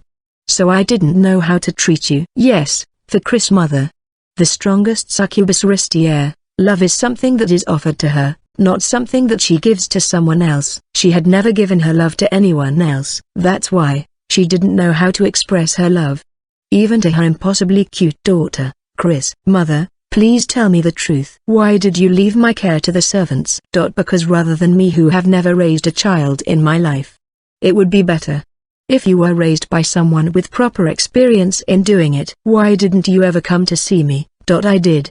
Every day. I went to check on you every single day. However, I didn't come to see you. I didn't know what I'm supposed to do when I see you. Why didn't you answer me when I spoke to you? I was scared. I thought you hated me. I didn't know what face I should have when I talk to you. Do you love me? I love you. I love you so much that I don't even know what to do with myself. After hearing her clumsy mother's true feelings, the dark fog that had been building up in Chris' mind for years finally disappeared. The clumsy mother and daughter, who had been at odds with each other for so long, were finally starting to set things right between them. Of course, their relationship that had been so different for so many years would not be repaired immediately. But little by little, they were steadily trying to get closer to each other. Remembering the past, Chris looks at her mother, Ristia. Yes, unlike in the past, Chris doesn't hate her mother now. Ristia's expressions of affection are clumsy, and her way of showing her compassion is hard to understand. However, she could clearly tell that she loves her. As Chris begins to make moves to take the imperial throne, worried about the slow decline of the empire, Ristia sneakily made her own moves, helping Chris from the shadow. After they reconciled, Ristia refrained from flamboyantly playing around with men and instead began to give Chris guidance on diplomacy and taking care of her personal appearance. And even now, despite her sudden visit, she accepted her consultation without complaint. Speaking of which, I don't think I've heard news about him, but what happened to the former emperor? I didn't do anything to him. To be honest, I wanted to have a child, so I just chose someone by their face, and he himself isn't to my liking, so I wasn't interested in him. The former emperor had died in a carriage accident, and there was nothing unnatural about it. Chris thought that if Ristia wanted to, she could get rid of a person and make their death look like an accident. At the same time, however, she is convinced that Ristia's words aren't false. If Ristia had murdered the former emperor would have met a more tragic end. By the way, Mother, may I take this opportunity to ask your advice on another matter? What now? Yes, I've been exchanging letters to Mama-sama, and I had intended to make my approach to him, but he hasn't responded well. So I'm wondering what I should do. Approach Chris-chan, by yourself? Do you have a copy of your letter? I'd like to take a look at it. I still have the drafts left, so I'll go get them. Ristia looked doubtful when she heard the new topic Chris wanted to consult with her. After all, from her point of view, Chris got the image of someone estranged with matters of love that she even wondered if she really had the blood of a succubus, so she couldn't believe it when she heard her say that she was trying to make an approach. As she watched Chris leave the room to get a draft of the letter, Ristia suddenly remembered the conversation she had just had with her daughter. Come to think of it, that matter with the former emperor, I may not have done anything to him. But what about the others? As for the possibility that Moloch or her subordinates took care of him, doesn't seem likely. He was a prudent person, and would not have been able to do anything so drastic that Shiltia-sama would have deemed it necessary to dispose of him. Chris' mother, Ristia Asmodeus, actually has another face hidden to others. She is one of Phantasmal King's executive subordinates, the 10 demons. Given the code name Lilim, reigns at the top of all lustful demons, and is a peak count rank demon, known as the Sneering Nightmare.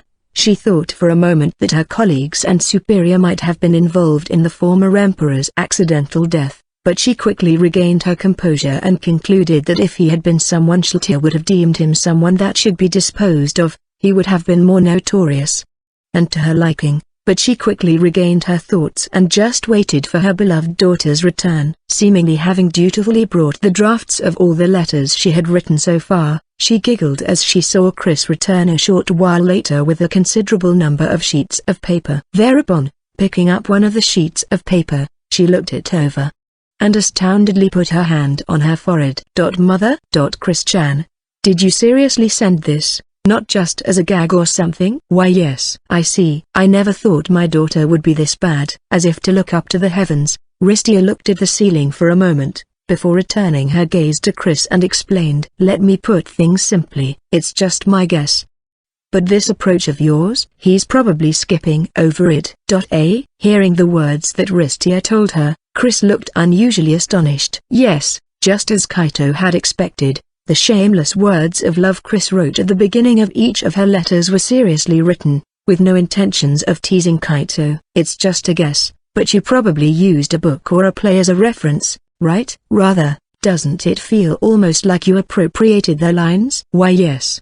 That's right. I'm not saying this was the case for all of the words of love in those plays and stories, but they're exaggerated to make it more exciting. Above all, there's so much difference in warmth between the lines you used that this approach feels more like a joke. I don't know how to describe it in other ways. You see, this isn't like Chris-chan, feeling more like you forced these lines in your letters. I see. While explaining, Ristia also looked at the letter Kaito sent to Chris and slightly tilted her head. I mean, This guy sure did well not throwing Tsukumi back at you in his letters. Him teasing you about this is well within my expectations. Well, looking at his letters, he seems to be a good-natured person at heart, so I guess he didn't dare to mention it. After telling her that much, Ristia put the letter on the table and looked as if she was thinking about something. Illness is, I believe, should be Pandemonium's real name, right? She went with the other worlder to that flower garden? That doesn't seem like something Sama ordered her. Maybe I should ask her about it sometime. Mother? I'm sorry. So, my advice for the time being, given Chris-chan's personality, is that you make your approach more low-key. For example, feeling slightly puzzled upon seeing the name of her colleague being brought up somewhere she didn't expect, Ristia continued to offer advice to her beloved daughter. A few days after I sent the letter about my visit to the flower garden, Chris-san's reply letter arrived to me. Considering the time it takes to reach the Archlesia Empire from here, it seems like the reply came very quickly. They probably used some kind of teleportation magic to send this letter. As I opened the envelope and began to read the letter, those words spilled out of my mouth unintentionally. The opening of the event was not filled with the usual shameless theatrical words of love, but instead began with a polite and calm greeting that was typical of Chris. Although it slightly felt out of place, it was rather easier to read than usual, so I did not mind and continued reading. The content was more of small talk, such as how glad they were that they enjoyed the flower garden and how she was looking forward to the Six Kings Festival. Recently, I got used to decorative words and was able to read them smoothly,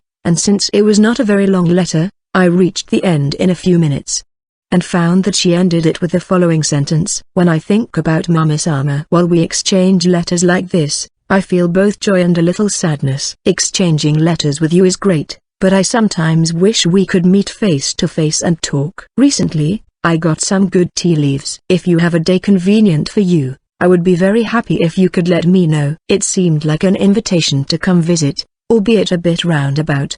It was written in Chris-san's typical polite way of speaking, but I could also feel his gentle concern. But how should I say this? These words made me feel strangely ticklish. I had been under her care and I do appreciate the tickets she had given me, so I guess it would be nice to thank her not just by letter, but also in person. I guess I will bring her a tasty snack. At that time. Even so, I kinda feel like the mood of Chris-san's letter has changed. However, it isn't that it feels out of place, it feels like she isn't pushing herself anymore. I mean, this letter really feels like Chris-san, the capital of the Archlesia Empire. A small coffee shop quietly stands at the end of the main street. There are only counter seats and 2 table seats in the store, which isn't very spacious to say the least, and the only people in that place are the owner and one customer. A man with shaggy black hair and stubble, and a wrinkled, disheveled great trench coat. Ozma sat at the counter and leisurely sipped his coffee. Phew tilde the coffee in this place is as tasty as usually tilde. Thank you. That's all well and good, but uncle, why don't you at least shave your beard? Well tilde ahaha, it feels troublesome.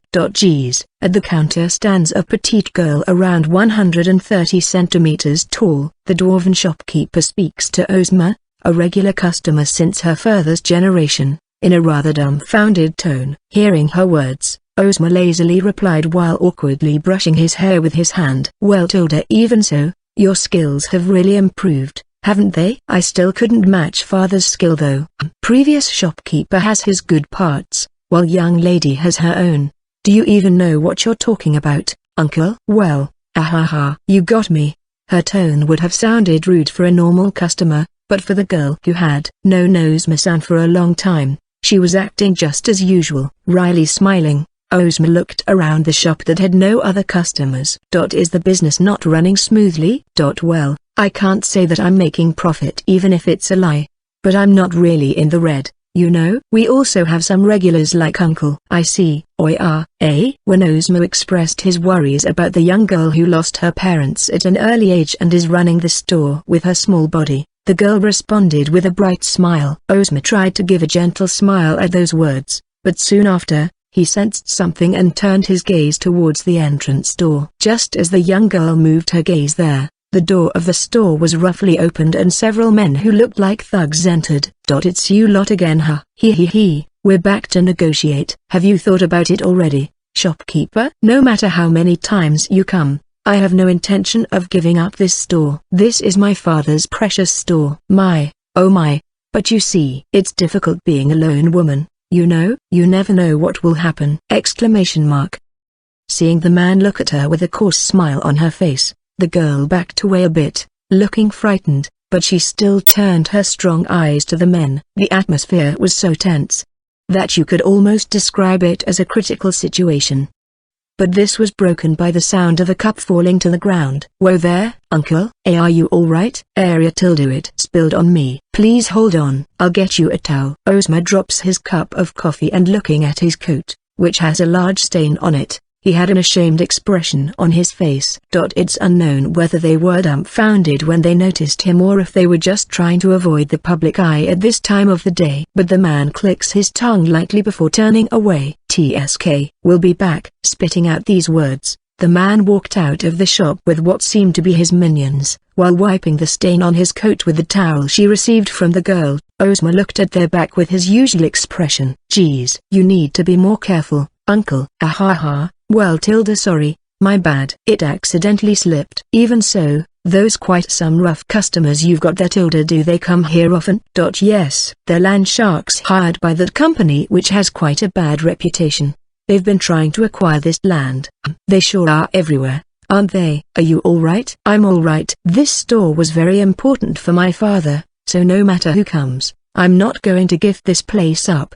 The small-built girl acted firm, but her shoulders were shaking a little. However, Ozma pretended not to notice it as he took out a coin out of his pocket and placed it on the counter. I see. I know that the future would be filled with all sorts of difficulties, but do your best. If you're in trouble, you can always rely on adults, okay?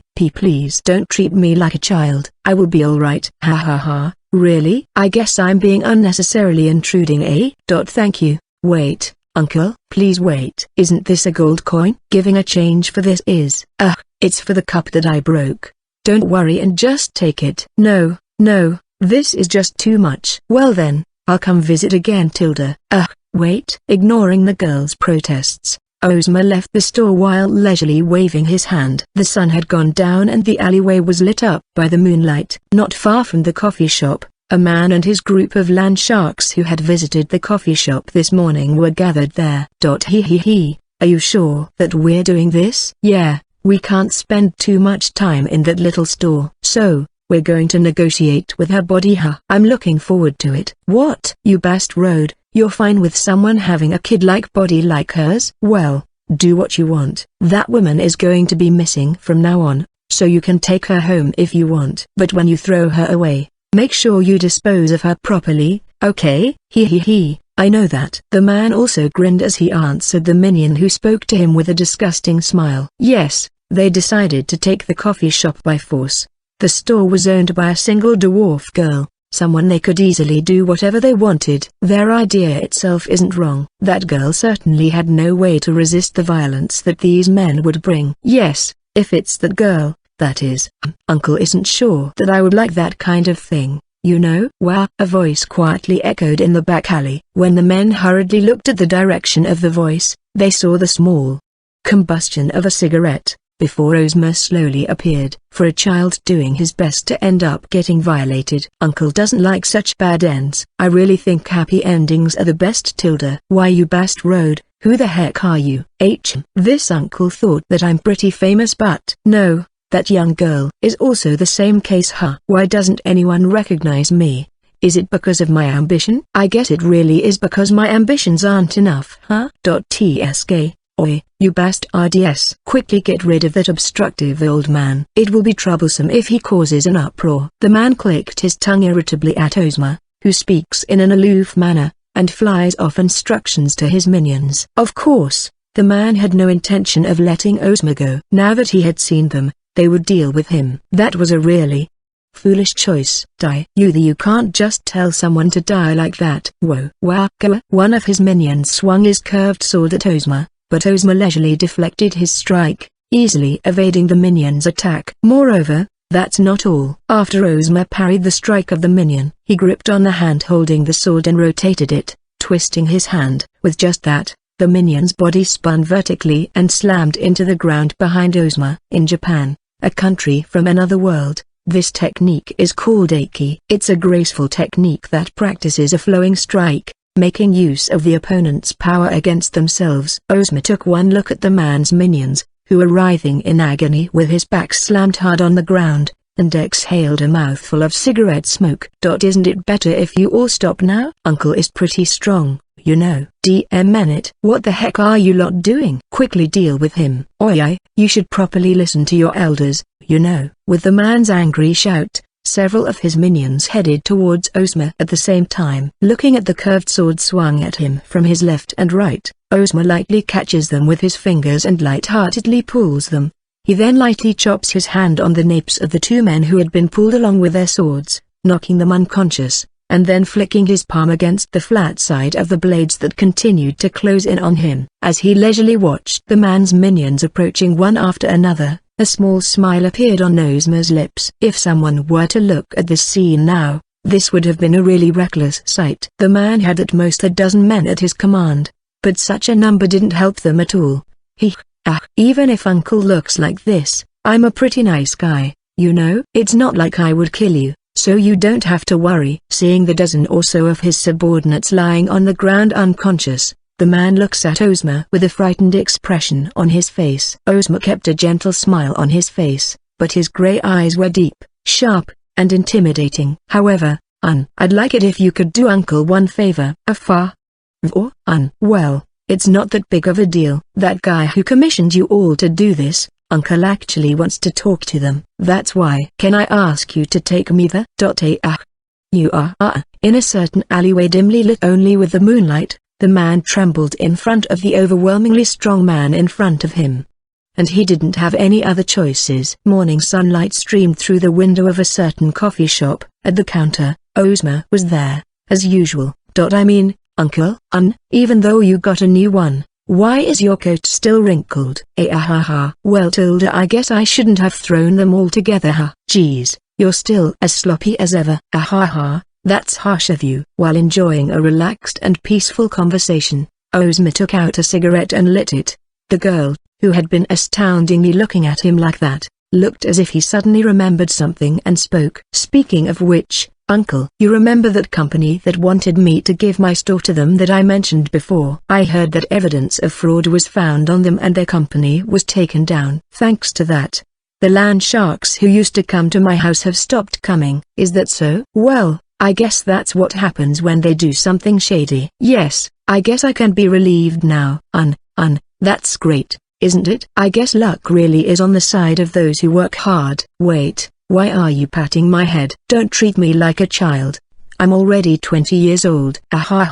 You're still a child in Uncle's eyes. More coffee please. Geez. With a smile on his face, Ozma watches as the girl adorably puffed out her cheeks like a squirrel and went to make coffee. Ozma didn't say a word. Not about what happened to the land shark and his men nor the negotiations he had with that company afterwards. Not thinking about expecting her gratitude in return. He never talked about what he did. After all, here, your coffee refill. Thank you, the coffee here really is delicious. Foo, that's obvious. After all, I brewed it with all my heart and so. Like I said, please stop patting my head. The taste of the same old coffee is the best reward for him. The 6th day of the second fire month. I had come to visit Lilywood-san's residence in the demon realm. I feel apologetic since she's already busy, but there was one thing I wanted to suggest. So I sent a hummingbird before I visited. As I waited alone in the great hall of her residence, guided here by one of Lilywood-san's subordinates, a little later, the door opened and Lilywood-san came in. Sorry to keep you waiting. No, I should be the one apologizing for intruding. Instead, when I turned my gaze towards the sound of the voice, I saw Lilywood-san. And I could clearly see that she was extremely tired. I don't have to think about why too much. After all, they're withered, her hair. No, her leaves, I mean. Lilywood-san, are you alright? You're withering, you know? Why yes, I'm sorry for seeing you something unsightly. It's just that when I'm extremely fatigued, the color of my leaves change in color as if they were withering. Once I get some rest, they will return to normal. Why you must be quite tired. Yes, I'm quite tired. Usually, she she would have said something like no, that's not the case, but it seems like she doesn't have the composure to keep up appearances anymore. How should I say this? Seeing Lilywood-san looking more terrible than I imagined, what I was going to talk about wouldn't come out of my mouth. Thereupon, as if to save me from that dilemma, Lilywood-san called out to me. You wrote in the Hummingbird that you wanted to talk about something, but is something the matter? Yes.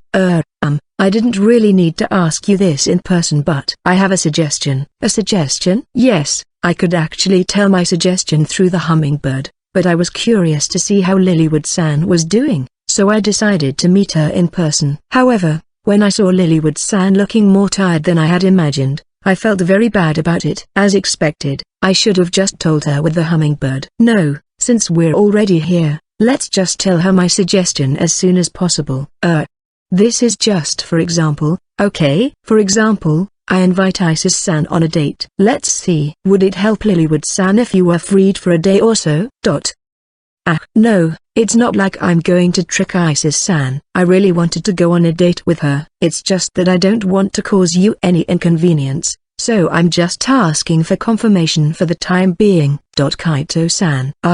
No, of course. If it's not possible, it's just a suggestion after all. When I heard from Alice about Lilywood-san's current situation, I came up with the idea of reducing her burden by spending a day with Isis-san. Well, I also wanted to go on a date with Isis-san, so this suggestion wasn't actually 100% filled with good intentions. I would be happy to have a date with Isis-san. Lilywood-san would be happy since she would be able to focus on her work. And I think Isis-san would also be happy when she enjoys herself on our day. It was a plan that killed not just 2, but 3 birds with 1 stone. However, upon hearing my suggestion, Lilywood-san's head lowered and her body began trembling. I may have been unnecessarily touching upon something that isn't my business, so I tried to tell her that it was just a suggestion. But Lilywood-san's hands moved around my head, bringing me within her firm embrace. Thank you very much. Why, you're the only one on my side here. Lilywood-san, W8. What's happening isn't just a metaphor, as my face is literally buried in her chest. My face was tucked in between Lilywood-san's very ample breasts, and their shapes seemed to change, plugging the holes in my nose and mouth. Soft elasticity like a marshmallow, her warm body temperature. Before I could consider such a situation as lucky, the tragedy of not being able to breathe struck me first. I'm already filled up with work, you know. But since I can tell that Isis is really trying to do her best, I can't possibly say that she's a hindrance. And yet, the other members of the 6 Kings just threw every responsibility of watching over Isis towards me. I thought I don't have anyone on my side anymore. It hurts. Breathe. Although I tried to desperately struggle to escape from her massive breasts. But for someone like me, whose ability is just about as strong as a slime according to Mejido-san, there's no way I was able to pull away from Lilywood-san's embrace. Her chest was in front, her chest was on my right, and her chest was also on my left. My entire face was squeezed into her chest and I became dizzy in all sorts of ways. However, she seems to have been overcome with emotion, as my voice doesn't reach Lilywood-san. And rather than relaxing her arms, Lilywood-san embraced me even more tightly. I'm sure I'll be able to finish most of the work in a day with Isis' absence. Really, thank you very much. Your breasts. I'm drowning. Kaito-san. My apologies. Kaito-san, please hang in there. Kaito-san. Soft, warm, plump puddings of life. The only fate awaiting me was this shameful end. Drowning and being swallowed within this ocean of breasts. Hearing Lilywood-san's faint voice, flustredly calling out to me, I lost consciousness. I'm really sorry. No, it's alright. Today, on this day, a new page is engraved in my mind's black history. Fainting from being strangled out of my breathing by breasts. Big breasts are definitely weapons. No, seriously. Even so, that really helps me. How could I possibly thank you? Lilywood-san, don't have to thank me for that. I just wanted to go on a date with my beloved lover. I'm feeling a bit envious of Isis now. No, I haven't said anything. Kaito-san, do you mind if I request one thing? Yes, what is it? I nodded my head to Lilywood-san, who told me that she had a favor to ask with a gentle smile on her face. I wonder what her request is. Since it's Lilywood-san asking it, I'm sure that it wouldn't be anything strange, but in the Six Kings Festival. If it's fine with you, can I ask you to go around with me on the day of the festival that I'm organizing? Yes, I don't really mind, but thank you. Well then, I can leave my thanks for today at that time. No, like I said, you don't have to thank me. No, I would be the one bothered by it instead. It may sound selfish, but I'd like to repay you for the debts of gratitude I've received, even if only a little bit. Well, if Lilywood-san is fine with it. Yes. Well then, I'll be looking forward to that time. From what I've heard from Alice regarding the Six Kings Festival, Lilywood-san said she would be willing to go around with me if I'm fine with it, but just like an extremely honest woman, she still confirmed it with me since she got the chance. Well, I also think it will be fun to go around with Lilywood-san, so I immediately agreed. And thus, in addition to the plans that have already been decided regardless of my intentions regarding the Six Kings Festival, it was decided that I would go around at that time with Lilywood-san. Still, for my whole life, I never thought that I would pass out because of breasts. No, what is this? Thinking about it now is making me feel pretty embarrassed. Seriously, in more ways than one, big breasts are weapons. The 7th day of the second fire month. Speaking of which, this may have been brought up when we were talking about the common sense of this world, but I heard something interesting from Lilia-san lately. The middle of the year was supposed to be the Earth month, and the end of the year was the Heaven month, but the name was changed in order to honor the achievements of the first hero. Anyway, I think them making such a thing was the first strike to make Nun-san faint in agony. I can definitely say that it was a pitch-perfect embarrassment to have your name on the calendar. The reason why I remembered this now is because I am currently on my way to a place related to the first hero, Nun-san. Kaito, are you alright? You're not tired, right? I'm fine. It's a beautiful day and walking like this feels good. I'm glad that it was sunny. Even if it was raining, I would have just blown away the clouds. But I'm glad that it's sunny. Why yes, that's right, isn't it? The one who told me that she would just blow away the clouds when it's about to rain is Isis-san, walking hand in hand with me. Yes, as I had suggested to Lilywood-san yesterday, I was going on a date with Isis-san today. I had considered the possibility that she might refuse, saying that she had to prepare for the Six Kings Festival. But when I sent her a hummingbird asking that, she replied with "I'll go in 2 seconds." And now, the two of us are leisurely walking on a plateau a few distance away from the royal capital. The purpose of this trip was to collect the memories that I had promised Isis-san before going to the actual place where a scene in a book occurs, and taking home a souvenir from that place. It seems that Isis-san has been collecting various rare items, but this time, since I was the one who invited her, we decided to go for something relatively easy to retrieve. Well, it might be a bit early for me to say this, but it feels like a picnic instead. The item we were going to retrieve today was a book about the adventures of the first hero, a night flower with properties similar to the light tree I'd seen back when I had barbecue with Kuro. It emits light at night. This flower seems to grow in clusters on sunny plateaus and is relatively easy to find. Kaito, I made a bento for today. Shall we eat together later? I'm really looking forward to it then. Thank you. Fufafu. You're welcome. Hearing my words, Isis-san, who is wearing a gothic dress with a white-based design and lots of frills, happily smiled. I was soothed by her cute smile, and since we weren't in a hurry, I walked leisurely with Isis-san while chatting with her. By the way, it seems like you have a lot of things to prepare for the Six Kings Festival, but aren't you tired? I'm fine. I'm actually not that good at making things. I'm causing trouble for Lilywood-san and the others. But I'm really doing my best so that Kaito can have fun. I'm doing my best. I see. Please do your best. I will be cheering for you.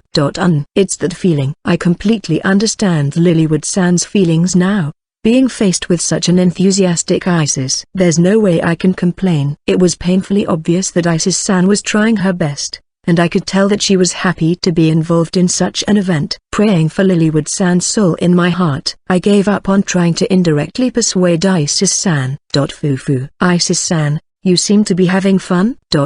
Going on a date with Kaito is fun, whether it's the conversation, the scenery, even the most insignificant things. Everything makes me feel happiness. Isis-san, geez, why in the world is she this cute? If she smiled at me with such a happy look on her face, it would make me want to reflexively hug her. I mean, since we're lovers anyway, hugging her should be fine, right? It's considered safe, right? It's safe. Let's hug her. Kaito, I'm sorry. I just reflexively, no. I'm glad. It feels like her slender body would break if I were to hug her tightly, but I was able to hold her in my arms. Isis-san also didn't particularly resist my embrace, and rather, she just gives me a happy smile with a blush on her cheeks. Not caring about other things, just this happiness in my arms. It certainly is as Isis-san said. Even Isis-san's most trivial gestures look inexplicably lovable. The way she gently put her hand on my hand that was hugging her body.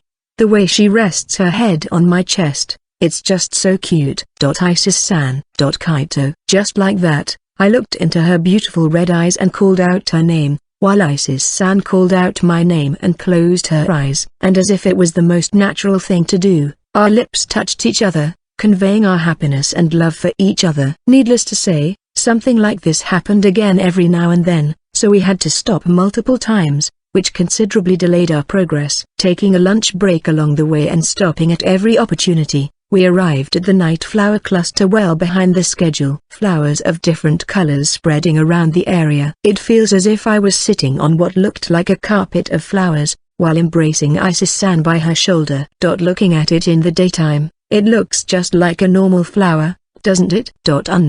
But when it gets dark, it's very beautiful. I see. What should we do? There's still a few hours before the sun goes down. If Kaito doesn't mind, I'd like to stay like this for a while. Yes, of course. Gladly. Placing her head on the side of my head, Isis-san's voice sweetly whispered on my head. In this place surrounded by flowers, sitting side by side like this, I feel like the mood right now is good. Isis-san seemed to be feeling the same way, and wasting no time, she laid her hand on my and leaned on my body, intertwining our fingers. As the scent of flowers tickled my nostrils, I slightly lowered my gaze and saw Isis-san's beautiful nape through the gap in her dress, which made my heart strangely beat faster. However, I don't think that my heart beating faster feels uncomfortable, but rather, how should I say this? A mesmerizing warmth welled up from deep within my chest. Isis-san and I stayed like that together for a while, never separating with each other, until flowers around us began to glow fantastically with the coming of the night. Thereupon, feeling a bit of regret from having to part with her, we collected some night flowers, leaving this memory of this day in this form. As a side note, saying, I'm really happy to make memories with Kaito. Isis-san bashfully giggles, looking too cute. We then hugged and deeply kissed each other, and as a result, I ended up coming home later than I expected. While Kaito and Isis were enjoying their date, Alice, who was sitting on a relatively large rock a few distance away from them, was having a conversation with a certain person in her mind. I see. With those circumstances, Mama Kaito would certainly move. In that case, whether it occurs sooner or later, that situation will surely happen. Well, it depends on Kaito-san whether it will be before or after the Six Kings Festival, but the fact that it will happen is almost settled. The rest depends on the trigger. Well, I have already made preparations so that we can move at any time, so we just have to wait for the right moment. The person with whom Alice is conversing is her best friend, Iris, who resides in her heart too. The two were discussing the matter involving the Demon Lord that is likely to happen in the not-too-distant future. However, how should I say this? It sure feels uncomfortable hearing you talk with honorifics. I've lived with this tone for tens of thousands of years, so talking like this feels more natural for me now. Please get used to it as soon as possible. I mean, can I ask you something? What? Iris, didn't you say something about only being able to talk to me in dreams? That really was supposed to be the case, but to be honest, I don't understand it either. Being able to have a conversation with Iris in her heart too isn't a bad thing in itself, and was rather a delightful situation for Alice. However, There was a discrepancy with the explanation given by Iris when they just met again, so it was natural for Alice to question this. However, the problem was that Iris too didn't have the answer to this question. To be honest, saying that I'm going to transfer my soul to the heart tool was great and all, but in the end, it was a technique constructed not by a god, but a human. At best, I thought I would succeed in sewing a piece of my soul into the heart tool. Well, there's no precedent for this, so I guess you can't be blamed for being uncertain with the results. However, what I'm feeling now is different from before. Up until now, even though I was watching the situation from inside the heart tool, my consciousness was choppy. I was asleep and awake repeatedly, so to speak. But you're firmly conscious now? Yeah, I thought that talking to you when you were unconscious was my limit, but we're now talking normally like this. The result is better than I expected, so I think this is fine. But I can't figure out why. Hearing Iris' explanation, Alice put her hand on her chin and thought about it. There are still many incomprehensible unknowns, but that doesn't mean she doesn't have any deriving factors that would lead her to a conclusion. In the first place, Iris' current state of dwelling within a heart tool is completely unprecedented, so even supplementing missing information with guesswork is difficult. Iris, did some kind of trigger for this happen? I can't think of anything that comes to mind. No, come to think of it, after talking to you in the dream, I thought I heard a click as my consciousness faded away. A sound, huh? It's difficult to say with just this information. Even if Iris' current state is the result of some external influence, it is still puzzling. I wonder if even shallow vernal Sama could cause such an unorthodox phenomenon without me noticing. But even if she could, she would have no motive for doing so. Even if shallow vernal could interfere with the heart tool within Alice's mind without her noticing, there is no reason for her to do so.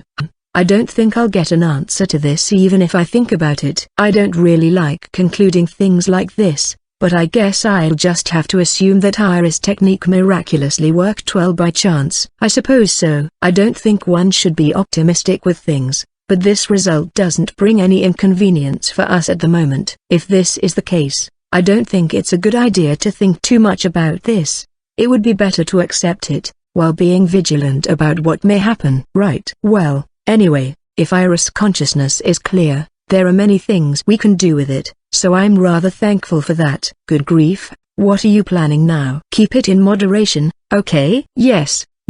Well, for the time being, I'll think about that later, and think about Veer-san's case first. I'm done with the preparations, but it's better to hypothesize the possibilities as much as possible, so I'll think of a few more patterns. As she consulted with her best friend in her mind, Alice was smiling the whole time, feeling as if she was back in the old days, having so much fun talking with Iris. When I came to my senses, I found myself standing in a strange place. It felt as if I'm up in the sky, with nothing but the blue sky all around me. Beneath my feet was something shining with a dull luster. What is this? A giant gear. The only thing floating in the sky was a sideways gear with a radius of about 20 meters, and I was standing on top of it. Even when I wondered why I was in such a place, all I could remember was falling asleep under the covers at night. In that case, am I dreaming? The sight around me certainly is strange, so it's more appropriate to call it a dream. But somehow the hardness of the gear under my feet and the slight breeze caressing my cheek feels so realistic and doesn't feel like I'm in a dream. Did Shiro-san do something again? No, it feels different from how she usually does things, or rather, if it really was Shiro-san, she would have talked to me immediately. While I was thinking like this, several metal plates suddenly appeared in front of me, lining up neatly. They connected to the gear I'm standing on, seemingly forming a staircase. Could I take it that I should climb up here? I don't really know what's happening, but there really aren't other paths for me to go to. When I timidly tried to reach out to the floating metal plating, the plates seemed to be firmly affixed in the air, and there seemed to be no problem even if I climbed up. After I tried climbing up a few steps, making sure they really are affixed in place, I started climbing up the stairs while making sure I'm slightly vigilant to my surroundings. After climbing the stairs for a while, I saw another big gear, or rather, that big gear just suddenly appeared. Anyhow, it seems that I found my destination, so I sped up my pace a bit and went up the stairs. Foo for fun tilde, foo for fun tilde. And in that place, I found a woman. She had her back turned to me, so I can't see her face, but she's about 150 centimeters tall and has long rust-colored hair. She's wearing a simple one-piece dress with a cardigan over it, but her most characteristic part would be the mechanical wing on her right shoulder. While the woman hummed a song, she was arranging plushies on something that looked like a shelf. Didn't I see those weirdly creepy cat and panda plushies back in Alice's store? Immediately after I was thinking about that, the woman turned around. She was a beauty with a well-groomed face, but what caught my attention even more were her bright iridescent eyes. Looking straight at my face, a bright smile appeared on her lips as she spoke. Welcome, or perhaps, in this situation, I suppose I should say nice to meet you here. My name is Makina. Your mother, eh? No. You aren't though. This is troubling. I can't keep up with the situation. Why the heck is a woman I met for the first time declaring she's my mother? Even though they may have passed away already, I haven't forgotten the face of my parents. The woman in front of me, Makina-san's face, was completely different from my mother, nor do I have some sort of aggressive past like I'm a child picked up under the bridge. Heck, didn't Makina-san herself say nice to meet you just now? And yet, what does she mean she's my mother?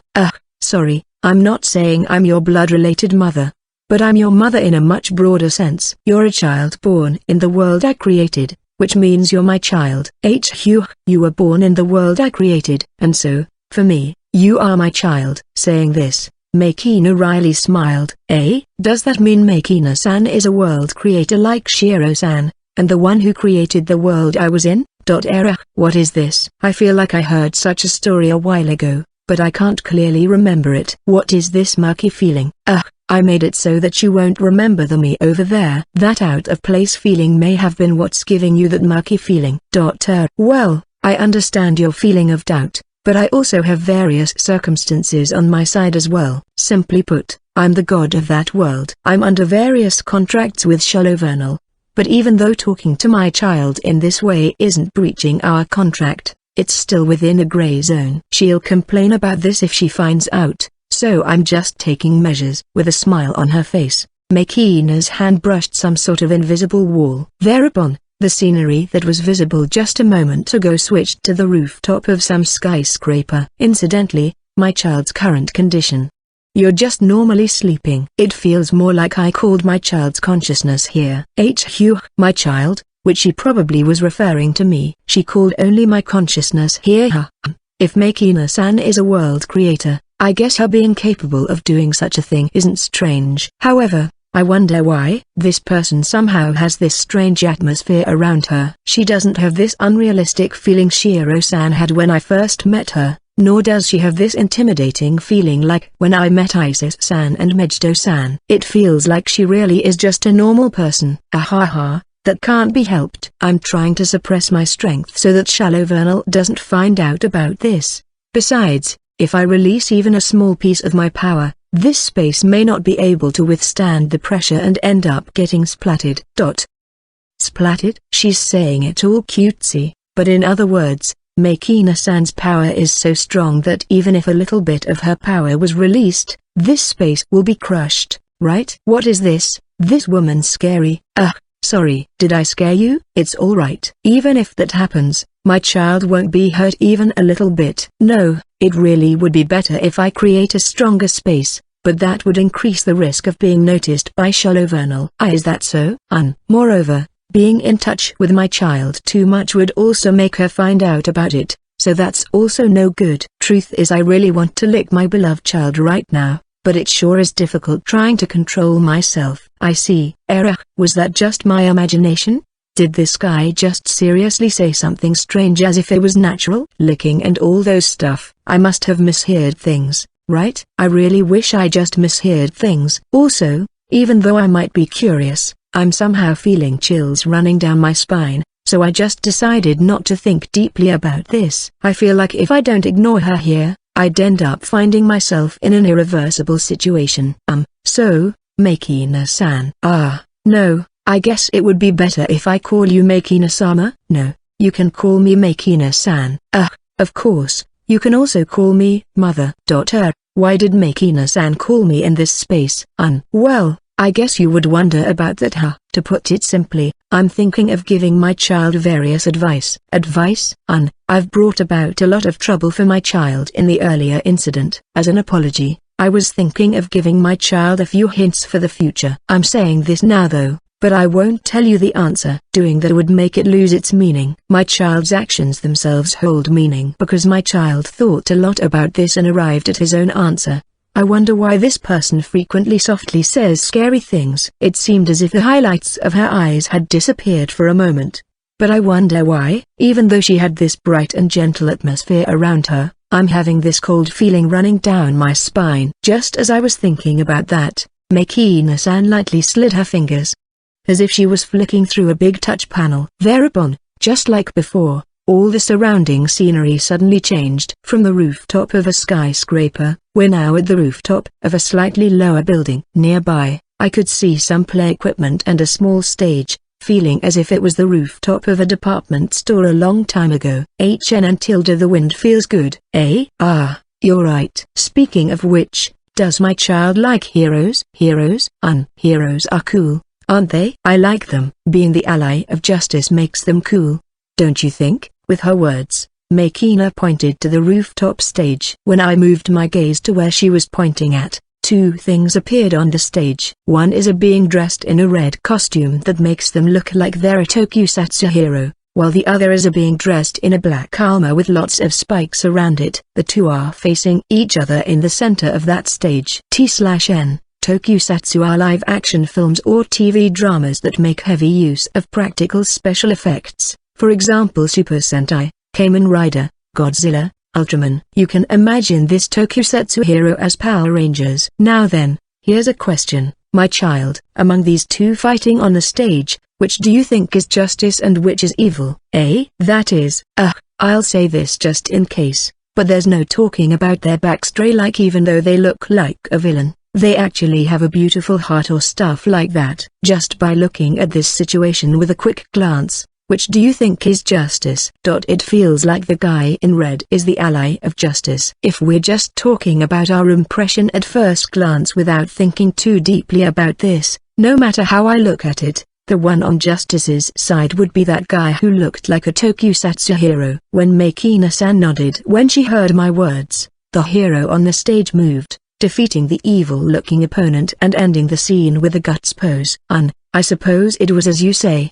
In that case, what about this time? With Makina-san's words, the two characters on the stage disappeared, and this time, two characters who looked like tokusatsu heroes appeared, one white and one black. If she's asking what about this time, I guess she's asking which I think is justice and which is evil, huh? Yes, it's exactly what my child thinks. This time as well, not minding backstories or anything like that, give me your impression of a quick glance at them.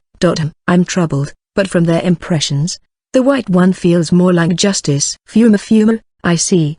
In that case, if this were the situation, what about now? I'm not sure what Makina-san's purpose with her questions is, but I know she's trying to convey something to me. While I was watching the stage with a number of questions in mind, wondering what exactly her purpose was and what the hints were for. What appeared this time were red and white tokusatsu heroes appearing on the stage facing each other. Now this is difficult to answer. Both are heroes that have the impression of justice to them.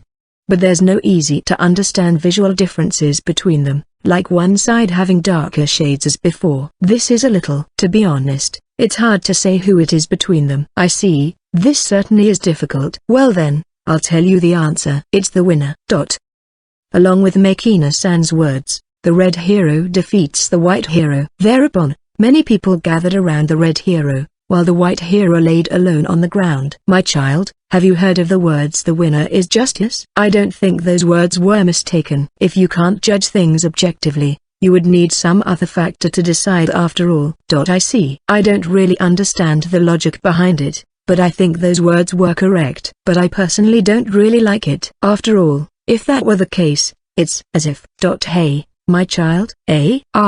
Yes. If the winner is justice, does that make the loser evil?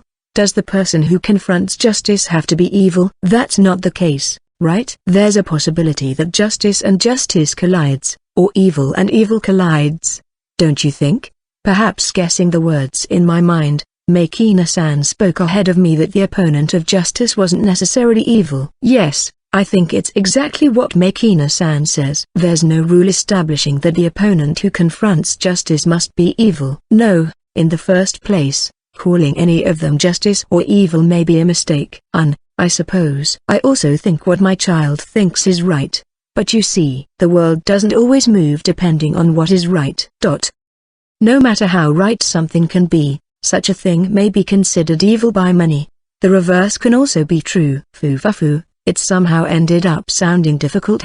After saying that with a gentle smile on her lips, Makina-san raised one finger and continued. Now then, even though we have digressed a bit, I'll now say my hint. In the future of a battle where the winner had become justice and the loser had become evil, who is it that hates the concept of loser is evil the most? The loser? Is that so? Was it the loser themselves? Or perhaps, was it the people who were close to the loser? Or perhaps, was it the winner who they had fought against and understands the feelings of the loser more than anyone else? Saying this, Makina-san stares at my eyes. Her iridescent eyes shining in complicated colors stared at me, and after a while, Makina-san smiled. Listen closely, my beloved child. In order to reach the best possible outcome, the person you need to save isn't just them alone. I will have you forget the conversation we had here when you wake up, but you'll remember just these words when you need them. I couldn't understand who it was that she was talking about, or which words she was trying to accentuate. However, I wonder why. I mysteriously feel like her words would definitely be needed in the future.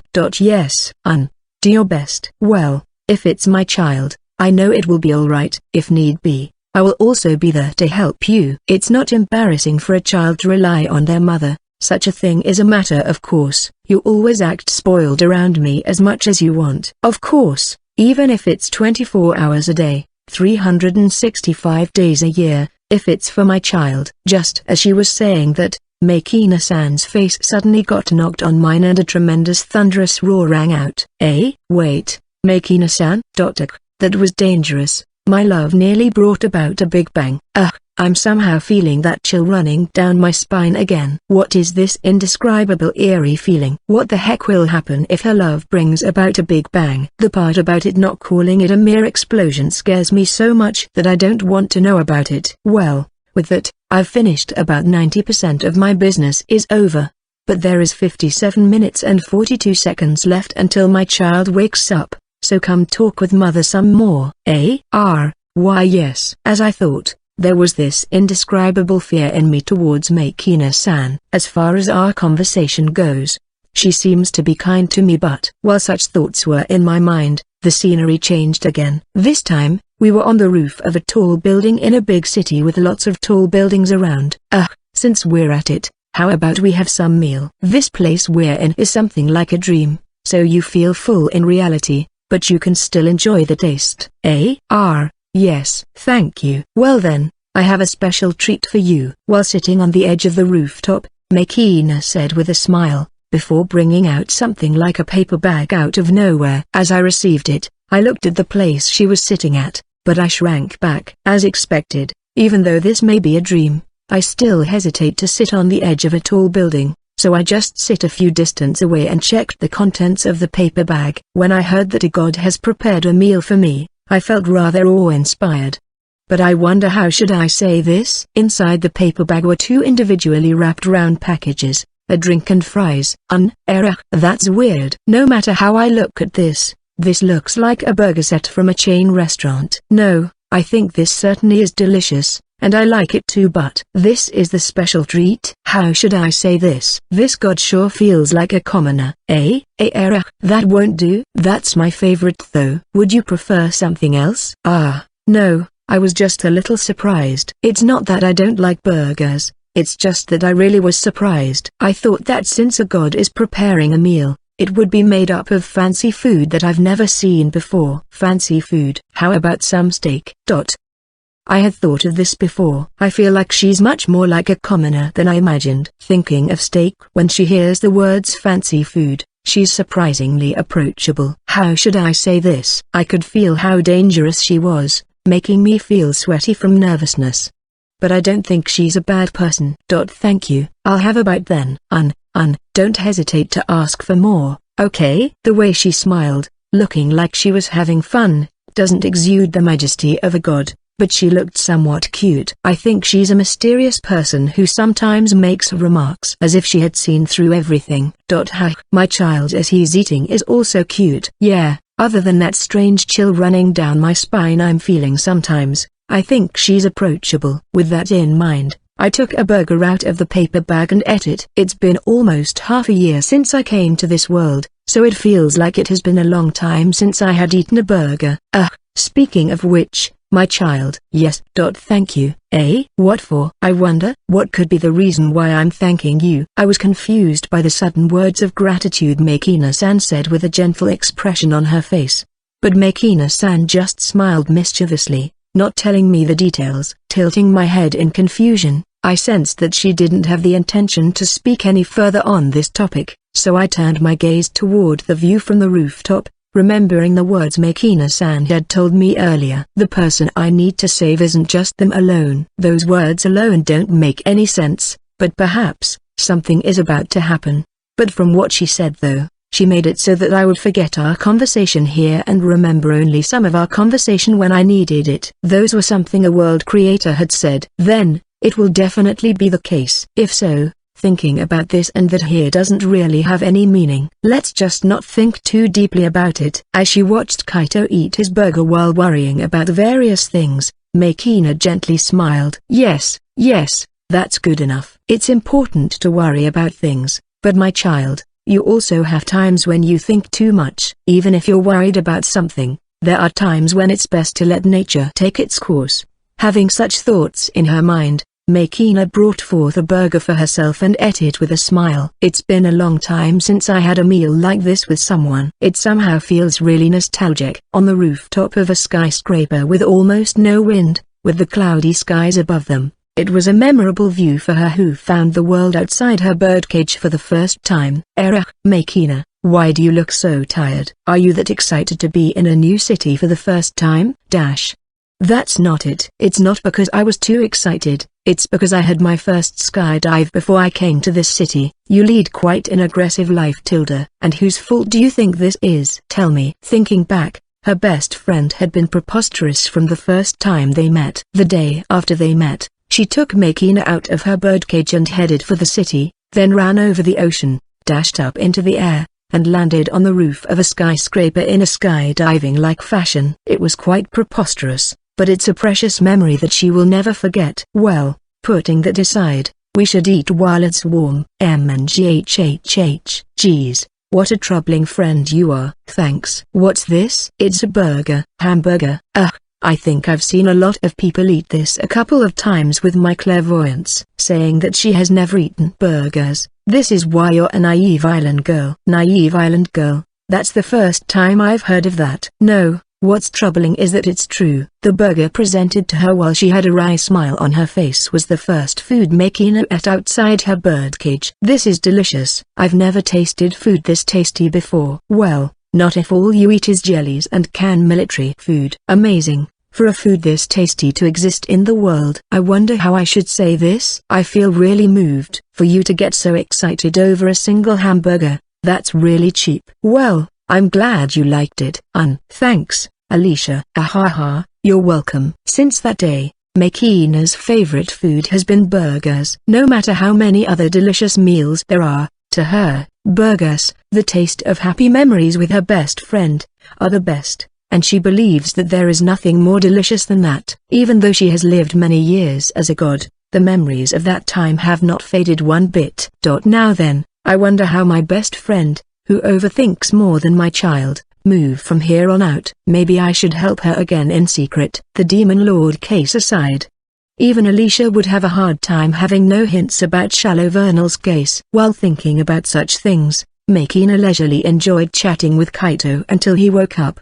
The 10th day of the second fire month. Today, Lilia-san and I are going to be shopping for clothes for the Six Kings Festival. Thinking about it, I've gone out with Lilia-san many times before, but this is the first time we've gone out alone on a date. Also, when we stayed at the summer resort before, it felt more like we were set up. I'm sorry to keep you waiting.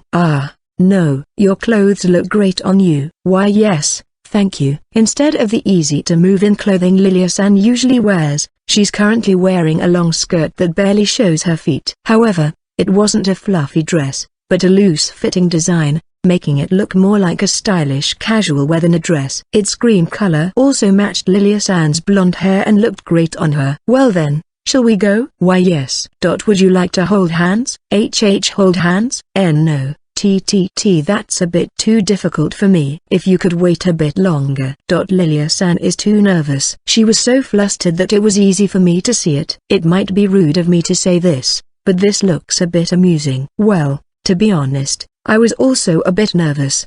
But people calm down when they see other people who are more nervous than they are, so the more nervous Lilia-san is, the more I feel comfortable enough to smile at her. Lilia-san, could you relax for a bit? Let's just take this easy and have fun. You are? Why yes. I'm so embarrassed. No, it's fine if we get used to it at our own pace. Now then, shall we go? Yes. After making a follow-up with a wry smile on my face, I went out shopping with Lilia-san. Even so, she's this flustered just by going out shopping.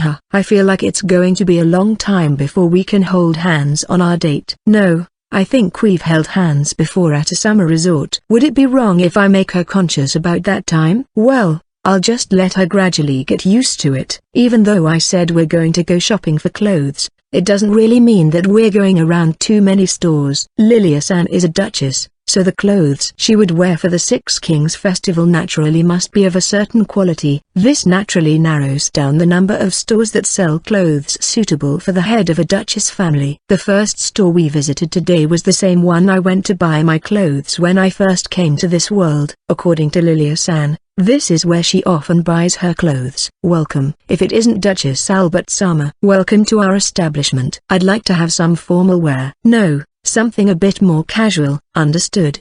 Please wait for a moment.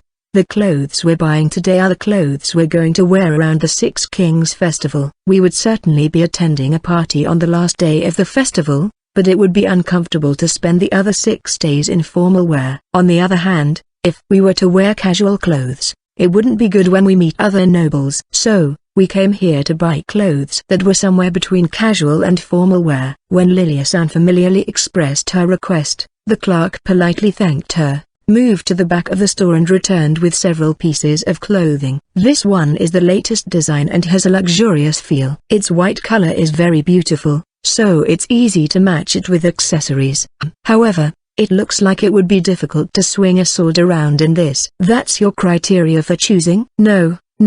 Why are you assuming you'll be swinging a sword at the Six Kings Festival, Lilia-san? Freeze of movement. How about this one? It's very light and stretches well, so I can confidently recommend this if you want nimbleness in your gait.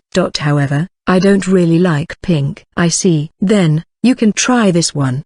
This is troubling. I can't keep up with what they're talking about at all. I don't know much about women's clothing, and even less about what a noble would wear. As I looked at the scene, wondering what to do, Lilia-san turned to me with a smile. This one will take a little while, so if Kaito-san doesn't mind, why don't you take a look at the clothes? They have men's clothing here, too. I guess so. I guess I'll do that. Nodding at Lilia-san's suggestion, I moved my gaze to choose my own clothes, but at that moment, the sales clerk asked Lilia-san, Duchess Albert-sama, if you don't mind me asking. May I ask who this gentleman is? He's my lover. Oh my. Please excuse my rudeness. It seems like I'm not very knowledgeable or thoughtful enough. But, I see. Looking closely, he certainly has the face of a high-class person, so he must be a very famous person. High class? Who is? My apologies. I don't often have the opportunity to see Noble-sama's face, so please forgive me for not recognizing you. Noble? I see. She thought that since I'm the lover of Lilia-san, a duchess, I would naturally be a noble. I was tempted to ask her what exactly noble-like she saw in me, but telling her that I'm not a noble would only prolong this topic. So I just told her a few words and started to choose my outfit. A different clerk came and explained the clothes to me, but to be honest, I haven't found any clothes that I like. In a way, that might be something that's obvious. The clothes I'm wearing now were made by Alice. To be honest, Alice's taste and skills are top-notch, and since the clothing I bought from her were tailored to my tastes, it's hard for me to find something better than that. In fact, ever since I started buying clothes at Alice's general store, I can't remember buying clothes at any other store.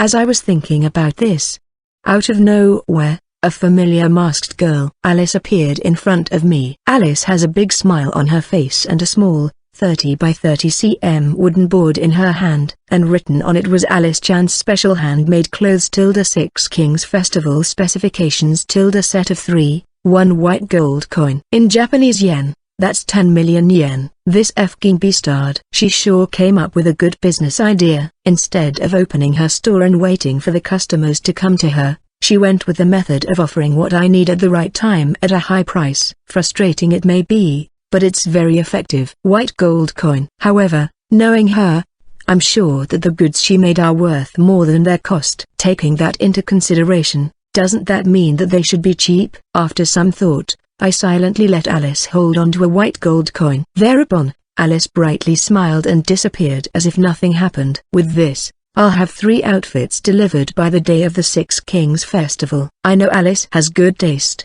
so I can count on her. I feel like I've really lost though. As I thought, I'm fine with the clothes I have. Yes, I have heard from Phantasmal King Sama. I've prepared some tea here, so please make yourself comfortable. She's also one of Alice's subordinates. From the flow of things, could it be that it's all according to Alice's calculations? This guy may actually have more business acumen than I thought. After Alice ended my clothing selection at that instant, I waited for Lilia-san over a cup of tea, as recommended by the clerk. This store mainly caters to the nobles, and it seems like it's common for them to take a long time to choose their clothes, so there are several tables and chairs set up in an open space. It kind of reminds me of those shops that deal with cars. Well, I've never bought a car before, so this is just completely something I imagined. I finished drinking the tea the store offered me and some time had passed, but it still didn't feel like Lilia-san's shopping for clothes would end. Well, it's not like we're in any rush here, so I'm just going to take it easy and wait. But you see, being bored from all the waiting, I just can't help but wonder how things are going. So, I got up from my seat and went to the place where Lilia-san was, to check up on what the situation was like on her side for a bit. There, I found several beautiful dress-style outfits lined up in front of the wall, and Lilia-san had her arms crossed in front of them, seemingly troubled while looking at them. Lilia-san?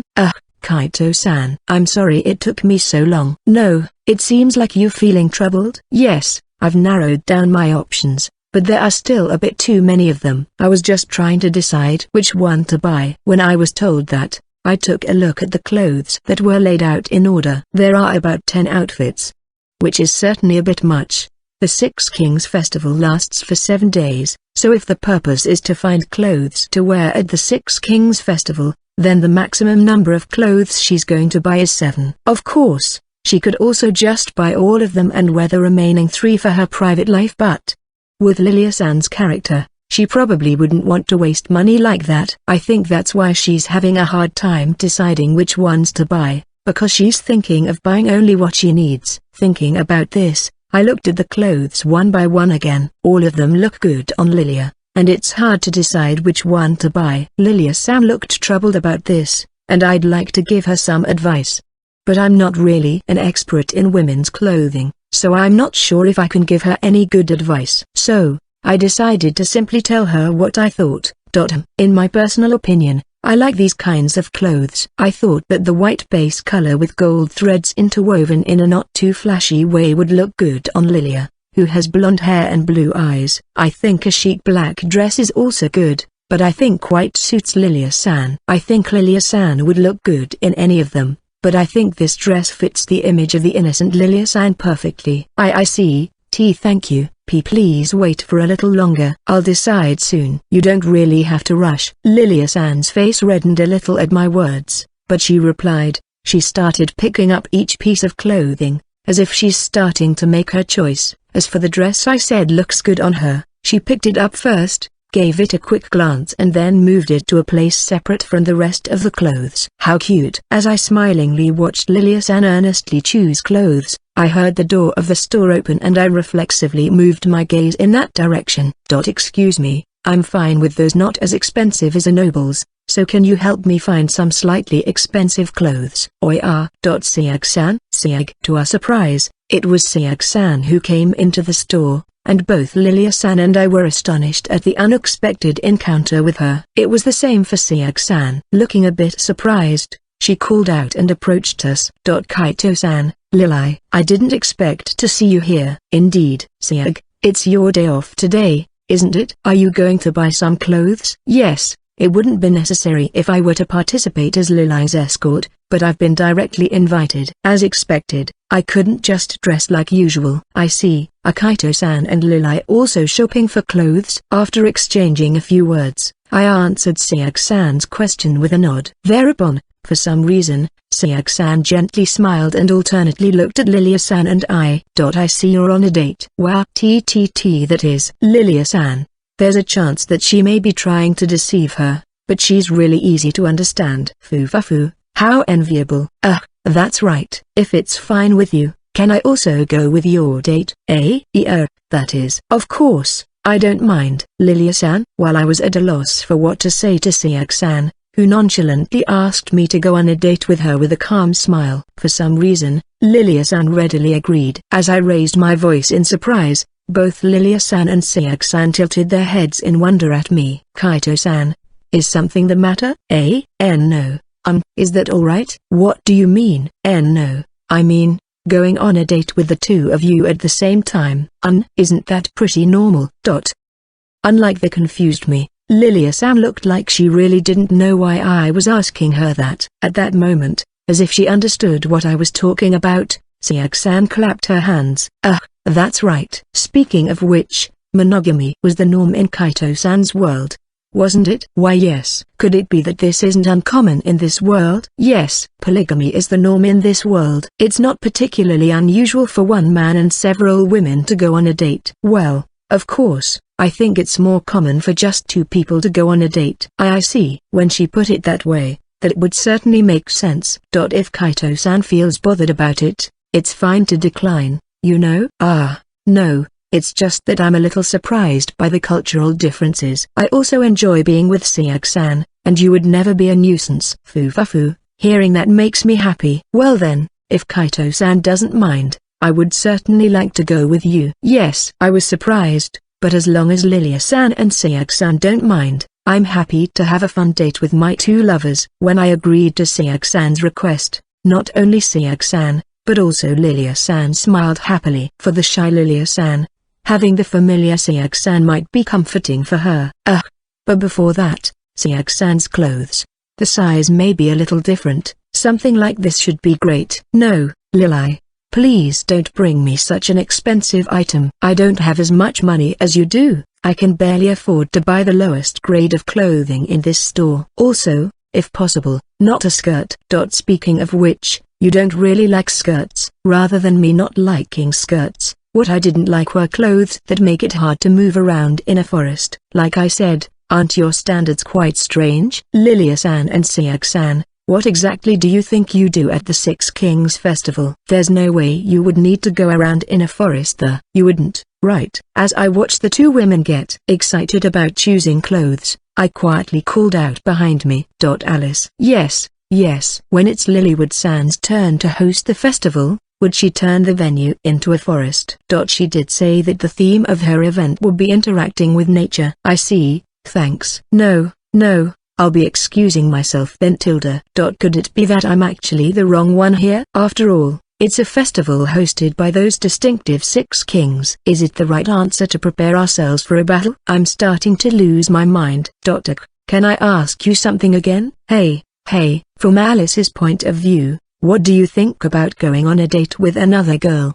I'm fine if it's with Kuro-san or Fate-san. It feels too troublesome if it was with the others, so I would have to pass. I see, thanks. I'll keep that in mind. Different people have different opinions about her. It doesn't seem like there's anyone among my lovers who are on bad terms with each other, but I think it would be a good idea to ask them about this later. With the addition of Sayag-san, whom we met by chance at a clothing store, we decided to move on to a date with one man and two women, which feels unusual for me. However, we decided on our clothes first. Lilia-san bought about 5 clothes, including the one I recommended. As for Sayag-san, this is expensive. Sayag-san, you look like you're feeling troubled.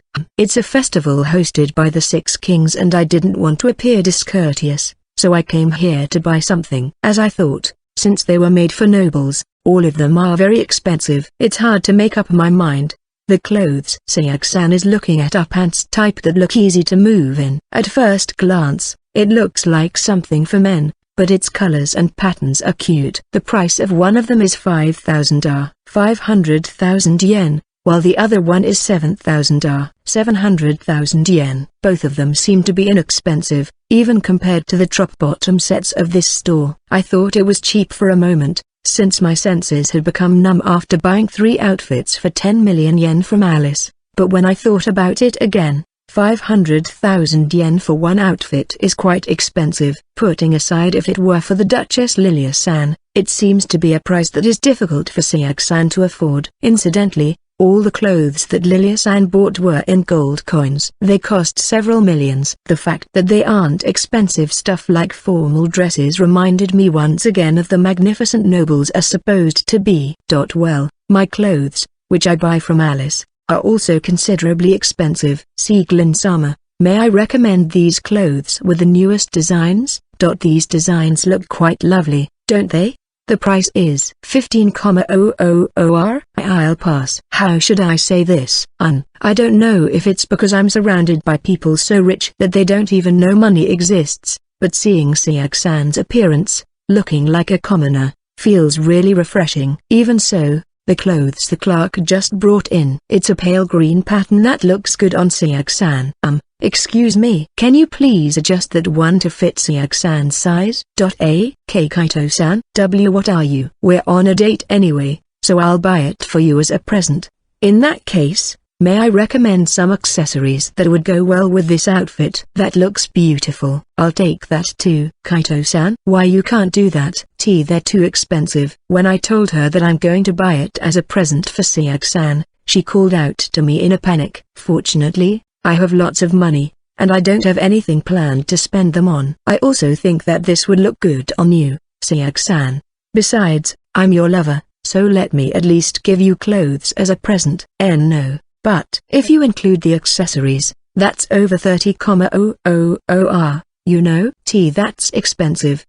Lilia-san too, please let me give you that dress I picked as a present. Thank you. I'll take your word for it then. You're ignoring me? Lili too. How can you easily agree? Unlike the flustered Sayag-san, Lilia-san smiled at my suggestion and just thanked me. This may be because of the difference in financial sense between the two of them. Kaito-san's personal wealth can't be compared to that of an ordinary noble, you know? Kaito-san, how much money do you currently have? I haven't really counted them, but it should be about 1,500 white gold coins. 1,500. Even after making money from the monster race before, lots of things happened and the money I have just kept increasing. For example, when I was making the music box, I received a large amount of jewelry from my sis-san that I still have a lot of leftovers. The quantity was a bit large, and I was worried about the capacity of my magic box since Magnoel-san's scales took up most of the space. So I decided to sell some of them. As a result, I have a lot of money in my pocket. Even after giving out special bonuses to Anima and the others, I still have a lot of money. I'm going to have to seriously think about how to use them. Don't come out of nowhere and smile like that, idiot.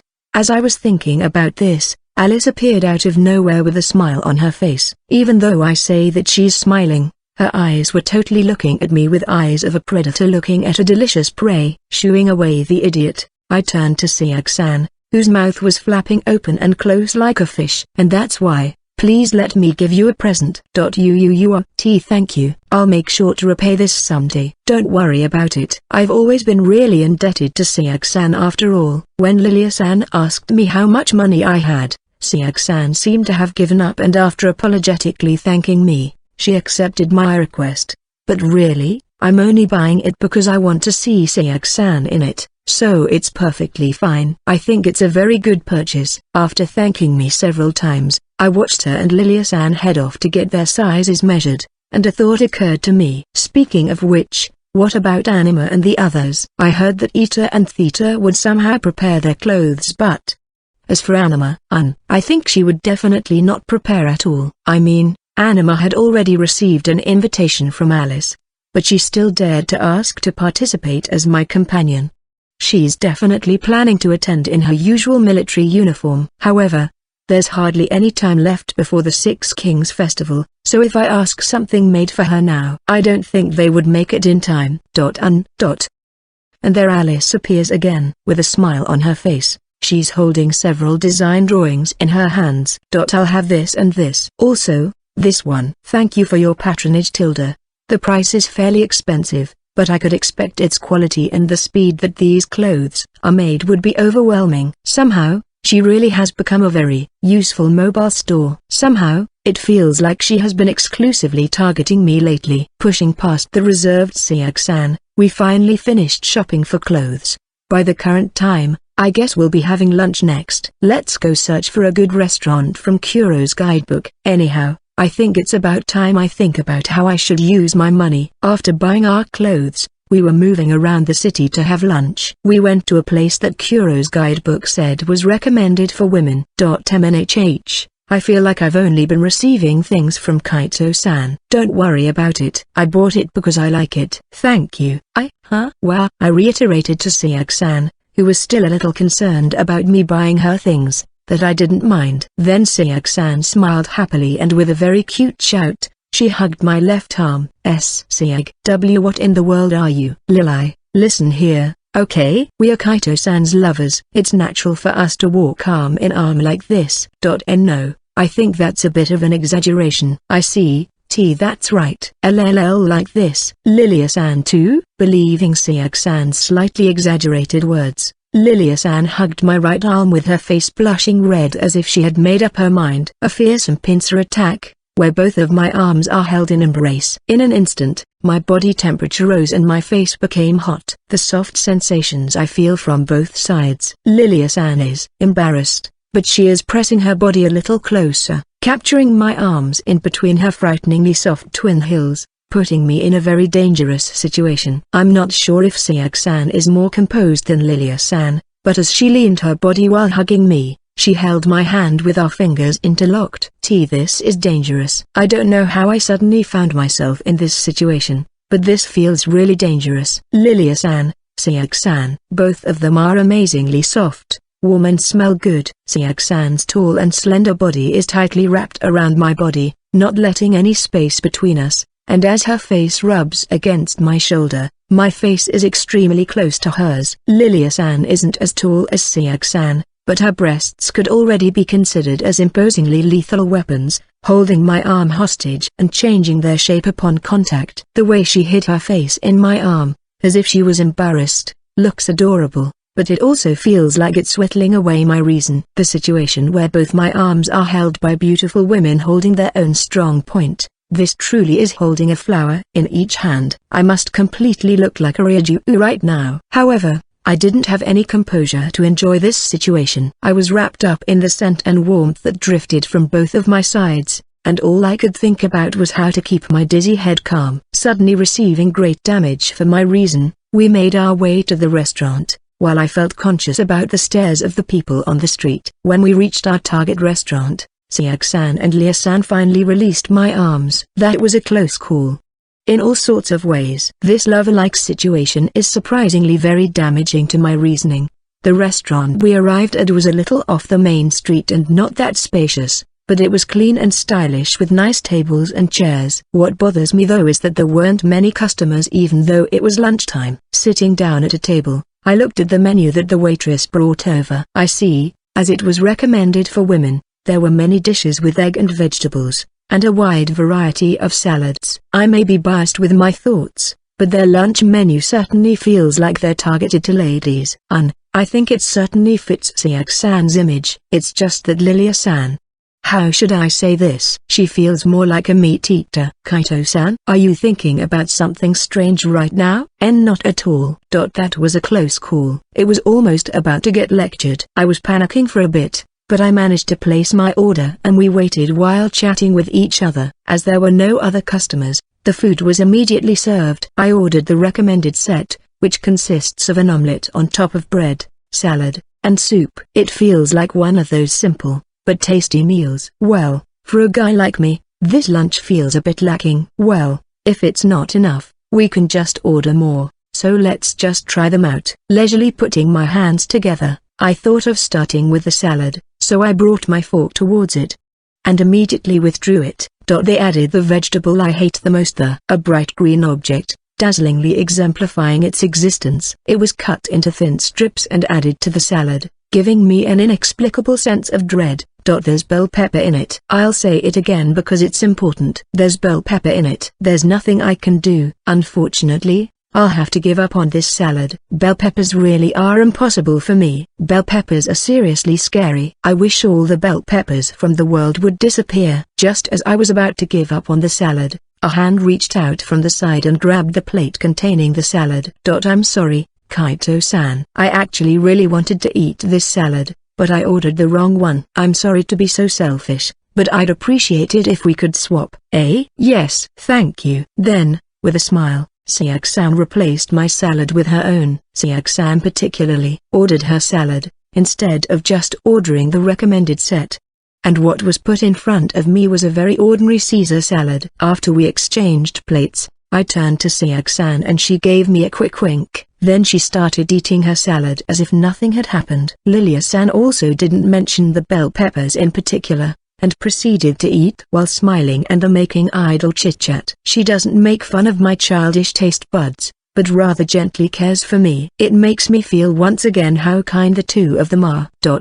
I'm falling in love with them all over again. Both Sayaka-san and Lilia-san are really wonderful women, and I felt so proud to think that I'm their lover. Strangely, the salad I ate that day tastes more delicious than usual. The 11th day of the second fire month. I woke up at the usual time and headed to the dining room as usual, but I found Luna Maria-san on standby along the way. No, it doesn't seem like we just met by chance. She was standing in the middle of the hallway, her gaze staring right at me. If it isn't Mama-sama. Good morning. What a coincidence it is, meeting like this. No, this obviously looks intentional. You know, you're waiting here for me. Ha ha ha, you and your jokes again. What now? What kind of evil scheme is she up to this time? Her smile looks really suspicious. So, what do you want from me? As expected of Mama-sama, you cut right through the chase. You've opened up this Luna Maria's bleary eyes. Freaking shameless. I'm starting to get worried. What kind of absurdity is she planning to do now? My heart is screaming at me that this wouldn't end well. Probably because of my deep trust in Luna Maria-san's personality. In fact, I have something I'd like to earnestly request Mama-sama. Here it comes. She'll probably say something outrageous again. I would like to ask you to choose my mother as a companion for the Six Kings Festival. This isn't what I was expecting. I thought it was just another request to get Lilia-san in a good mood or asking me to come with her so that she could apologize to Lilia-san. However, what came out of Luna Maria-san's mouth was regarding Noa-san. When you say companion, you mean that, right? Applying for her in advance and bringing her along with me. Yes, as Mama-sama may remember, the scope of the companion's activities depends on the rank of the invitation.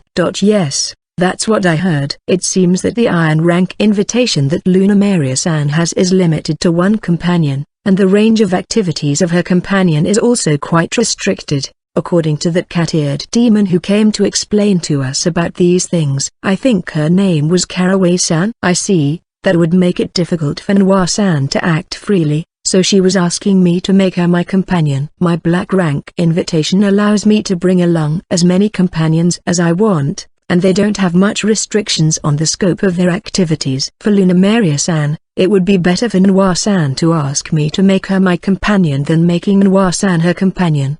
Yes, of course, I don't mind. Thank you very much. I was just about to think of applying others as my companion too. I tell Luna Maria-san, who bows her head at a beautiful angle, that she doesn't need to worry about it. It's totally not because I'm feeling guilty for suspecting that she's planning to do something bad again just now. Lunamaria-san thanked me several times for my agreement before leaving me to think about some things. Even so, companions, I certainly feel like it's about time I decide who I should bring. Aside from Anima, Ito and Theta, I'll invite some of the servants I'm good friends with at Lilia-san's mansion, but the problem is the people outside of Lilia-san's mansion. It seems like most of my acquaintances outside of Lilia-san probably have accepted someone's invitation. Orchid and Rai-san are most probably invited already, and Noir-san will be invited via Lunamaria-san. As for A-san and Fear-san, have Sayag-san invited them yet? If she hasn't, I think I should suggest to apply for their invitations as my companion. Other than them, that's right. There's also Dr. Veer. I've known her for quite some time already, and I've had tea with her and been under her care. She'll probably refuse because she's busy with her job as a doctor, but let's leave thinking about what to do when she refuses me. Let's go invite her first. It was still a little early in the day, and thinking that I should visit her clinic after lunch, I started walking towards the dining room. Also, what about her who I got acquainted with recently? Eden-san? There's a part of me that thinks she's already invited, but there's also a part of me that thinks that she isn't invited to this event. I guess I'll just invite her for the time being. However, I'm afraid to meet Eden-san one-on-one. Alright, I'll ask Kuro to indirectly contact her next time. When I visited the clinic a little later than lunchtime, I was greeted by Dr. Veer with her usual gentle smile. Welcome, Mama-kun. What's the matter? I don't think today was the day for Noir-san's treatment though. Good afternoon. No, I came for Dr. Veer today. For me? Yes. Do you have some time today? There was a possibility that Dr. Veer didn't know about the Six Kings Festival, so I asked if she had some time she could spare. Thereupon, Dr. Veer flipped through the notebook she had on the table. It's alright. I don't have a home visit this afternoon. Is that so? Then, since it looks like this would be a long talk, how about we talk about this over a cup of tea? A patient I had treated today gave me some delicious cookies. Saying that with a smile on her face, Dr. Veer leads me to the living space adjacent to the clinic. I think we're close enough that she would let me into her kitchen like this, so it's not strange to ask her out. Thinking about this, Dr. Veer urged me to sit on a chair. So, what do you want to talk about? Yes. Actually, listening to what she said as she prepared to make a cup of herbal tea, since I think it was a good starter, I tried to get to the point. But at that moment, I heard some hurried footsteps, so I shut my mouth and turned around to hear that sound. Thereupon, the door to the kitchen was vigorously opened and a familiar person appeared. Veer, I'm here to play. Look, I got some very tasty. You can. Good afternoon. Nun-san. Kaito-san? Why yes. T/N. Yukan is sweet bean jelly. Nun-san, who appeared with a big smile on her face, immediately stiffened when she saw me, and her face gradually turned pale. And then, moving like a broken tin can, she moved to the corner of the room and sat down, hugging her knees. I can't become a bride anymore. I couldn't even react quickly enough before her tension drastically dropped down. She got absurdly depressed for some reason. Thereupon, Dr. Veer approached Nun-san and called out to her with a wry smile on her face. Hika, Nun. You abruptly came, but why are you suddenly depressed? Kaito-san saw me being unladylike. I can't be a bride anymore. No, I'm sorry to say this, Nun-san. But isn't it a little too late to say that? You're the one who showed up carrying a dragon at our first meeting, you know. Speaking of which, Nun-san and Dr. Veer are acquainted with each other? We've known each other for quite a while. Hikari, I mean, Did you just call her Hikari? No, Nun-san's real name came out of Dr. Veer's mouth. That should mean that Dr. Veer knows that Nun-san is the first hero. However, why is she that flustered? That's right. It's alright. I also know about Nun-san's true identity. I see. I'm glad. I can be relieved then. I see. She was flustered because she thought I just found out that the first hero was still alive. Even so, for you to know that Nun-san is the first hero, could it be that Dr. Veer? Kaito-san? Did you help Nun-san when she was the hero? What's the matter? No, it's nothing. Yes, as Kaito-san thought. I had been under Veer's care when I was a hero, and we are still friends because of that. What is this? Both Nun-san and Dr. Veer's expressions and voices are quite normal. However, I could feel a strong sense of urgency in the emotions conveyed by my sympathy magic. Moreover, they're coming from both of them. Feeling a strange sense of unease, I don't really have any particular reason to pursue this matter, so I just nodded my head in agreement. How should I say this? Something feels strange. Yes, it's as if they're hiding a big secret. I was strangely caught off guard by their reactions, but I didn't mention it, and the three of us, including Nun-san, exchanged some light conversation. After a while of idle conversation, as if she remembered about it, Dr. Veer returned to our original topic. Come to think of it, Mama-kun, in the end, what's the reason why you came to see me? Yes, since Nun-san is here, this may not be necessary, but since Nun-san is a member of Kuro's family, she definitely has an invitation, and if she and Dr. Veer are close friends, it wouldn't be surprising if she had already invited her to the Six Kings Festival. Well, it's not like I'm going to lose anything by suggesting it, so I'll just invite her. As Dr. Veer tilted her head as she was about to get up and prepare another pot of herbal tea, I told Dr. Veer about the main topic of my visit. The Six Kings Festival is about to be held next month, so if you're fine with it, would you like to go? Immediately after, the pot slipped from Dr. Veer's hand and fell on the floor, shattering to multiple pieces. What's with her reaction? What's with this storm-like emotions? The moment I asked that to her, my sympathy magic read the various emotions that erupted from Dr. Veer. Dr. Veer's expression didn't change. She only looked a little surprised. However, the emotions I felt through my sympathy magic were as dreadful as a murky river. Regret, fear, anger, lamentation, anxiety, escapism. Feeling the surge of dark emotions gushing towards my body, I was at a loss for words. Thereupon, Nun-san unexpectedly rose from her chair and approached Dr. Veer. Doctor, you really are hopeless, Veer. You're still the same klutz like usual. I'm sorry, my hand slipped. A klutz like usual? Is that really all there is to it? I mean, what happened just now, rather than because of Dr. Veer's klutziness. It looks more like she's so shaken that she lost grip of the pot. Moreover, I've also felt that from Nun-san too. I could feel her flusteredness, as if she was trying to cover something up. Her expression appears to be calm, but I felt like I had touched something I shouldn't have. Mama-kun. Yes. I'm sorry. I'm glad you invited me. But I have a lot of patients that even need my visit to receive medical treatment, so I don't have the time to attend. It's a lie. I don't even need my sympathy magic for me to know that. However, I can't say anything. Dr.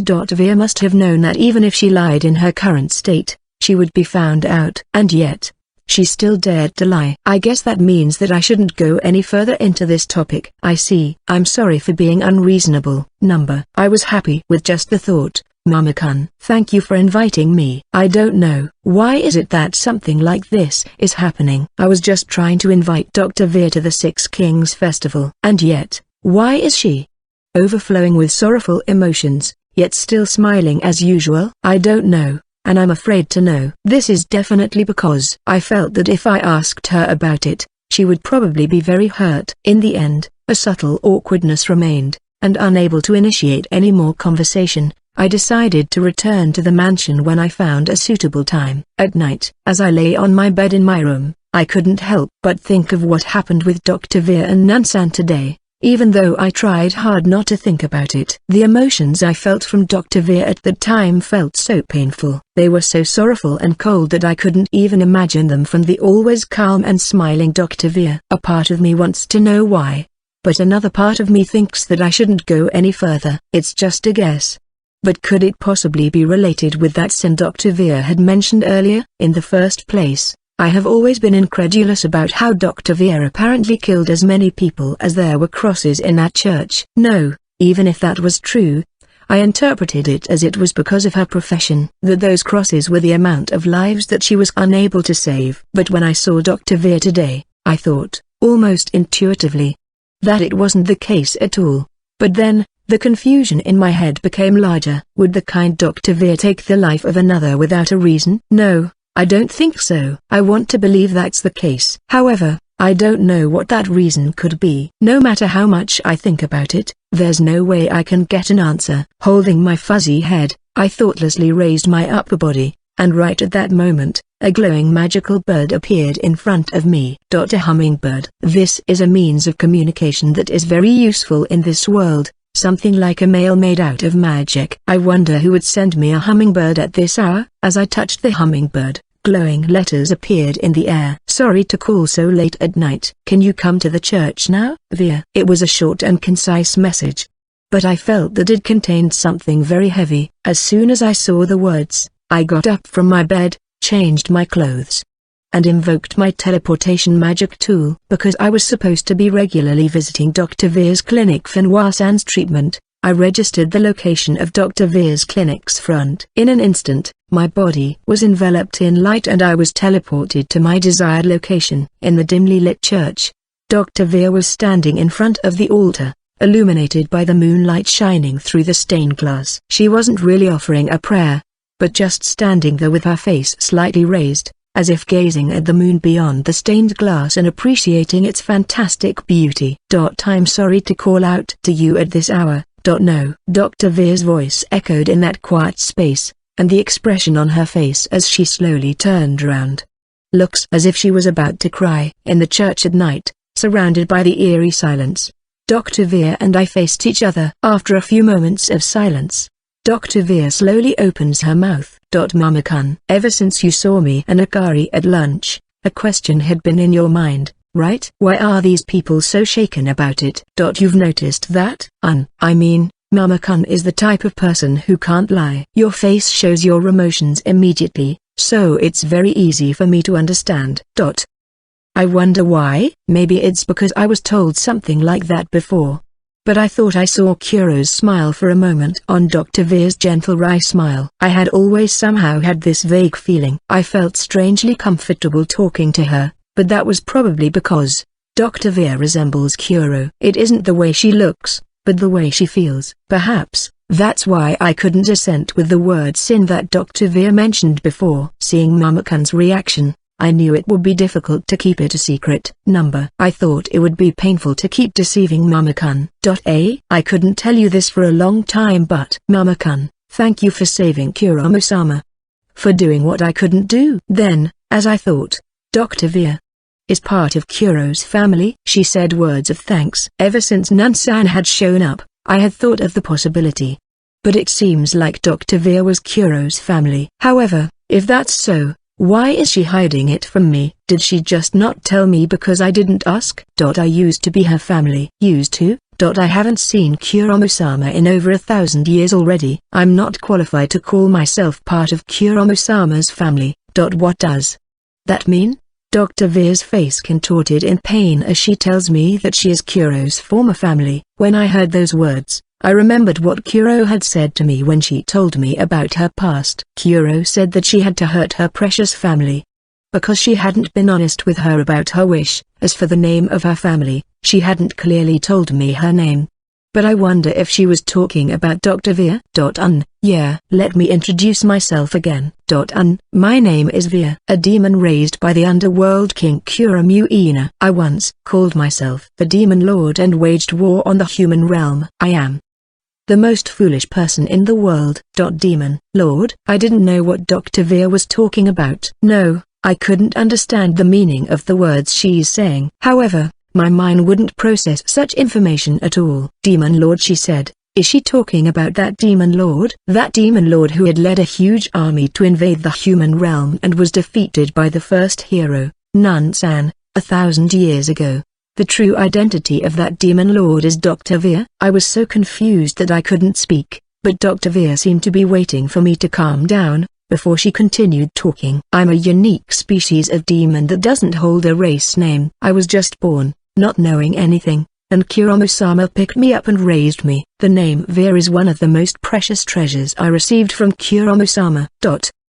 I loved Kuromo-sama so much. I was thinking of her as my real mother. She said that one day, I would be strong enough to help her. Yes, that's what I thought. Speaking of which, I've heard that from Alice. She said that the Demon Lord was like a little sister for the 6 kings. I'm getting even more confused. When I heard the story from Alice, I didn't think too much about what the Demon Lord was thinking when she invaded the human realm. However, if that Demon Lord was actually Dr. Veer, then, why did a woman who should have been kind like her do such a thing? A question like that just surged out from within my mind. I was picked up by Kuramo-sama about 8,000 years ago, I think. One of those days, I noticed that there was a shadow hidden beneath Kuramo-sama's smile.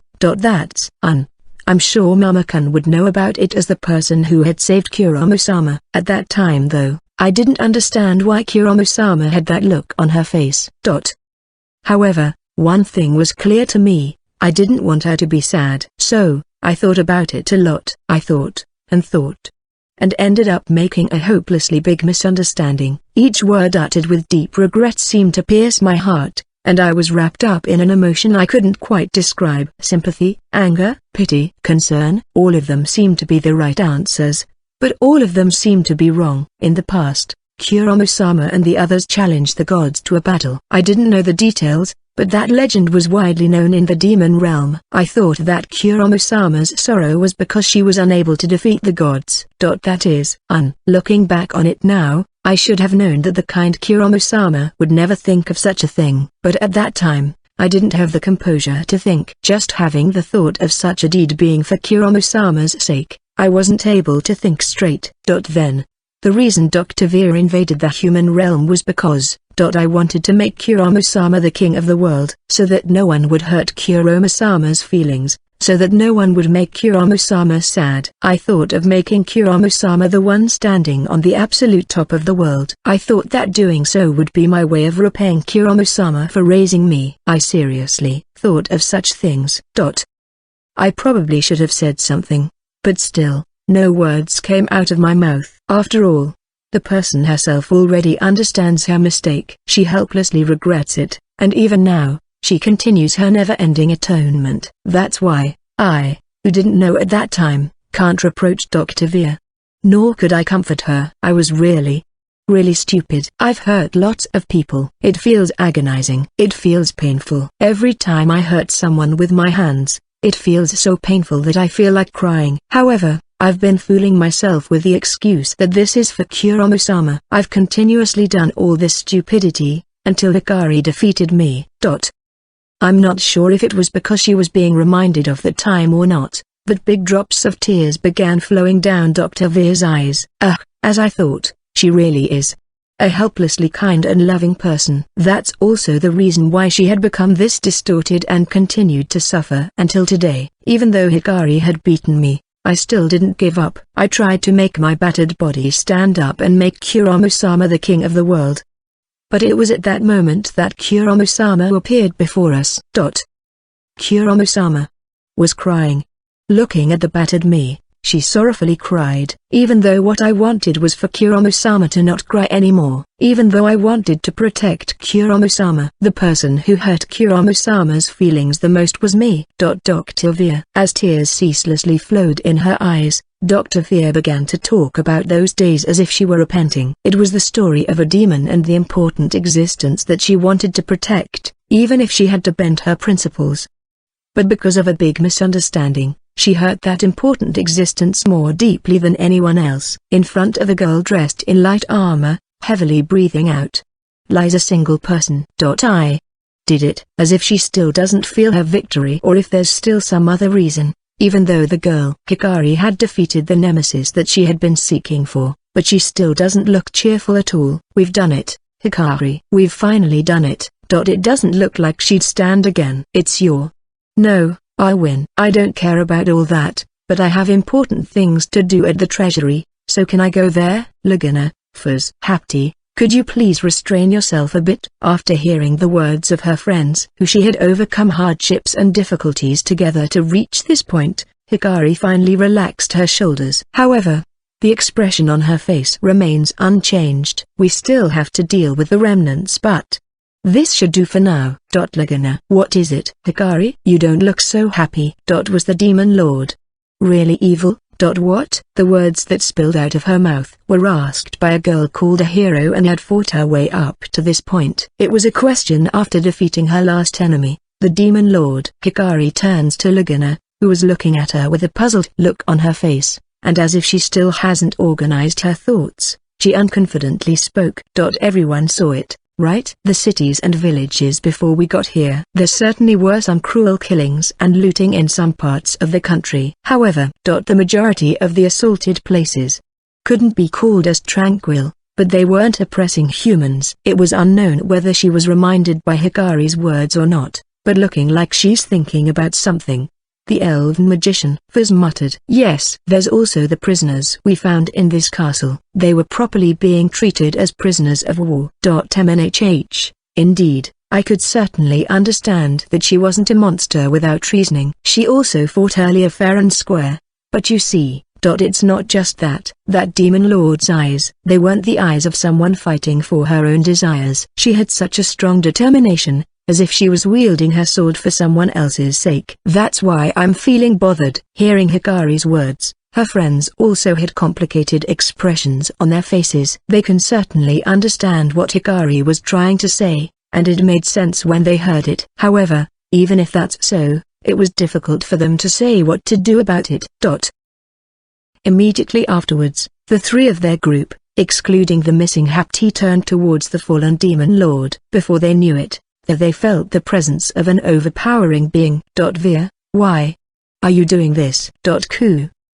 Sama, the girl who suddenly appeared, held up the fallen demon lord in her arms, and as tears shed from her eyes, she called her name. The demon lord seemed to be still faintly conscious, as when the girl called out to her, she slightly opened her eyes and with a hoarse voice, she spoke. If Veer dies, what do you think would happen? I don't want that to happen. It makes me feel sad. Kuramo-sama, I'm sorry if I had properly talked to you. Because of that, Veer had. That's not it. This happened because of me. It is Kuramo-sama. Please don't cry. It is my fault. As Veer talks to Kuramo with tears in her eyes, the moment they saw her. No, the moment when Kuramo appeared, Hikari and the others were unable to take a single step or even blink. What is that? That monster. As if she was squeezing out those words, Lagana's voice trembled as she whispered. Hikari and Fizz also felt the same way. They had defeated the demon lord. That demon lord also held power that wouldn't make her feel ashamed to be called with such a name, and they had barely won a hard-fought battle to the death with such a being. However, as if to treat their efforts as a mere joke, the power they felt from the girl who appeared in front of them just now feels so overwhelming that the demon lord looks like a baby in front of her. Her appearance naturally made Hikari and the others feel despair. Before such a being, they didn't have any chance of winning. Their instincts were loudly screaming at them such. However, Kuramo didn't look at Hikari and the others and only exchanged a few words with Veer.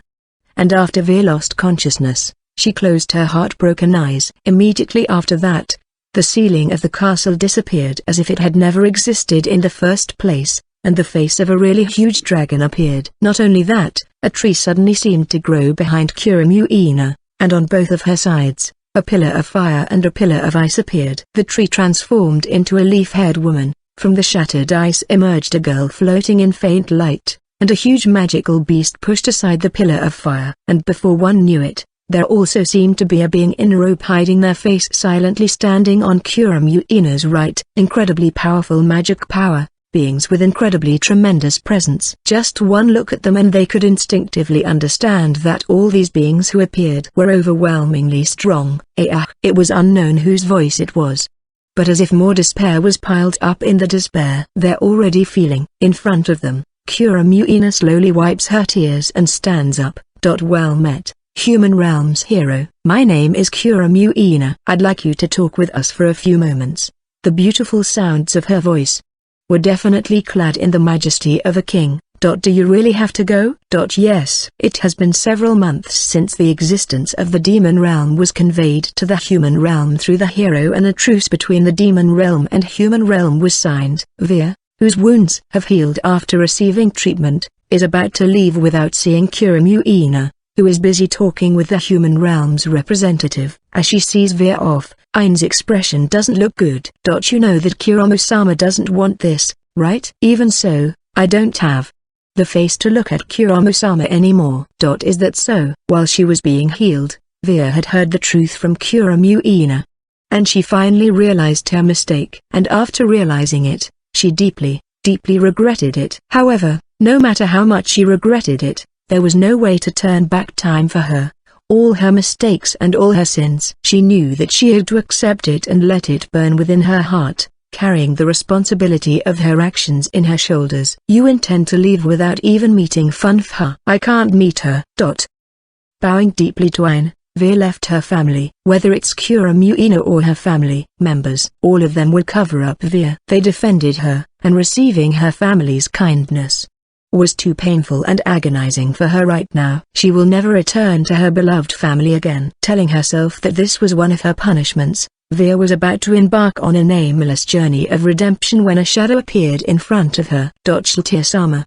I'll just say this now. I will not forgive you for bringing chaos to the demon realm. Even if you were holding back from taking the humans' lives, you are still responsible for the mismanagement of the idiots you brought with you.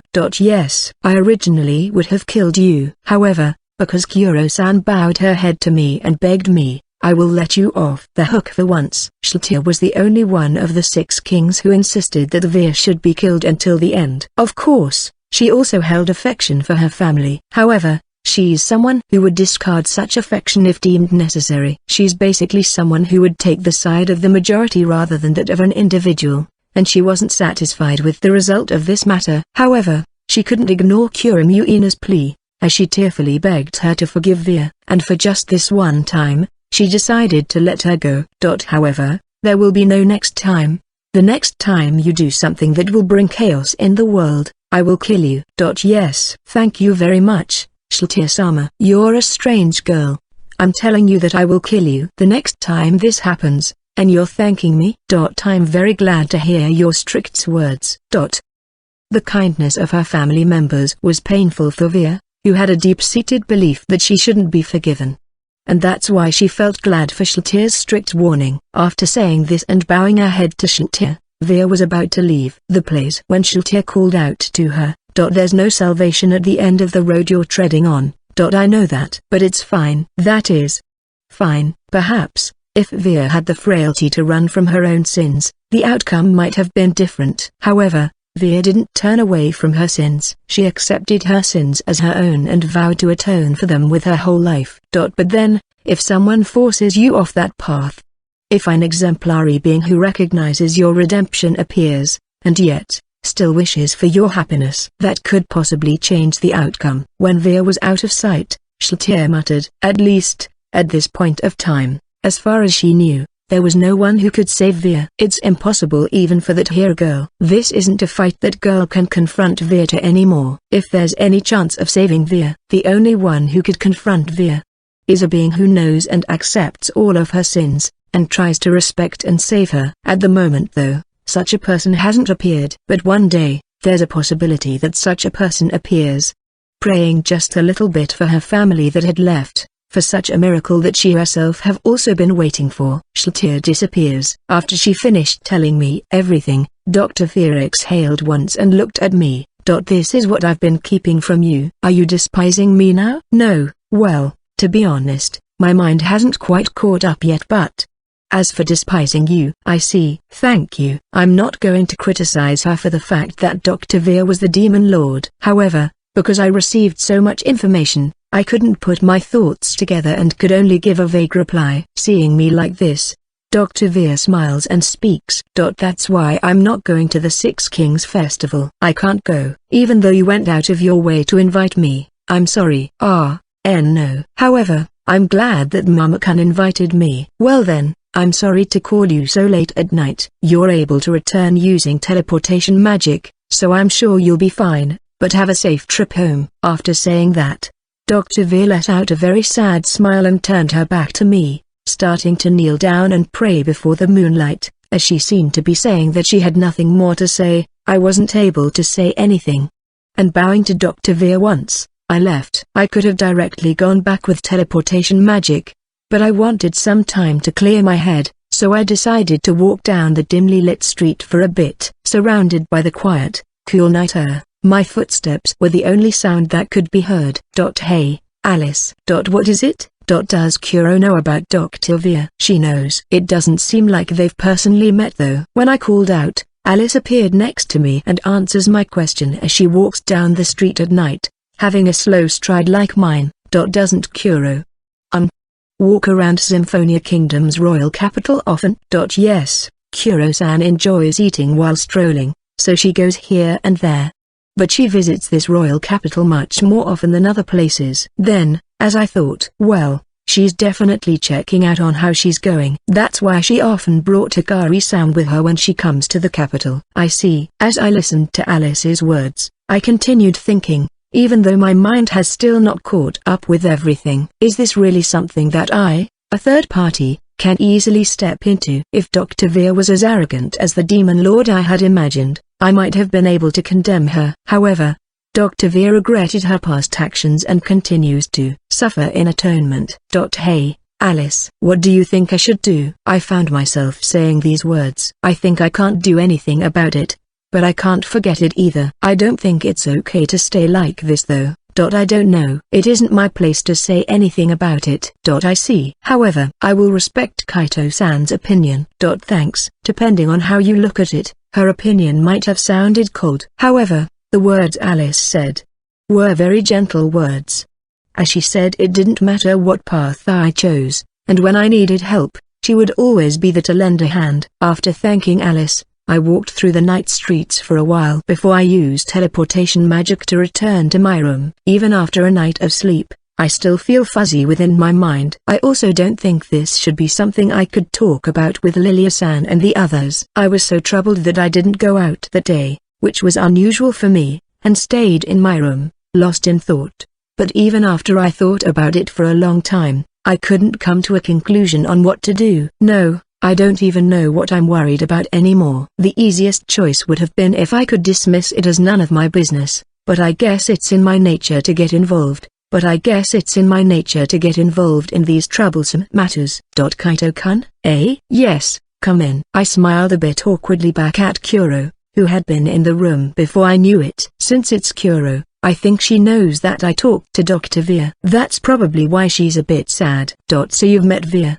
No, well, it's more accurate to say that we met without really getting to know each other. Hearing Veer's story, what did Kaito-kun think? My honest opinion is that I don't know. No, it might just be that I'm being slightly partial towards Dr. Veer's side. I didn't see Dr. Veer with my own eyes when she was the Demon Lord. The only one I know of is the current Dr. Veer. She might be a bit klutzy, but she's a kind person who always thinks of others. That was the impression I had of Dr. Veer. Hey, Kuro, can I ask you one thing? Do you want to meet Dr. Veer? I want to see her. After all, she's my family. I want to see and talk to her. With a lonely look on Kuro's face. She called her family.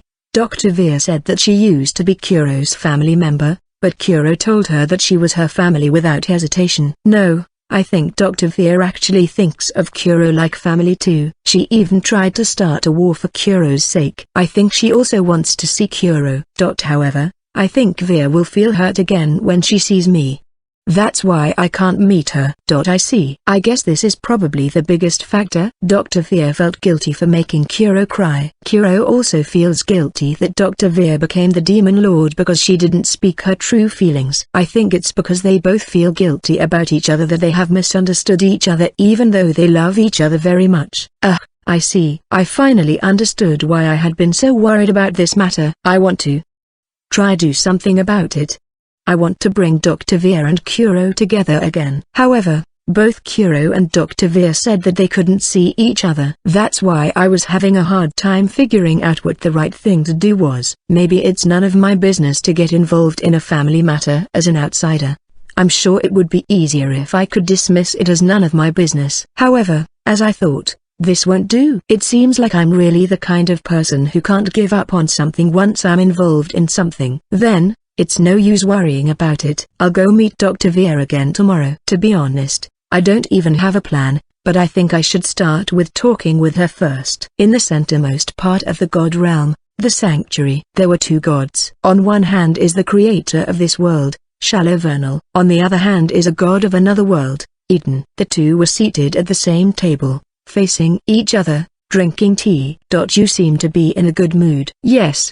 The curtains of one of the stages had been raised. However, it doesn't seem like you'd be interested in it. No, I suppose you were too interested in other things for this. Hearing the words Shallow Vernal muttered, Eden said with a slight smile that another big event is about to begin. By the way, what about that matter which you said you'd consider? Let's see. This visit has been fruitful for me, and I'm grateful for allowing me to continue to visit, as I myself am interested in him. And I do feel grateful to you. It doesn't seem like I could give you an answer that doesn't respond to your request. In that case, yes, I accept your request. My beloved child's parents, Mama Akari and Mama Kazuya. I will lend their souls to you. Yes, that was what Shallow Vernal had been requesting of Eden for a long time, but she hadn't been able to get a good response from her. Even though she was just lending these souls to her, for Eden, who considers all inhabitants of the world she had created her own children and loved them dearly, she was reluctant to give up the souls of her children. However, Eden's strong interest in Kaito and her gratitude for Shallow Vernal, who was the reason she was able to meet him, finally led Eden to grant Shallow Vernal's request. I would need an explanation of the situation. I will rent only one of them to you first. As for the other one, how about I pass it to you when before you needed to use them? That isn't a problem. I give you my gratitude, Earth God. I too am looking forward to the answer my beloved child would arrive at. And the answer you would arrive at.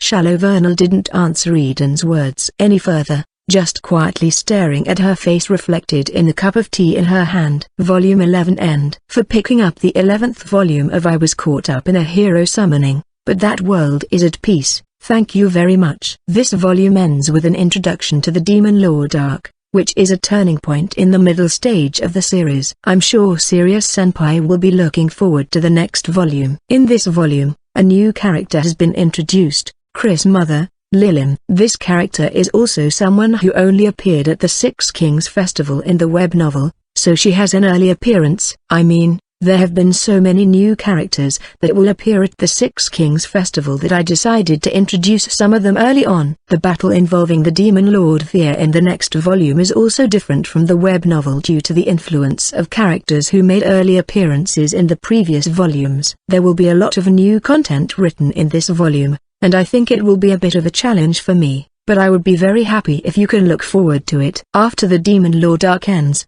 the Six Kings Festival arc will be next. That arc is also going to be quite the long one, but there's almost no seriousness in it. It's basically an arc talking about how Kaito is having fun in a festival together with his lovers, so in a sense, it's an arc that portrays what this novel is all about. Thank you very much for reading to the end. I hope to see you again in the afterword of the next volume. Taodai. The usual waiting room. Placing the 11th volume of I Was Caught Up in a Hero Summoning, but that world is at peace in her hand on the desk. Sirius Senpai glanced at the person sitting across from her. Why the heck are you still here? Why is it, as if it's the most obvious thing in the world, that you return here in the next volume's back cover? You've already conveyed enough how dangerous you are in the main story. How dangerous I am. It's scary how you're not even aware of it. Of all people, why the heck do I have to deal with a walking minefield here? Seeing Makina in front of her, Sirius Senpai sighed. She may look normal at first glance, but be that as it may, her love for her child is so abnormal that if she carelessly touches upon that topic, she will continue to speak at a rate that will quickly fill up the word count for the back cover. However, her beloved child, who can be said to be the tripping landmine to trigger Makina, is the protagonist of this series, Kaito. Although it was something that Sirius Senpai just declared, she thinks that the back cover is where she introduces the contents of the volume in an easy-to-understand manner, so it's extremely difficult to proceed without bringing up Kaito. Even though I've received a lot of direct damage to my heart because there are a lot of date scenes in this volume, the author is thinking I'm looking forward to the next volume? What's there to look forward to when I'm over here dealing with this angel that could explode at any moment? I wanna drink some coffee. Coffee? Here you go. I'm digressing a bit. But since there was only sweet chalky milk and shitty baby castellas in this waiting room, and she had no way to get anything else, she just gave up. However, that isn't the case for Makina. She is an omnipotent and omniscient god, and if she feels like it, She can create as much coffee as she wants. I also want 99% cacao chocolate. Here you go. I don't really like those cause they're bitter, so I'll just have myself a normal chocolate. After creating the chocolate as requested by Sirius Senpai, Makina also created the chocolate for herself and started eating it deliciously. After looking at the chocolate and coffee in her hand with a somewhat stunned expression on her face, Sirius Senpai muttered, seemingly troubled about something. Even though the person herself is extremely dangerous, with her presence here, the logistics of the back covers will drastically change. The advantages and disadvantages are very clear. No, it's nothing. Makina certainly has her dangers. However, it's only for a specific topic, so she shouldn't have any problem as long as the landmine isn't stepped on. Rather, Sirius Senpai feels that the advantage of her presence here is greater in her mind. That's right. Regarding today's volume, it's the conversation between my beloved child and I. My beloved child really shines the brightest when he's talking with mother. Wait. Yes, that's right. Of course, my beloved child is always perfectly adorable, but I think he's cutest when he is talking to me. When my child is with mother, he really feels at ease, and his smile seems to be softer. Well, if I were to speak of my personal preference, the corners of his mouth should be about 2 millimeters higher and the corners of his eyes should be about 1 millimeter lower than that, but these are all trivial issues before the cuteness of my child. In the first place, my beloved child is. Seeing Makina gleefully speaking her heart out, Sirius Senpai withdrew what she had thought in her heart, dismayed to see that there's a pattern where she goes on a rampage even if she didn't step on any landmines. She thought of the future where she was trapped in a place with its flow of time changed, and she could only listen to Makina continue talking for several hundred hours, and despaired.